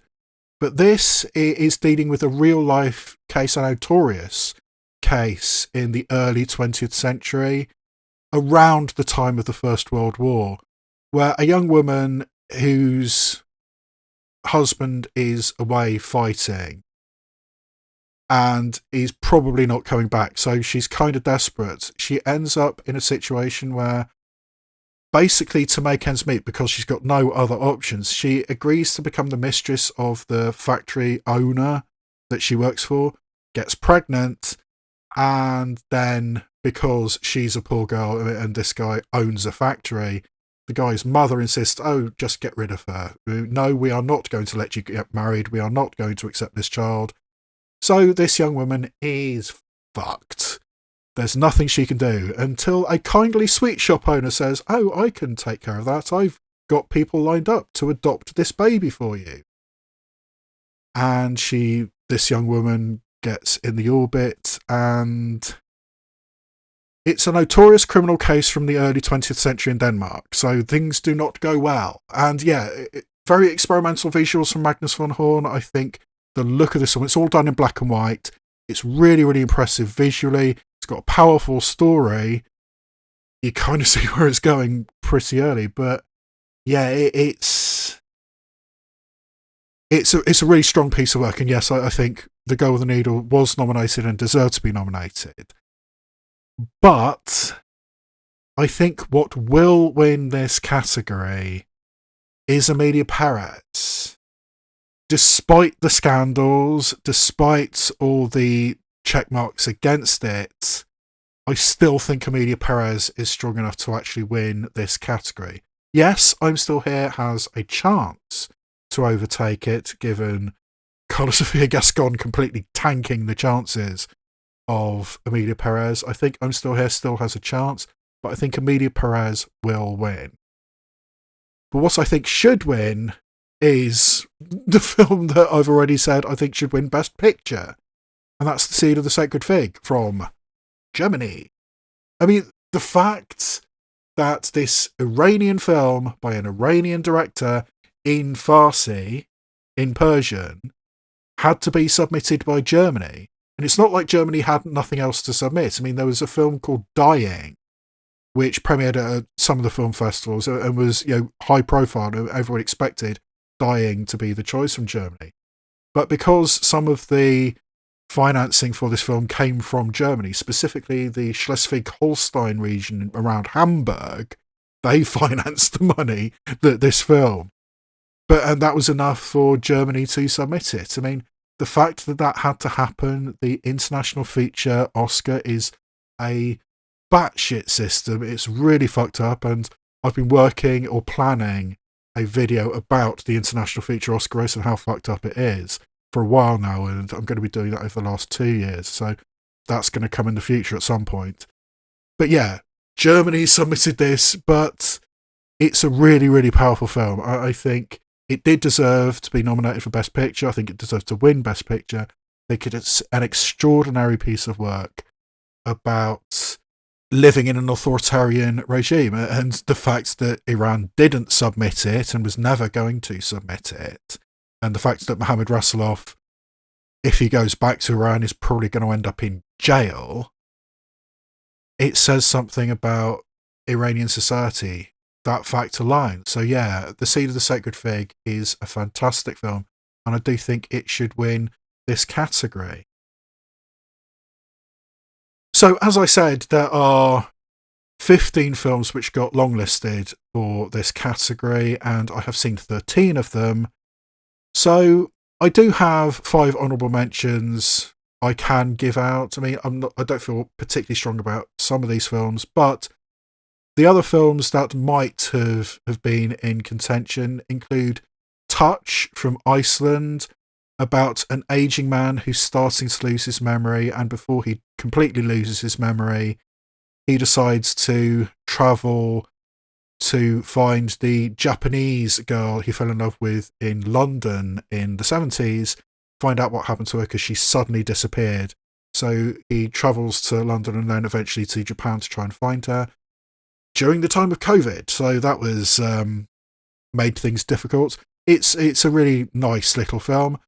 Vermiglio from Italy is a gorgeously photographed film. I mean, it's set in the Italian Alps right at the end of the Second World War, where an Italian soldier has run away from a German work crew and has ended up in this small Italian alpine village named Vermiglio and falls in love with a local girl, but eventually has to go all the way down to Italy to his home in Sicily. And it's a family melodrama, and it's beautifully photographed in gorgeous environments. And yeah, I understand why it got submitted and why it got on the shortlist, but not particularly my taste. Then we have Armand from Norway, which came so close to getting an actual nomination for me. I was really, really impressed with Armand. It's directed by Halfdan Ullman Tondell, who is actually Ingmar Bergman's grandson, making his feature-length debut. And it's a really, really good film about the conversations which happen between a group of parents, 2 sets of parents, well, a set of parents and a single mother, because their 6-year-old sons, a troubling incident has happened between these 2 6-year-olds, and the teachers and the parents have to meet in order to try and figure out what happened and what to do about it. And as the film goes on, you realise that there's layers and layers and layers to this, and people who don't think have an agenda at the beginning of the film clearly have an agenda by the end of the film. And how seriously can we take this? How seriously should we take this? I mean, because if what is claimed has happened, we really, really need to deal with this. But did it happen? And that's the thing. And yeah, it's really interesting having these discussions, having this set up. And yeah, I thought Armand was an excellent film. Then we have From Ground Zero from Palestine, which is a series of 22 short films by filmmakers and artists and a comedian or two from inside Gaza. Basically, a producer came around and said to 22 artistic types within Gaza, can you make a short film and we'll put them all together? And the result is From Ground Zero. I think individually, these shorts aren't anything that special because the majority of them are made by people just working with cell phones who haven't really made a film before. But collectively, it gives an impression of what is going on within Gaza. I think it's reasonably weak as individual short films, but as a collection, it does have power to it. But I honestly do think that Palestine would have been better off submitting the documentary No Other Land, which I think is going to win Best Documentary. It was a surprise when they didn't. Instead, they submitted From Ground Zero, which is good. I just don't think it's as good as No Other Land. And then we have How to Make Millions Before Grandma Dies from Thailand, which is a grey pound sentimental film. I mean, it's about a young man who realises that a decent way to try and get some money eventually is to essentially suck up to his grandmother. If I take care of my grandmother, maybe she'll look after me in her will. That's basically his attitude. And as things progress, he actually forms a proper bond with the grandmother, and yeah, it's pretty safe, it's pretty steady. You can see exactly what's going to happen at all times. I mean, it's perfectly pleasant, but I was surprised when that made the 15 film long list. Particularly when there are so many other films which did get submitted, and so many really, really great films which got submitted. This year there were 85 official nominees or submissions to the International Feature Oscar race, and I have currently seen 38 of them. So yeah, 42.35% of the Oscar submissions in the international category I have seen. And out of that list, I have 10 films that I do want to publicise, I do want to share with you. Yeah, this is clearly an incomplete list because I'm nowhere near done with this year's list. But here are 10 films that were submitted, and in many cases I think would have been better choices than the films that actually made the shortlist. So from Armenia, we have Yasha and Leonid Brezhnev, about a man who is retiring from working decades in a sewage treatment plant in Armenia, and the highlight of his life was being voted as a representative of the Soviet system from Armenia in the 1970s, where he met Leonid Brezhnev, and now his mind is starting to go and he no longer recognises the country that he grew up in. He starts having conversations with Leonid Brezhnev, and yeah, it's a film about the dangers of nostalgia. It's a film about how sometimes, even at the best of circumstances, you don't recognise your country anymore, even if it is changed for the better. You don't necessarily think it's for the better. And yeah, I found it a really, really powerful piece of work, and I did like the Armenian film Yasha and Leonid Brezhnev. Then we have Julie Keeps Quiet from Belgium, about a teenage female tennis star whose coach starts coming under suspicion when one of his former teenage female tennis stars commits suicide. And questions start to be asked about this coach's methods, and has he been inappropriate with these teenage girls? And everybody shuns this guy, except Julie, because for Julie's perspective, it doesn't matter what he does, he's the coach, he's going to make me a star. But by the end of the film, it's kind of a reverse Whiplash. You know, the film Whiplash. I mean, the thesis of that film is putting up with abuse because it will make me great. I mean, that's essentially what Miles Teller is doing by the end of the film. Here it's the reverse. Here, when Julie has a non-abusive coach, her game doesn't suffer. So it's her learning that, no, I don't need to be abused mentally and physically and maybe sexually. I don't need to do that in order to be great. And that realisation is the core of that film. And I really, really liked Julie Keeps Quiet. Then we have In Her Place from Chile, which you can see on Netflix, about a woman who works for the court system in Chile in the 1950s, and a somewhat famous authoress gets accused of murder when, in public, she shoots her lover in a luxury hotel in front of many, many witnesses.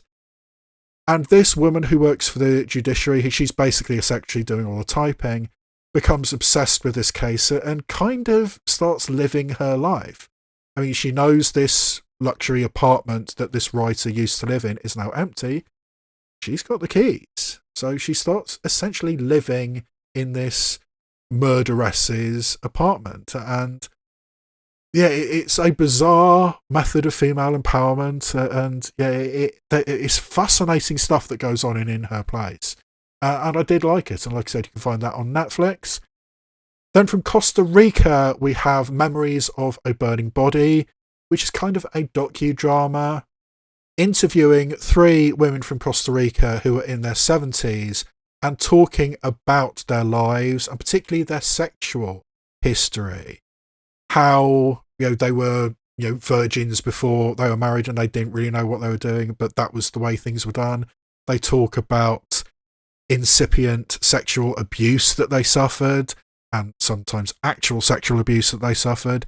Yet that was the way that things were done in Latin America in the early parts of the 20th century. And these, anonymous women who wanted to keep their identity secret, their narratives are being played out by an actress, an older woman who is living in this apartment and, opening doors and seeing into the past and seeing some of these things being recreated. I mean, it's a fascinating blending of documentary and drama. Says really fascinating things about the treatment of women in Latin American countries. And yeah, I thought Memories of a Burning Body from Costa Rica was a powerful piece of work. And also from Central America, we have Rita from Guatemala. And this one you can actually find on Shudder.com if you have access to that. I don't think that's really the right place for it. But Jairo Bustamante, the director, does this. And he has the weird combination of his last 2 films have appeared on both the International Feature Oscar list and on Shudder.com. But Rita is kind of a horror movie, I guess. It seems to me to be very, very much inspired by Pan's Labyrinth, in that we have a teenage girl who is sent to a children's home and orphanage because her father's been abusing her, has been raping her. And it's basically out of the frying pan and into fire because there is institutional levels of abuse going on.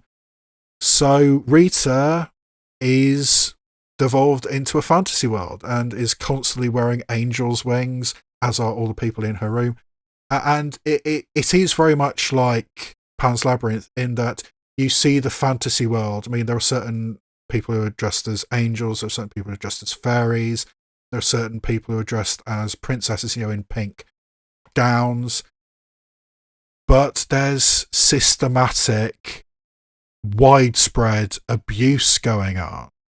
It's kind of a coping mechanism. I mean, it's like you can see the truth under the artifice, the truth under the fantasy, and it's kind of a horrifying truth, but it's beautifully done. And yes, Rita, I found a powerful piece of work. Then we have Castillo from Malta, where a woman has to reconnect with her mother, who abandoned her when she was a child because her father is dying and she needs somebody to sign this paperwork so she can deal with the house, deal with the mother's still on the deeds, so she needs the mother to sign this. And in reconnecting reluctantly, very reluctantly, with her mother after all this abandonment, she starts to uncover the story of what actually happened to her aunt, her mother's sister, who died when, again, this woman was a child. And it might have something to do with police corruption, which might have something to do with the mystery novels that her aunt wrote, and might or might not have been based on real life cases, and maybe that got her in trouble with these corrupt cops. So what actually happened to this woman's aunt, and what is happening to this woman, because she starts having lengthy conversations with the main character in her aunt's detective novels, Police Commissioner Castillo. And yeah, it's a strange film. It's a strange blending of styles with this fantastical element and the real life situation. What happened to my aunt, this mystery novelist? And yeah, I mean, it's a really, really nice thriller. It actually reminded me quite a bit of the work of Harlan Coben, if that's your kind of thing. So yes, I did enjoy Castillo from Malta.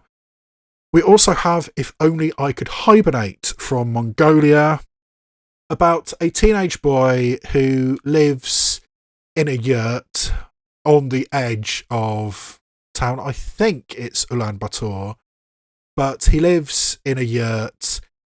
He is of a nomadic heritage, and as such is not really paid attention to, is not really respected, but he's very, very bright, to the extent that there's a decent chance he could win a physics competition, and if he does win this national physics competition, he might actually get a scholarship, and might, dream upon dream, he might actually get into a university outside Mongolia, which is the absolute goal of any teenager in Mongolia. So can he do it, despite the fact he's essentially having to look after his two siblings because his ineffectual and often drunk mother has essentially abandoned him, and so he's head of the household at 15, 16 years old, and he's having to look after and feed his two younger siblings. So can this poverty-stricken nomadic heritage boy actually make something of himself? And yeah, there's a naturalism to this, there's kind of a poverty porn attitude to this, and I think If Only I Could Hibernate, it was an excellent film. Then we have The Glassworker, the animated film from Pakistan, which we've already spent a long time talking about in the animated section, so we don't need to do that. Just suffice it to say that it is one of the 10 best international features I have watched so far. And then we can move on to the Polish film Under the Volcano, about a Ukrainian family who is on holiday in Tenerife, and the day before they are due to go home, Russia invades their home country. So what do? They can't go home, there are no planes going back to Ukraine, so they're stuck on Tenerife. They're stuck in an eternal holiday. There's nothing to do except do touristy things, and the claustrophobia and the limbo state they find themselves in starts making this family crack, because as it turns out, this is a blended family, and these are two children, a girl of about 16 years old and a boy of about 6. Their mother has died, and this is their stepmother they're with, and that is one of the things which is a pressure point in this family. And having to spend this much time in this much uncertainty with these people, things start being said, things start cracking, and it's kind of like that old Sartre quote, hell is other people. And in this case, hell is your family, when you can't escape your family, when there's nothing to do, when you're stuck in this limbo state.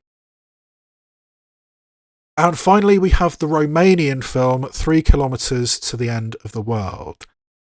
And I have to say, I think this film is fucking outstanding. I think this absolutely would be one of my personal nominees if it had been on the 15 film shortlist. I think it's a fantastic piece of work.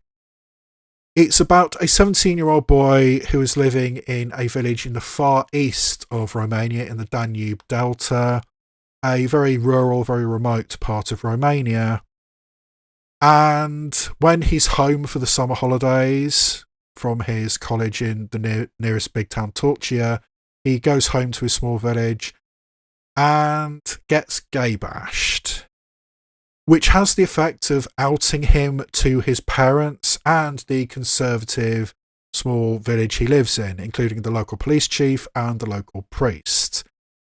And all of them essentially want to either cure him of the disease of homosexuality or just get him to shut up for an easier life, keep him in the closet.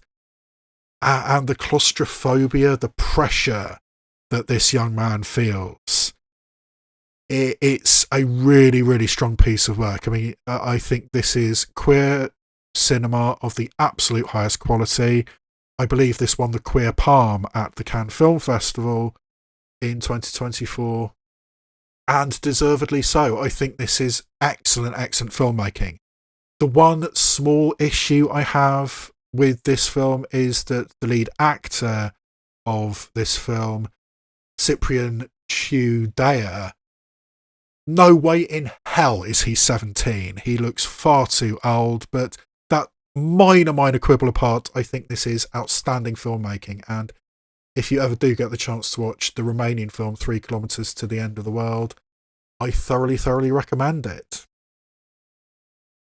So, after that lengthy discussion of the International Feature Oscar race, and as I said, I am planning a video in the future where I'll go into the whole system, which is endemically corrupt, and I'm going to be dealing with the last 2 years, and that video will be coming at some point. But after that, I think what will win this category is, unfortunately, Emilia Perez. I don't think that I'm Still Here has enough going for it to actually get to the win. But what I think should win is what I think should win Best Picture, and that is The Seed and the Sacred Fig from Germany. I think it's an outstanding piece of work about the troubles, the traumas of living in an authoritarian regime, and the trouble that Mohamed Rasoulof has had. Just shows that. So yes, what I think will win is Emilia Perez, and what I think should win is The Seed of the Sacred Fig. And my personal list of nominees would be I'm Still Here from Brazil, The Girl with the Needle from Denmark, The Seed of the Sacred Fig from Germany, Kneecap from Ireland, and Santosh from the United Kingdom. As I said at the opening of this very long video, all of the films I've talked about so far have either been in the published long lists that the Academy produces, or were on the Gold Derby lists of Oscar potential. The list of films and performances which Gold Derby, which as I said is kind of the industry leader in this kind of thing, they think is worthy, or has potential at least, to get Oscar nominated. Now in most cases that's like a microscopic chance, but a chance nonetheless. However, that is not the entirety of the Academy race, the Academy Awards race. Just for clarity, the Academy itself publishes a reminder list, what they call a reminder list, of all the films which are eligible to be voted on by its members. And that's a very long list. And not all of those films end up in the Gold Derby list. So what I wanted to do to close out this very long video is make it a little bit longer. But I do feel strongly that we shouldn't ignore the real outsiders, the films from the complete fringes of consideration, which are nevertheless still pretty good, or at least in my opinion, they're still pretty good and worthy of attention. So here is a list of 5 films which I do think are worth paying attention to, that were on the official Academy list of eligible films, but were not on the Gold Derby list, and what they think had a chance of actually getting nominated. And the first of these films is a film called Daddy-O, which is a two-handed film, and that's actually a type of film I'm actually a real sucker for. I really like films which is just or largely two people talking.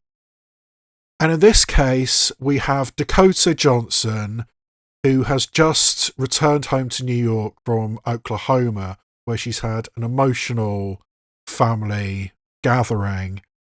She gets in a cab in New York City wanting to go home, and her cab driver is Sean Penn. And over the course of this long cab drive, which they end up in road work, so it takes a lot longer than anybody thinks it will, these two people start talking to each other, and it's one of those situations where this is a stranger, I'm probably never going to see this person again. So both of them, particularly Dakota Johnson, starts opening up and starts confessing all the shit that's going on in their life and trying to process all the shit that's going on in their life. And it does work. I really liked the film Daddy-O. I mean, yes, this type of film is usually quite contrived, and it has to be said. This film is a lot more contrived than it usually is, just these two people talking kind of films. But nevertheless, I mean, it's like I was talking earlier with His Three Daughters and The Piano Lesson. It's the kind of film where everybody says the exact right thing at the exact right time, and everybody says what they mean at the exact right time. But nevertheless, for a two-handed film, I think Daddy-O was excellent. In the category of it was never going to get nominated because it's a horror film, we have Late Night with the Devil. I mean, yes, sometimes there are horror films which slip through the cracks. I mean, The Substance did get Oscar nominated. Heretic got Golden Globe nominated.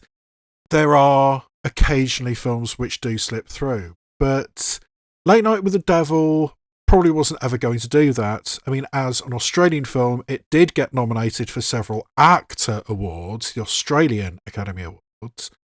And I'm not saying it's an art house masterpiece or anything, but it's a really, really well-constructed film. And of all the films I've talked about, it's probably the scariest horror film I saw all year. Kind of a found footage type thing of a 1970s talk show which gets possessed by the devil. And yeah, I mean, it's really, really creepy. It's got some really fascinating things to say. And yeah, I think as a film, I think it works, but particularly as a scary horror film, Late Night with the Devil, I thought was excellent. Then we have My Old Ass, in which an 18-year-old Canadian girl on her 18th birthday takes mushrooms and then starts having lengthy conversations over a long period of time with her future self, as played by Aubrey Plaza. This kind of time travel-ish style movie usually has something profound to say. You know, either there's going to be a natural disaster, you know, take cover, prepare, that kind of thing, or, you know, if you do this, you are going to end up miserable, so do this instead. But more than anything, what Aubrey Plaza says, or at least tries to do, is tell Maisie Stella, her younger self, just to be nicer to her family, which I thought was rather sweet. And yes, if you do this thing, then it's probably going to be better later. But is it? I mean, it kind of has a little bit of a vibe of Arrival. I mean, yes, it might be painful, but that pain might be worth it, and there's that kind of thing. And I also like the fact that this is a film which has a straight coming out scene, because Maisie Stella has to confess to one of her friends that for the first time ever, she's actually attracted to a boy, and she doesn't quite know how to deal with that, because she's been entirely 100% lesbian up until this point. But now she kind of fancies this boy, and what the hell does that mean? And that's actually really, really sweet. So yes, I think My Old Ass is a charming little film. I think its low-key nature, which doesn't have grand, epic things to say. It just has very personal things to say about talking to your future self and talking to your past self. I really, really liked My Old Ass, and I think it was definitely worthy of note. And the film that I really, really want to publicise, I really think deserves all the attention I can give it, is The People's Joker. I've already said that there have been some good trans films released in the last year or so.